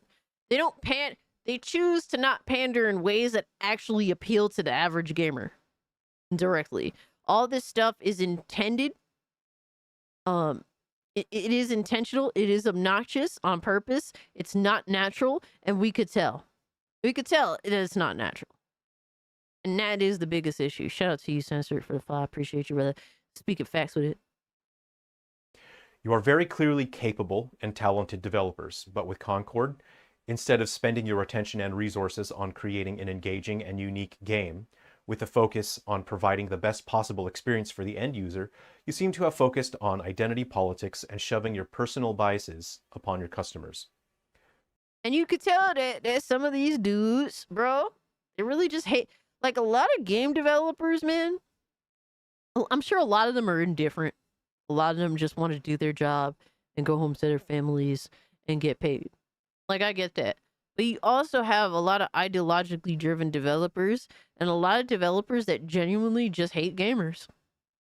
There's definitely those out there too. I'm surprised there isn't a Terminator Dead by Daylight style type of game being made. You're not wrong. This is a message for the entire game industry. Identity politics does not make a good game. Diversity does not make a good game, and pronouns do not make a good game. Diversity can make a good game better, but diversity will make a bad game worse. To the games industry, stop producing the same generic AAA slop, just copying someone else's homework and doing what was successful last year. Gamers don't know what they will want next year, and it's not their job. It is your job to create something new and interesting, offer that to the player, and see if that is something they want and like. Dude. And what players and gamers do know is what they don't want. What they don't want is Concord. Yo, dude, this motherfucker is cooking like crazy, dog. He's cooking a 5-course meal right now. Word, bro, he is like, look, you know, and the shame is like, not enough people will see this. It's sad to say that. I hope to be wrong. I want to be wrong. Let me know if I'm wrong. It has 73,000 views, which, you know, that's no small fry. It's not small fry, but it's not like the massive fucking, it's not like a massive, a massive number either by any means. It's kind of like, yes, homie is cooking a whole stew with the best meats, man. Holy shit. To Sony, I strongly advise you start treating your audience, your customers, as human beings and as equals, and you start listening to them. You made a mistake with Concord by letting it turn out this way. I would advise rebuilding your team of consultants and marketing managers with professionals who have a stronger understanding of modern expectations of your customers and awareness of the wider cultural landscape. To my fellow gamers, there are a lot of negative videos and posts about Concord online right now. As an adult, I cannot condone that kind of behavior, but as a gamer and a professional, I urge you, please continue to let your voice be heard and let others hear your thoughts. I fucks with this dude, bro. Hell yeah. Yo, fuck yeah, bro. I fucks with Homie, man, because he understands. He's like, look, this is the business side, this is the professional side of how you gotta act, but as gamers, this is how gamers act. And keep doing your thing. Yo, I fucks with this dude, man. Shout out to him. Yo, also, shout out to BitCloud Gaming, who is officially 32 years old. It's his birthday today, August 30th. Shout out to BitCloud. Happy birthday, BitCloud. I'm not gonna sing to you, but happy birthday. Absolutely, man. Have a good one, bro. Another year, man. You definitely ain't getting wiser, but at least you made it another year. Yeah. Fuck yeah. Drop some cakes in the chat for BitCloud. Maybe he'll be lucky and come across some cakes. I mean, what? Nah, BitCloud, fuck you, brother.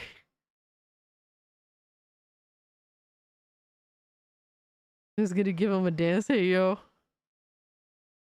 But this dude right here, I don't know, Sungrand Studios. This dude is cooking. Yeah, BitCloud needs some cake. Oh shit. Y'all pulled out the pancakes, goddamn. If you really, really dislike something for a genuine reason, it is vital to the games industry that you let it be known. Creating rage. And that, bro, this is the thing, man. People want to act like, oh, you know, if you don't have anything nice to say, don't say it. But companies need to assess how the community feels about this shit. They don't want to. They want to act like the problem is now all these mega corporations, they want to make you silent. And that's the problem. Like, they refuse to accept that what they're making may not necessarily be good. They just want you to shut the fuck up and consume their product and do what they tell you to do. And like, that's not how that works. That's why they keep getting burnt. Yo, Mo Chocolate, what's good with you, bro? Yeah, like they're trying to silence how gamers feel. And they're upset that gamers have more power with social media to express how they feel. Like they feel so burnt by that shit. And it's like, bro, that's too bad. Make better products that deserve respect. And you're not going to make everyone happy. You're not. That's just, it is what it is. But you want to at least extend the olive branch to actual real gamers, not to these people that you're trying to get to be gamers, or this group of people that doesn't exist when it comes to these types of games that you make them for. Like, at the end of the day, like, a lot of these developers and a lot of these companies, like, they make games for themselves, if they be ideologically driven or just what they think gamers should want, instead of actually going out of their way to learn what gamers want.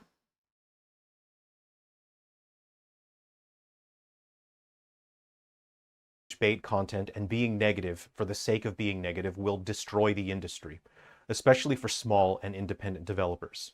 But in this situation, you absolutely have to let the industry know you do not want more games like Concord. You have to let developers and publishers know you do not care about identity politics. You care about good games.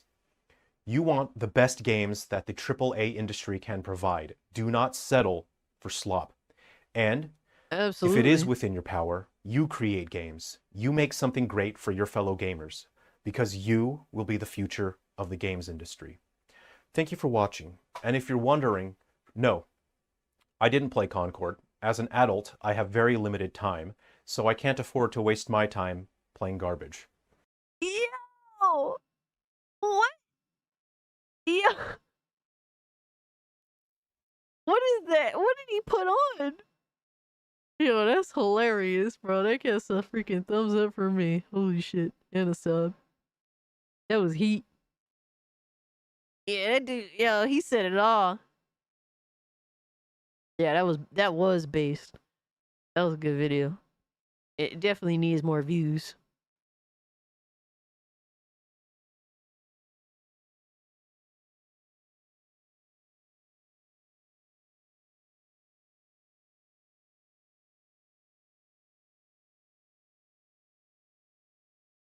Bro, dude goes from being businessman to being redneck.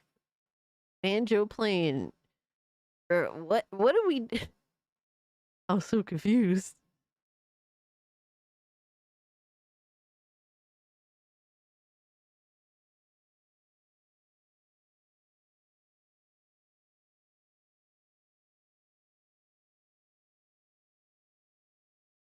Oh wow, he gets into the little nitty-gritty details and how like a game visually is improved and stuff like that. That's what's up. Definitely share his video out there, especially if you agree with the message and you want the message to be out there. You gotta share it. You'd be surprised, man. Just posting people's links up there, you know, you'd be surprised how far it helps get them or get the message out.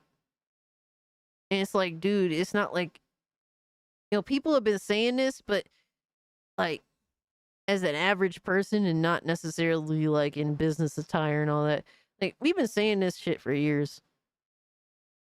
And they just refuse to listen. They think somehow things will change, and it's kind of like, they just need to start listening. Like, you are not going to succeed without gamers. So I don't know why they continue to fight back and feel entitled. Like, you just gotta get the fuck over it. You must kowtow to the people you're trying to sell a product to. Whether you fucking like it or not. We hit 100 likes, guys. Hold on, let's get the official number.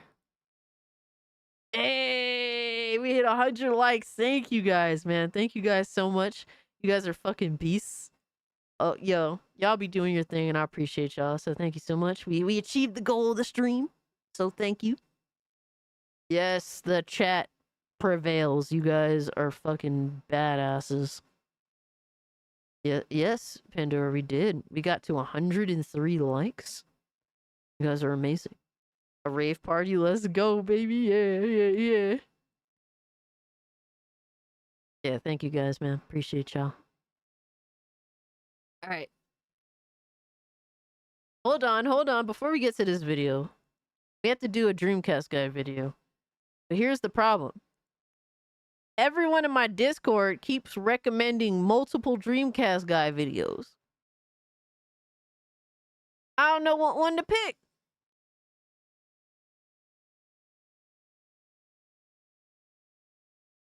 Oh, Astro, this tweet that you posted. It's funny because we went over at the beginning of the stream. Yeah, the director and give no fucks, man. Shout out to the original Crow director. Dreamcast Dust Bunny, yo. Video roulette time? Yeah, sounded nice. Said, let's go. Don't stop. Smash the like button if you haven't already. Absolutely. Like, you guys be like, I really be starting to notice like how usually with live streams that getting all those interactions does seem to push the video, like the stream out more to more people. It could be, I could be wrong. It's all anecdotal. At the end of the day, nobody really knows what YouTube does. You know what I mean? But it seems to be the case. Astro and Cass follow me on Twitch because I'm going to review the game. Which game?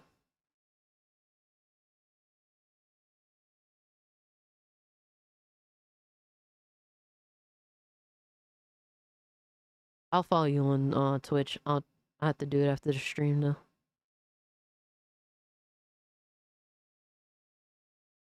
Alright, so we got Dreamcast guy talking about the PS5 Pro leak. Dreamcast guy, oh my god, he's making the same face, but they're all different fucking screenshots. Alright, Miss Bella, thank you so much for hanging out with us. Feed the kitty cats and get some sleep.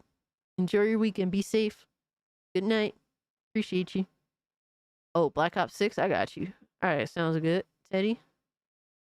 Yeah, I'm gonna definitely have to get some playtime in for Black Ops 6 on Saturday. Or we can do Dreamcast guy talking about Bungie losing billions. Or we can do Dreamcast guy talking about Metaphor.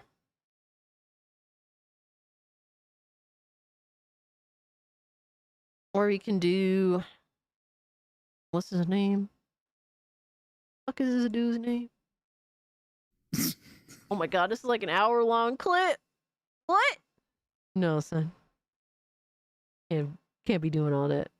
Oh!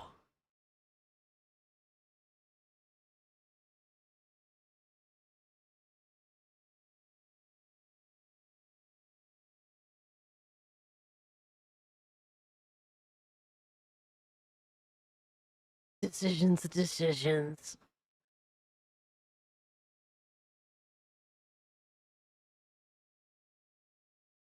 See, y'all be posting too many Dreamcast guy videos, bro. How am I gonna pick through 4 fucking videos? I'm really bad at making decisions. This is why, dude, I literally harass my best friend into planning our Fridays when we hang out.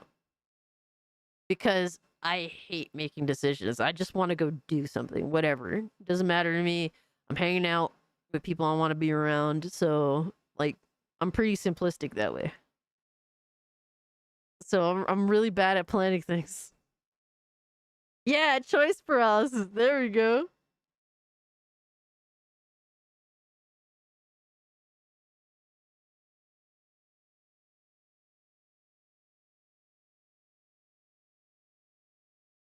All right, fuck it. I'm picking the last one on here. Let's go. It's over. What's up, gamers? Dreamcast guy here. Oh my god. It's a Dreamcast guy video. So, Dreamcast guy, PlayStation lied about Black Myth Wukong ? Xbox fans are mad. And today we're talking about PlayStation. Whoa, that talking was crazy. Why was he all extra? Today we're talking about PlayStation because Super there is extra. a bunch of allegations and rumors that perhaps Sony lied to Microsoft and to gamers about an exclusivity agreement Yo, with rambling was Black good, bro. Myth Wukong. Now, I want to break this down because this leak, this confirmation of a deal, The Talking King. That was a really bad attempt to mesh two things together.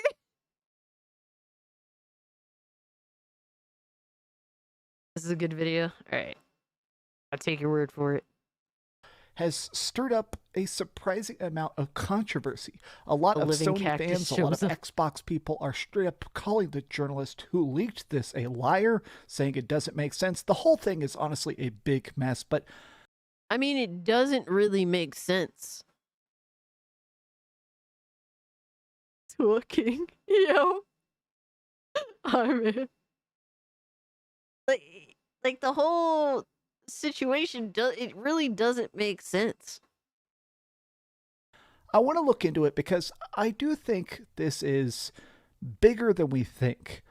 Let's discuss. Hi, hope you're having a great day, and if you could, please give this video a like and subscribe if you haven't already.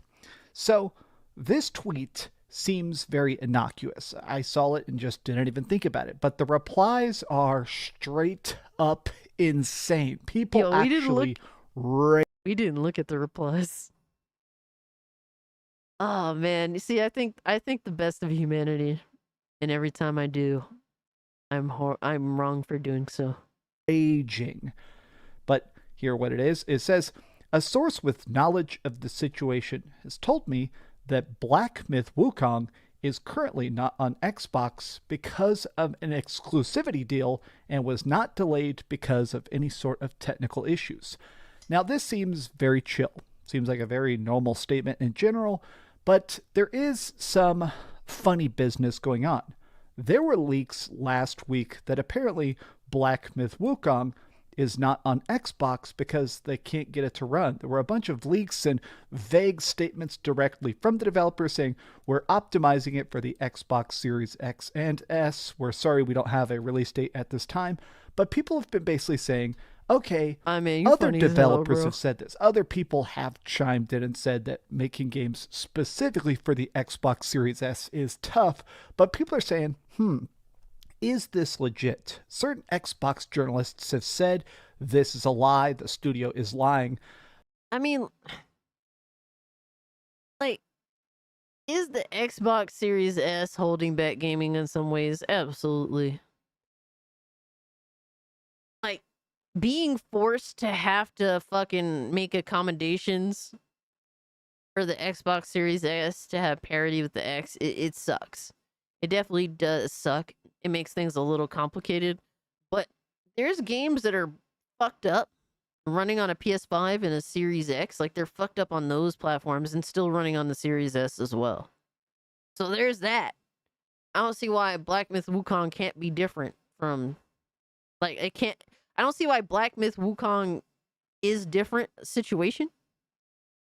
You're on a console in general is holding bad gaming effects.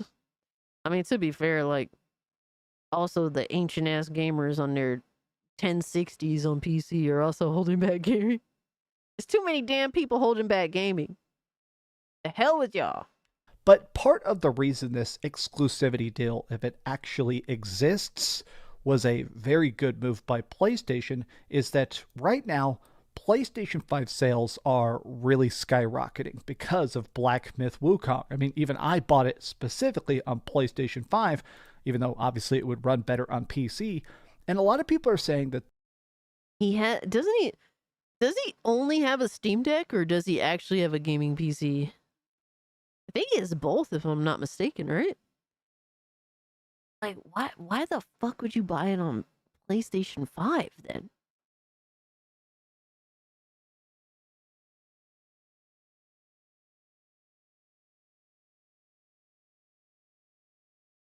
We'll say the game on Series S having a memory leak doesn't make a lot of sense.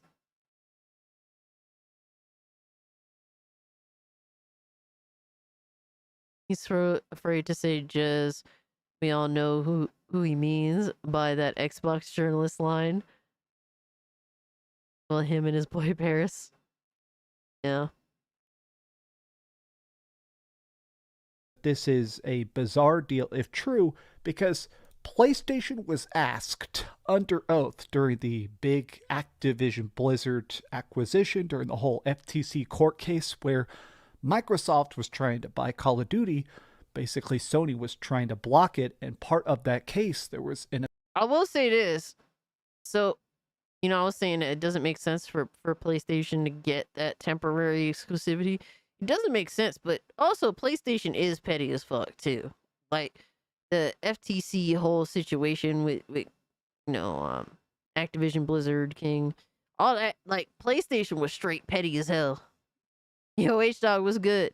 H-Dog says he's not gonna post another Paris tweets on his video, is he? Oh, man, it wouldn't surprise me. Like, after being told, hey, keep my name out your fucking mouth, and then the next thing you do is block him and then make a video about him is crazy. An official part where, under oath, they said, okay, we'll talk about all of our exclusivity agreements, but you got to talk about your exclusivity agreements. And Sony did do that. They did list off the fact that they do have a bunch of exclusive deals with PlayStation, doing stuff with Final Fantasy and stuff. He needs to stop saying exclusive. Like he struggles, and it sounds terrible when he says it. Like that. But Black Myth Wukong was not on that list. Maybe it was outdated. Maybe they didn't have a deal at the time. But a lot of people are straight up saying, this is fake. So the sources saying it had bad technical issues and a memory leak, they were wrong. But you, a singular Forbes journalist, are correct. Now, ever since this came out about 65 minutes ago, IGN, some other websites now have chimed in and said, this is legit, that the deal is real, that really, as weird as it is, Game Science is lying about this. PlayStation isn't even advertising it that hard. Look at this. My source told me it's because of the Xbox Series S. A lot of people, I wanted to scroll down though to these tweets that are... Like, here's the thing. Who's going to take any of these things seriously when you won't even reveal the source? And they're not going to reveal the source, but it's like, we don't know the sources. Multiple people are saying that, oh, their sources say this, but it's like, can't take it seriously. Can't take it seriously. Like, dude, all logic and reasoning can't be thrown out of the window over a undisclosed source. Like, it just doesn't work that way. I'm not gonna throw away all fucking logic and reasoning just because of an anonymous source. He skipped that comment about Jez and King David. The source is the meth he smoked. Oh my god.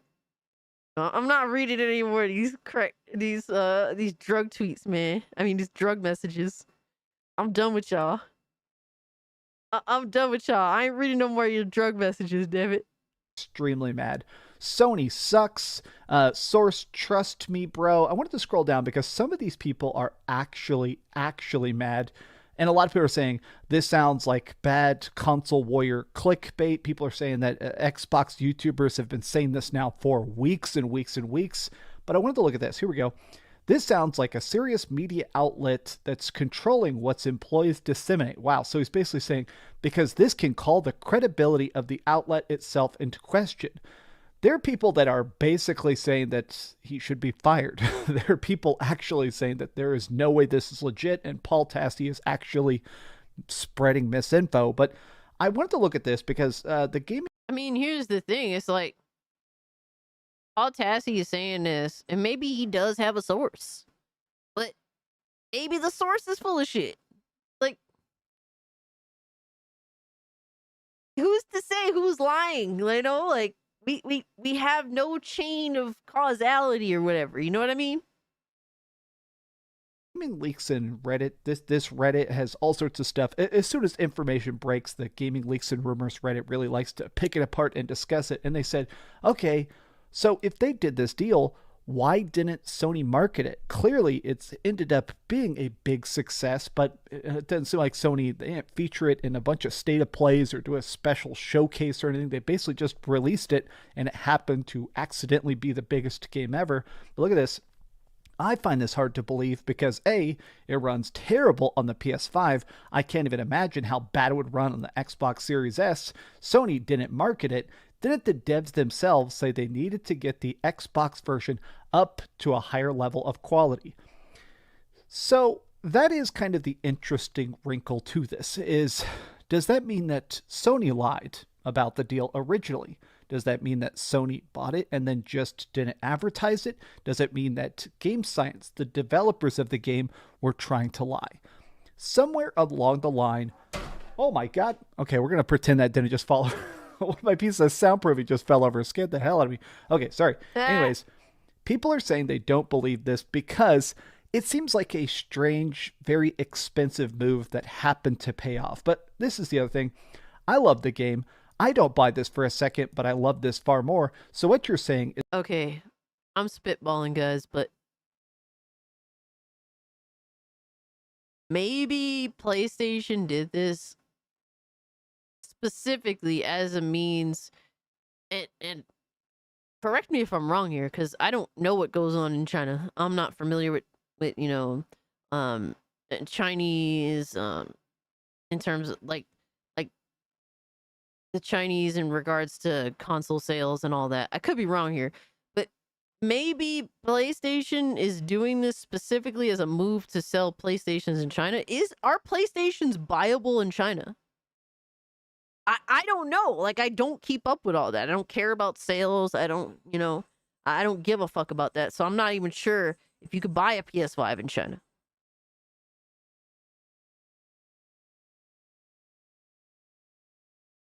Because that would at least make sense. Okay, so you can purchase a PS5 in China.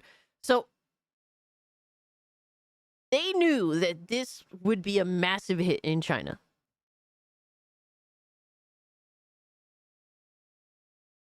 So maybe, like, they want, bro, these companies are desperate to be in with to have power when it comes to selling in China.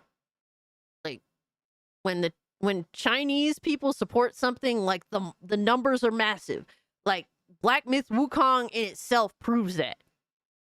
Like, when they love something, bro, it sells like it's going out of style. Like, they're insane when it comes to all that. So maybe the power move, like, it wasn't to flex on Xbox. It wasn't like it maybe it just has nothing to do with us here. Nothing at all to do with us.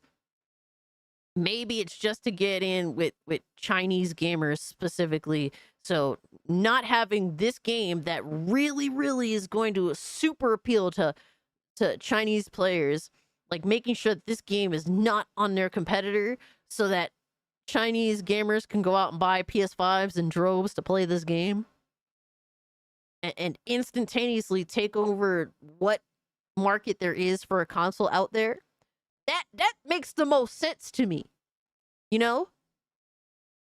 That makes the most sense. I'm curious to know how PlayStation is marketing this in China, because it doesn't matter here. You know, like, they don't give a fuck about how this game affects sales here. So they're not really marketing it here. But how are they marketing this game's availability being only on PlayStation? How are they doing that in China? China's a PC and mobile centric market. Absolutely. But so is Japan, but they still buy consoles. You know, like, it's depreciating, but if they can have a leg up on their competitors in China, it is important for them to. Like, they're going to fight for that. for what market.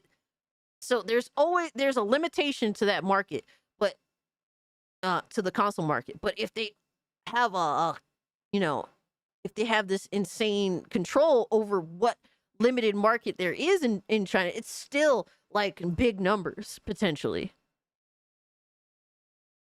So making sure that the most sought after game in China is only on their console out of every console available, that's important.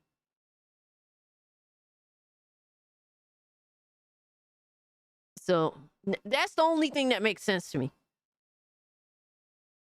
Absolutely. Everyone wants Chinese money, man, because Chinese people, man, when they love something, it sells like crazy. Like I don't know if any other market competes, man. Like if any other group of consumers or individuals, I don't know if any other group can compete. It just is what it is. So that's something that's logical, that makes sense to me.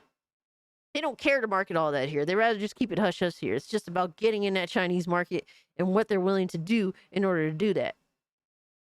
Because that would potentially pay off for this marketing deal that could potentially be a thing. Is that PlayStation will take 30% of every Xbox game and buy more exclusivity deals for PlayStation. I love you, PlayStation.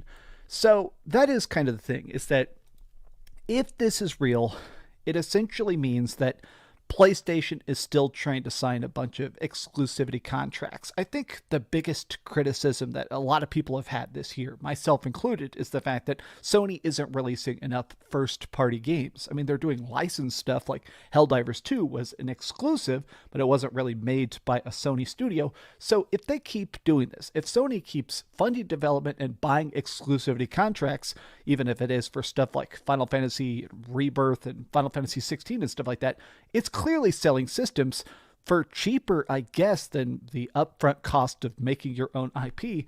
And I like this take by Sean right here. He said, let's say this was the case, even though I do have my doubts. Who cares? When did exclusives become such a taboo and a bad thing in gaming? I'm buying that stupid MetaQuest 3 just to play that Batman Arkham VR because it's RGT85 literally just answered his own question.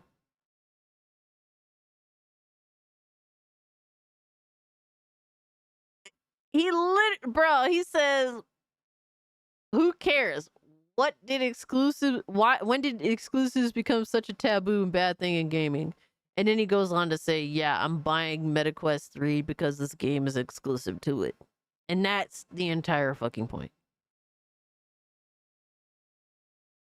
It does not benefit the consumer in any way, shape, or form. It's really that simple. Matter of fact, he has to go out of his way and spend all this money on something that he otherwise, if the game was available on another freaking headset, could have just used the headset he already has.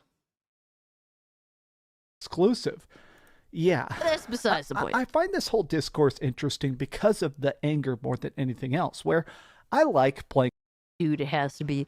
The only thing could possibly be is just PlayStation wanting to be tight with Japan. I mean, with China.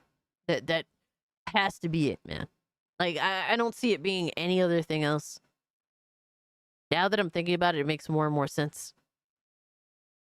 I mean, PlayStation had that China initiative with developers in China and funding their projects, and that's where we got like stuff like Fist Forged and Shadow Torch, which I thought was amazing. I love the aesthetic. I think that was like a really early PS5 game. And it was so good. If you like Metroidvanias, it's definitely one to check out. I love the visual aesthetic, the style, the gameplay is really fun. Overall, solid ass game. So that, they've had these initiatives to really collaborate with China. On PlayStation, I literally have my PS5 booted up right here to play Diablo right freaking now as soon as I'm done with this video. But when other games go to other platforms, it doesn't really affect me. I think I'm fascinated by the defensive nature of PlayStation fans, where it's not just enough that the success is so overwhelming. They want to make sure that the walls are up, that everything is legitimately earned. I want to end this off with a tweet from Mooch. I love this guy. Been on his podcast a bunch of times. Very nice dude. And he said like this: so every game that PlayStation has ever pursued a deal with for a timed exclusive since I can remember, they would yell about it from the rooftops so that they would know that it was coming to PlayStation first. But with Black Myth Wukong, they paid extra money to get the exclusivity deal, but decided to keep it quiet. And then it's the old Cole Phelps doubt meme. I think that this is an interesting thing because in my experience, Paul Tassi is very, very legit. This guy is an actual journalist. They're like, you know, us gamers, man, we're not thinking geographically. We're not thinking about, I want to know, I need to know, how is PlayStation advertising Black Myth Wukong in China? Because that could be a totally different scenario where we aren't hearing them talk about it here because it doesn't really matter to them here. We're not the priority. They're probably, what I'm thinking is they're spending all of their advertising resources in China for this game.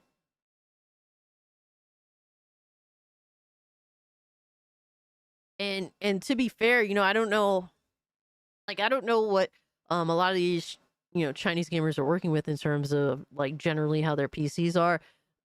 To some of them, possibly, you know, the PlayStation 5 is the cheapest option for this Unreal Engine 5 game. You know, there's people out here, you know, in the US that they have PCs, but their PCs ain't really built to fuck with Unreal Engine 5 or particularly Black Myth Wukong. It is a demanding game. It definitely is. So a lot of, you know, gamers out here, some of them would have to upgrade their PCs. Like, that's just what it is. Some of them have to upgrade their PCs, or they could go for the PS5. And in China, I mean, you're looking at people that love they love either PC or mobile. And so, you know, this game is a very intensive game. They probably haven't been drawn to a game quite like this one. This one is selling insanely well in China. China is carrying this game to insane levels of success. This is probably the most intensive game that a lot of these gamers in China have been genuinely excited about. And look, this is me just spitballing, but I feel like this is the case. There's probably a lot of PC gamers out in China whose PC bills ain't really meshing with Black Myth Wukong. Therefore, hey, what's my options? I can either get a better PC, build a better PC. That's gonna cost me a lot. That's particularly for Black Myth Wukong to run the game well. You know, it's gonna cost me more than a PS5. It's not gonna cost $1,000 or $1,500. It's gonna cost me more than a PS5 though. Or I could just get the PS5.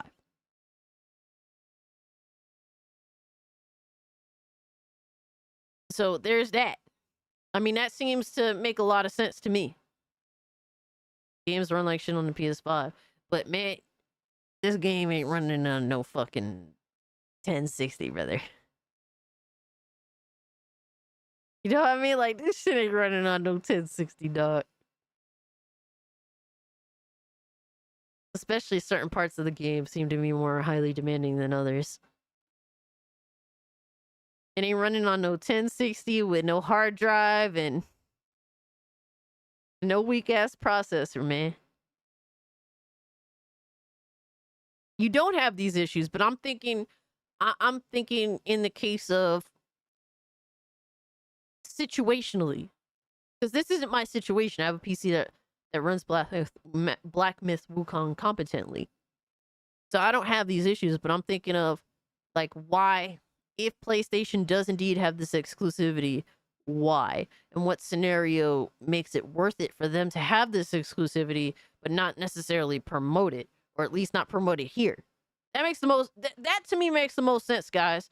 You know, I was saying, like, nah, there's no way.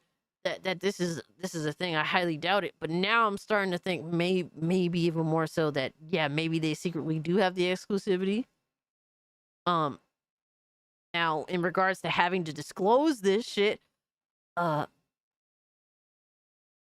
mean that's still a thing. So that definitely is against the possibility that they have the exclusivity. It can go either way, man. It can go either way. But the more I think about it, the more it makes sense that yeah, PlayStation has this exclusivity to keep Xbox from being able to generate any momentum in the Chinese market, and for them to just take over what console, like as many console gamer mindsets that there is out there possible. Secret handshake deals. Maybe so, maybe so.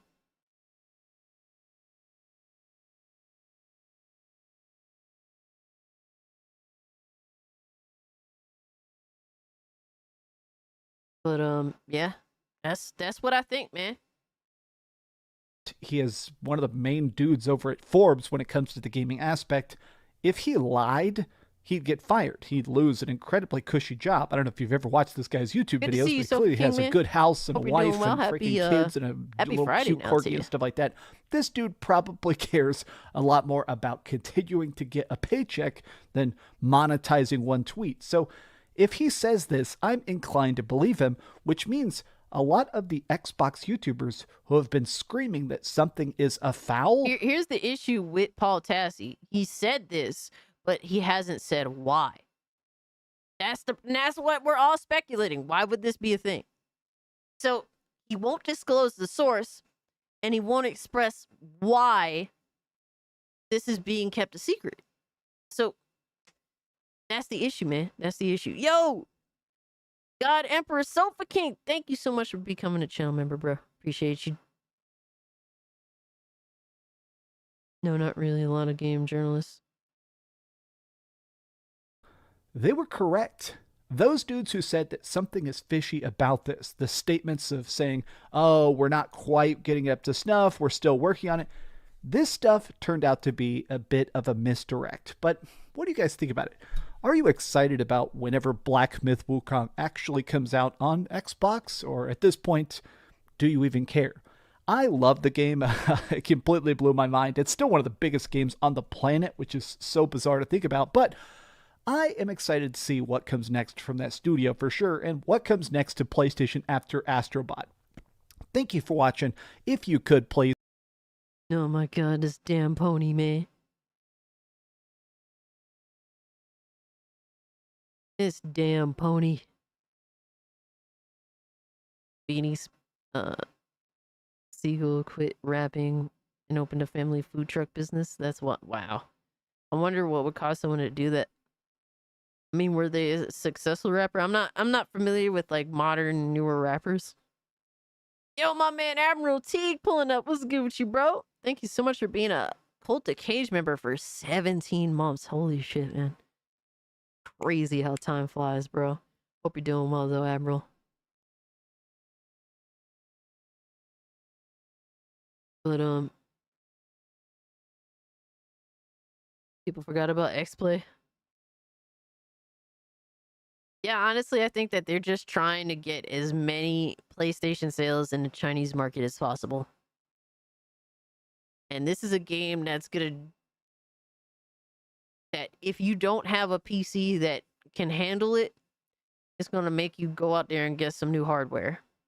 That when it comes, the Chinese market is looking at Black Myth Wukong. We have to play this. Like, this is a must buy and support.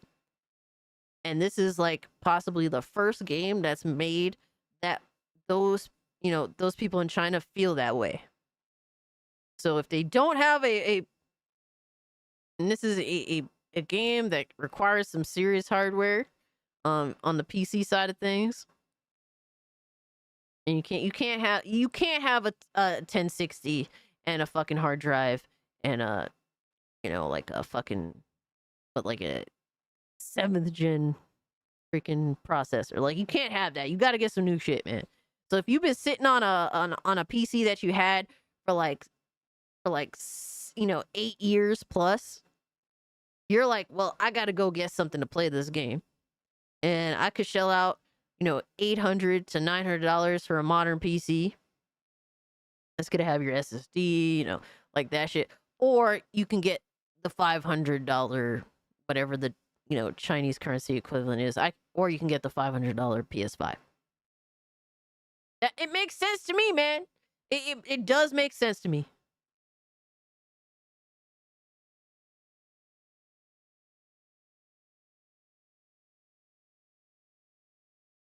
Yo, well, I mean, shit. I'm pretty sure that I could get. Look, so I had a 3060, right? And the the 1080 Ti pound for pound was a better card than my 3060. The only thing that made me choose the 3060 over the 1080 Ti at the time when I had my 3060 was the software features, was the DLSS. That's the only thing that made me choose the 3060. That and the fact that I got a 3060 brand new, whereas I would have had to have settled for a used 1080 Ti. So that was what it was. But the 1080 Ti, pound for pound, it, like, in terms of pure power, horsepower, better than my 3060.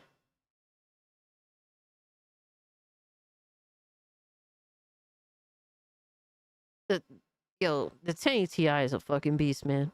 Absolute beast. All right, so we got Pelvic Gaming. And she says 2 hours with Metaphor. The best Persona Shin Megami. The best of Persona and Shin Megami Tensei. Okay. Interesting. Let's see what she has to say about it. On August 14th, Atlas invited me to a Metaphor ReFantazio preview event in NYC. We got to meet some of the developers and, of course, be hands-on with Metaphor ReFantazio for 2.5 hours. Here I was playing the game, taking some notes to relate to all of you. Before I let you in on the juicy details, be sure to subscribe and comment if you learned something new from this video, because honestly, I've only seen 2 trailers of this game. The first one and the one they showed at a preview event, and by this time you guys would have seen it too. I'm one of those people, if I see one trailer, I'm into it. I don't need to see more trailers. I'm good. I'm locked in. I'm here for it, baby. I really wonder how this game is going to do as a new IP for Atlas. That lipstick doesn't suit her. I think it's like fun, but this isn't necessarily like a good still image, but yeah, it's gonna be interesting to see how this new IP does for Atlas, and if the game is genuinely going to be like on the level of Persona or better, to New York for this game. So I don't want to talk too much about the opening. That's something to be experienced, but rather the world and the theming. They said in the beginning of the event that the theme was anxiety, and I don't know if I got that so much. To me, there was a much stronger focus on discrimination, tribalism, foreign relations, and that sort of thing. I mean, that gives people a lot of anxiety these days, as you'll be meeting many tribes. And I also highly recommend you take a moment to read up on them for some extra flavor, to really get an understanding of the world. There's a lot of information explicitly mentioned in the glossary, so if you're a curious mind and looking to maximize your understanding of this fantasy realm, definitely don't overlook that. And in the start of most games, there is a lot of information to grasp. Thankfully, there's a chat log you can reference and repeat dialogue. Oh, I love that. I appreciate that so much for RPGs. Oh man, I'll be looking back. You're interested in the game? The game looks really cool. And auto-scrolling is also a feature. The game goes really hard in the discrimination aspect. You get a very good idea of who's top dog and who's not. In a world of 8 tribes within 3 nations, there's bound to be a lot of hatred and conflict. I think they did a great job setting the stage. And to counteract all this hate, we have the MC, who wants to bring about a world that he's read in a fantasy book, which is about a world with 1 tribe. And I love this. We can draw a lot of parallels between this and our world. I think we all can relate to wishing for a world free of xenophobia, othering, discrimination, etc. However, it's just that. Depressing as it is, it's a fantasy, which seems to be another theme the game is creeping. Thank you, because it's totally fair to, it's totally fair as a video game to explore these issues, these themes, but do not make it reflect our real world on the nose. Like, do not do that. Make it its own thing, devoid of like what's going on in our world. Like, it's always like entertainment has always, you know, dove into discrimination or themes like that, serious themes, and they've been able to keep it its own world issues, like in the universe of whatever piece of entertainment there is. Like, that's fine. As long as it's like, bro, we're not gonna have like Donald Trump as a fucking like a villain in the game. Like, no, we don't need any of that. We can discuss issues that do affect the real world in a way that isn't directly like fucking reflective of our world. Exactly. Yeah, we need escapism, but and I totally support games being serious and discussing serious themes. I do support that. Not every game should be fucking fresh cut spring flowers. Megatron vs. Godzilla. Oh god. You know, there should be serious games that make us feel things, like that make us question our lives, you know, but or just leave an impression on us that's lasting and really like discussing serious themes is what can leave a very lasting impression on us. And as long as it doesn't, you know, make any reference to our world and all that shit, like it could be great pieces of entertainment. In. At the very beginning, there is some fourth wall breaking, some noted separation between the real world and the fantasy world, because you're asked your name, not naming the MC, you, and you're asked strange questions of fantasy and reality, and believing if they That's fucking weird, I'm not gonna lie. overlap. And yeah, of course, once upon a time, humans taking flight was just a fantasy, and look at us now. And the MC is really attached to this fantasy book that seems to reflect our world. And you know, if you think about it, looking at Metaphor, it's clearly a fantasy world to us. If people of Metaphor's world look back at us, they'd see fantasy. Crafts that can fly, devices that can communicate from across the world or snap a moment in time. The main course, the combat, I could not be more pleased. It's Persona and SMT with a fantasy twist to it. I am so impressed how Metaphor beautifully blends action and turn-based combat. You sneak up behind the enemy and wail on them until you get their stun gauge to break. From there, you initiate a squad battle, which brings us to Oh wow, that's kinda... I don't want to self-insert. No, that's fair. Dude. Don't even get... Lindo, don't even get me started, man. I built my PC at the worst time and I had to settle for a 3060. At the price of a 3080, mind you, which was disgusting. It was so sad that I had to pay that for a 3060, but I had everything else. I wasn't going to be without a graphics card. And, yep, I built during the worst time, during the COVIDs, man. And, yeah, I eventually got a hand-me-down 3080, which completely fine. I was very, very happy. And, you know, managed to make that work out. But the traditional turn-based combat, which is akin to SMT. Firstly, attacking from behind grants you... I love the style of, like, the combat, the way it's presented.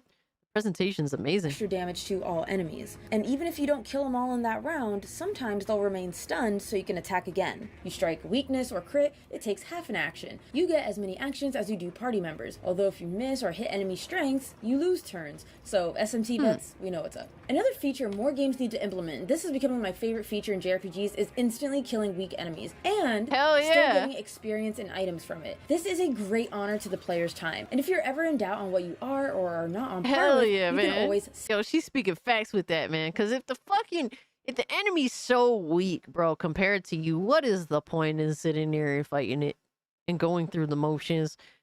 It makes like especially a turn-based game feel extremely like going through the motions and repetitive. Scan enemies. Don't be like me and test this with your sword. You'll die, but thankfully the game is pretty forgiving. I'm sorry, everyone. This isn't happening. A minor difference in battle from SMT are formations. People in the front are targeted more, in the back people take less damage, just a little extra mechanic to give you an edge. So if your character dies in this game, like, it's game over?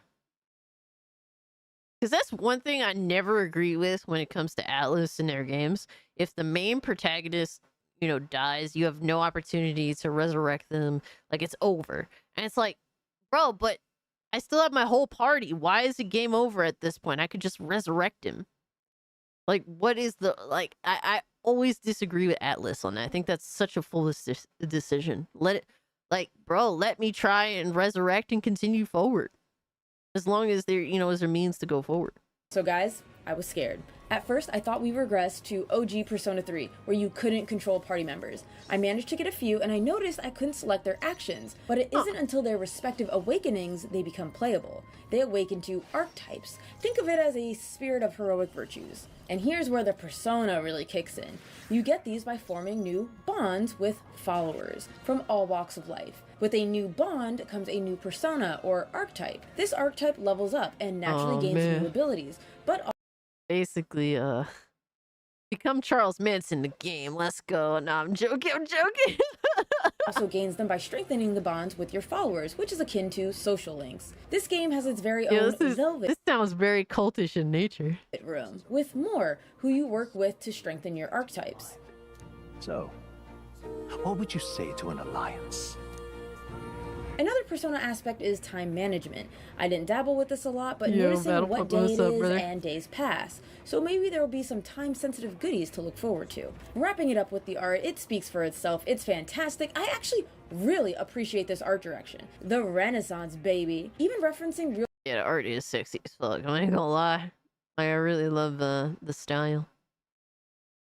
Today's the day Black Ops 6 kills Concord. Yo, Slimy, what's up? works like Leonardo da Vinci, the Vitruvian Man. The bonds, some of the loading screens work really well with Atlus's signature animation style. It's a beautiful blend of new and old. I'm also getting some Catherine energy from these bosses. Something else I'm super grateful for Atlus not doing is Persona 5ing this game. It shows there's still creativity yet. Character portraits still convey an Atlus style, but with more realism? Atlus managed to blend anime and Renaissance together perfectly. This is a style I didn't know I needed. In a world where games can often look samey, it's hard to stand out, not only against— Yo, Robert, what's good? Good to see you, fam. Hell yeah, Pandora. Anime's cool. I haven't watched anime lately. It's been a while, but I mean, shit, I have my classic loves, obviously. Competitors, but against yourself. Another big and bold move by Atlus is no demons. So with a broken heart, I must report, we won't see our boy Mara. So the composer— Oh my god. No penis persona. Yo, that's crazy. Maybe they'll have their version of Diglett. Maybe. For metaphor is Shoji Meguro. And remember, this is the musician of Persona 3, 4, and 5, and the versatility of this man. Mainly the battle themes, regular battle themes, honestly reminded me of a boss battle theme. And it's unlike any Persona game, or SMT for that matter. The producer said opera, and Meguro-san was like, bet. It's so different from the rock, pop, jazz that we're all used to from This is gonna be interesting as and fuck. we get this orchestral, epic, grand sounding. It's the skillfulness for me. I wonder if it feels like Final Fantasy. Like if it sounds like Final Fantasy, the music. Because that, when the way she's describing it, like, I kind of feel like, oh man, okay, so Final Fantasy. Now, you're probably wondering what about the other songs? It was difficult to hear. I don't know why the volume was so low. We had headsets on. Like, if someone spoke out loud, you absolutely could hear them. So it's really hard for me to speak on town themes or dungeon themes. But considering the battle theme is something we'll be hearing the most of, knowing that's good, I believe we're in good hands. Meguro Domus.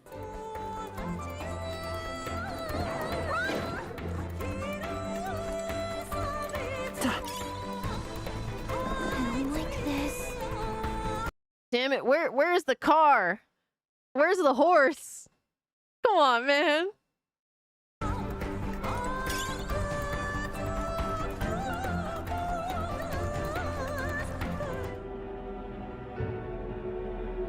Let's see.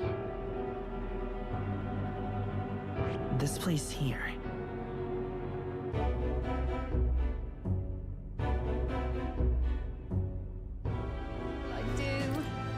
Let's go see.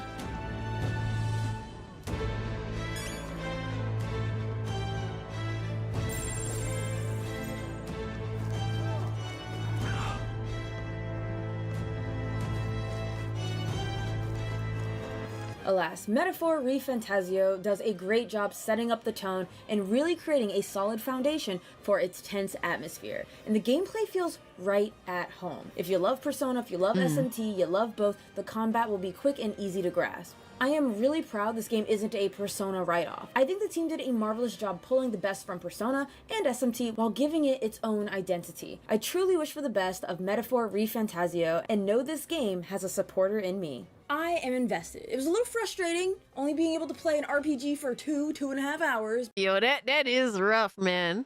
It's like, dude, like that's like the minimum amount of time for a freaking RPG. Especially when it comes to Atlus's RPGs, there's so much fucking, it's so dialogue heavy, a lot of their RPGs. Especially Persona, oh my god, so fucking dialogue heavy. Yeah, it's like, how? Like, she must have been like, fuck the dialogue. And you could tell she didn't really talk too much about, she talked a little bit about like a couple of the characters, but I would imagine she probably skipped a lot of that dialogue.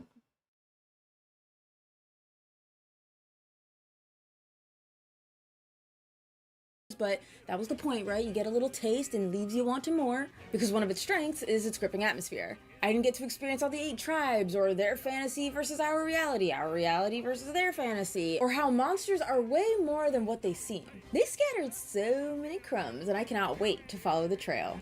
Thank you all so much for watching. Be sure to like, comment. I actually watched Pelvic Gaming quite a bit in the past. Like, she makes pretty interesting videos. I haven't watched her lately, but then again, I don't really like when you do YouTube. It's like kind of don't watch as much YouTube videos. That's kind of how I've been.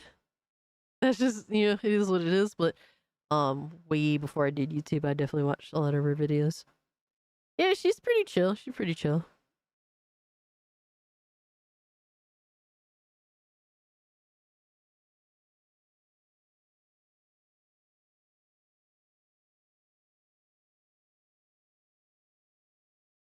Well, so the reason why she only got to play the RPG game for like 2.5 hours was because she had the opportunity to play the game from Atlus, and that was the only amount of time they were allowing her to play it. So you're a maker or a watcher, can't be both. It's hard to be Pixel. Shout out to you, Pixel. Appreciate you pulling up. But it is very hard to be both. But I do like to catch, you know, my usuals that I have to watch, you know. Yeah, she likes Zelda. She loves a lot of JRPG games specifically. Like, that's definitely her bag. She likes a lot of Nintendo stuff. That's definitely been her thing for a while. But good video. I'm definitely like I remember watching like Metaphor trailers, but I haven't really invested into knowing more about the game because with Atlus there's like so much other shit that I need to catch up on. So like I haven't. It's like one of those where I don't want to get hyped for this game because I still have to play Shin Megami Tensei 5 Vengeance. Like I have to play that before I fuck with this game. It is what it is. Oh, Nintendo, I guess I better sub. Nah, I definitely check her out. I recommend. She's pretty solid. There's been like 5 trailers already. See, I've only seen like 2 of them, and that's because they were featured at like events that I was live streaming or watching. I can't remember if it was just specifically live streaming. But lowest expectations. A big Nintendo fanboy. He don't even deny it either. Shout out to you, brother. Yo, Mr. Critical, what's good, man? Appreciate you pulling up, but it's about that time, guys. It's about that damn time.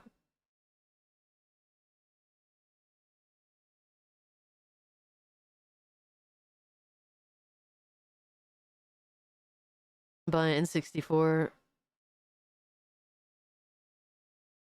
I mean, if you could, you know, if you could find Nintendo games cheap, Pandora, it's cool, but at least in America, like, it's impossible to get them games for a reasonable price. Now, in other countries, I'm not sure how it works. But yeah, I would like to, you know, collect my old GameCube collection because I don't have that anymore, but it's just an unrealistic cost, sadly. I have more Princess Peach body pillows than Harmon. Exposed, exposed, exposed, exposed, exposed. Yo, lowest expectations, wild and dark, holy shit. Exposed, exposed. Damn. Exposed, exposed. At least you admit to it though. You're exposed. You're exposed. You are Damn, exposed. Lois. Holy shit. Exposed, exposed, exposed, exposed, exposed. You are exposed, sir. I'm gonna Juan, you are extremely late, sir. You missed a whole bunch of shit. You missed the whole show. You missed the whole thing. Y'all know the time, man. Thursday night, 8 p.m. EST. Every Thursday. That's how we do it. That's how we do it. Bro, I missed you, Juan. I enjoy seeing you pull up and talk with the chat, man. You were missed. I'm glad to know that you're still alive, though. But guys, if you haven't hit the like button, man, it was a really great stream. I appreciate y'all. But we had some real talks. We had some laughs. It was a whole bunch of shit. We had a giveaway. Like I said, when I get my hands on those codes, I will give them out. Be patient. All right, I'm buying them off of Humble, and Humble was saying like, "Hey man, like the codes on back order." I'm like, "What the fuck?" Or Harmon is more into that Link Peach, yo.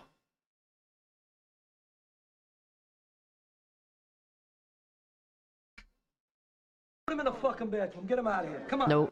Nope. Get him out of here. Tanga played Dustborn. Oh, that poor bastard. See, this is what y'all do. Y'all do this to. Man, y'all do this to your faves? That's how you treat your faves? Damn. Wow. Just goes to show, man, no matter how big you get, you still ain't shit. Yo. Harmon goons while cosplaying Wario. Part of the cosplay is him farting. Ugh. Alright, let's see. Can we raid anybody? Let's see.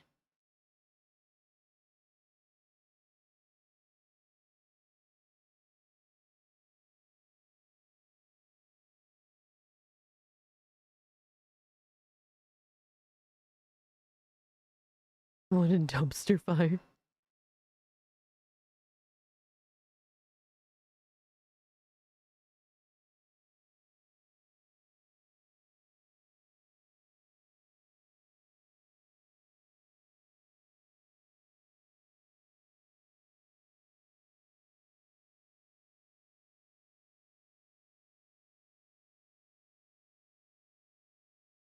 All right, so we're gonna raid my boy Leon. So guys, thank you all so much for hanging out with me. Aztec, Pandora, Juan, appreciate you pulling up. Sofa King, always appreciate you. Slimy. Yeah, I'm definitely gonna play Black Ops 6. I'm not gonna be able to play it till Saturday though. I'm gonna be out all day tomorrow. If I'm not feeling exhausted by the time I get home, I'll try to play it. If I'm exhausted, I'm just flopping into bed. Leona, you mean? Yes, we're raiding Leona.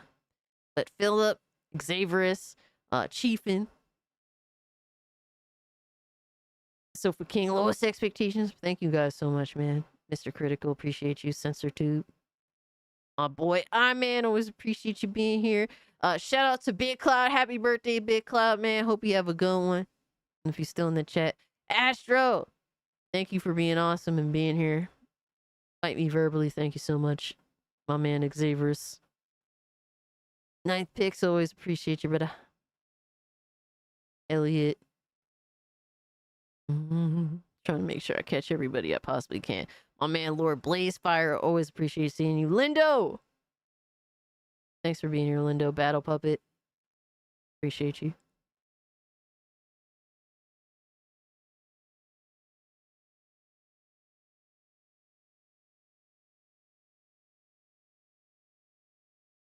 least you made 5 minutes. Robert, I appreciate you being here no matter how long it is, man. You know, I hope you have a great rest of your day, though. Be safe out there, man. All right, let's get this raid set up. I had 115 likes, man. And thank you guys so much for the gifted memberships. Thank you for those who became channel members. Thank you all. Thank you so much for the super chats. Y'all ain't have to do all that, but I appreciate it nonetheless, man. Y'all are fucking amazing. Yeah, we gonna go party on Leona's stream. So let them know who sent you.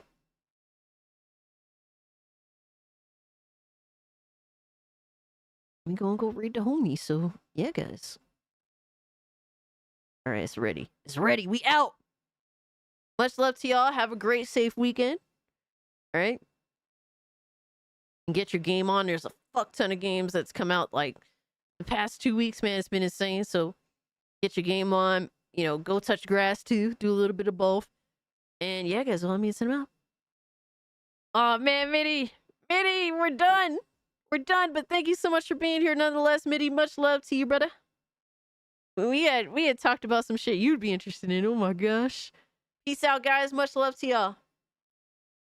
Go tell Leona who sent you.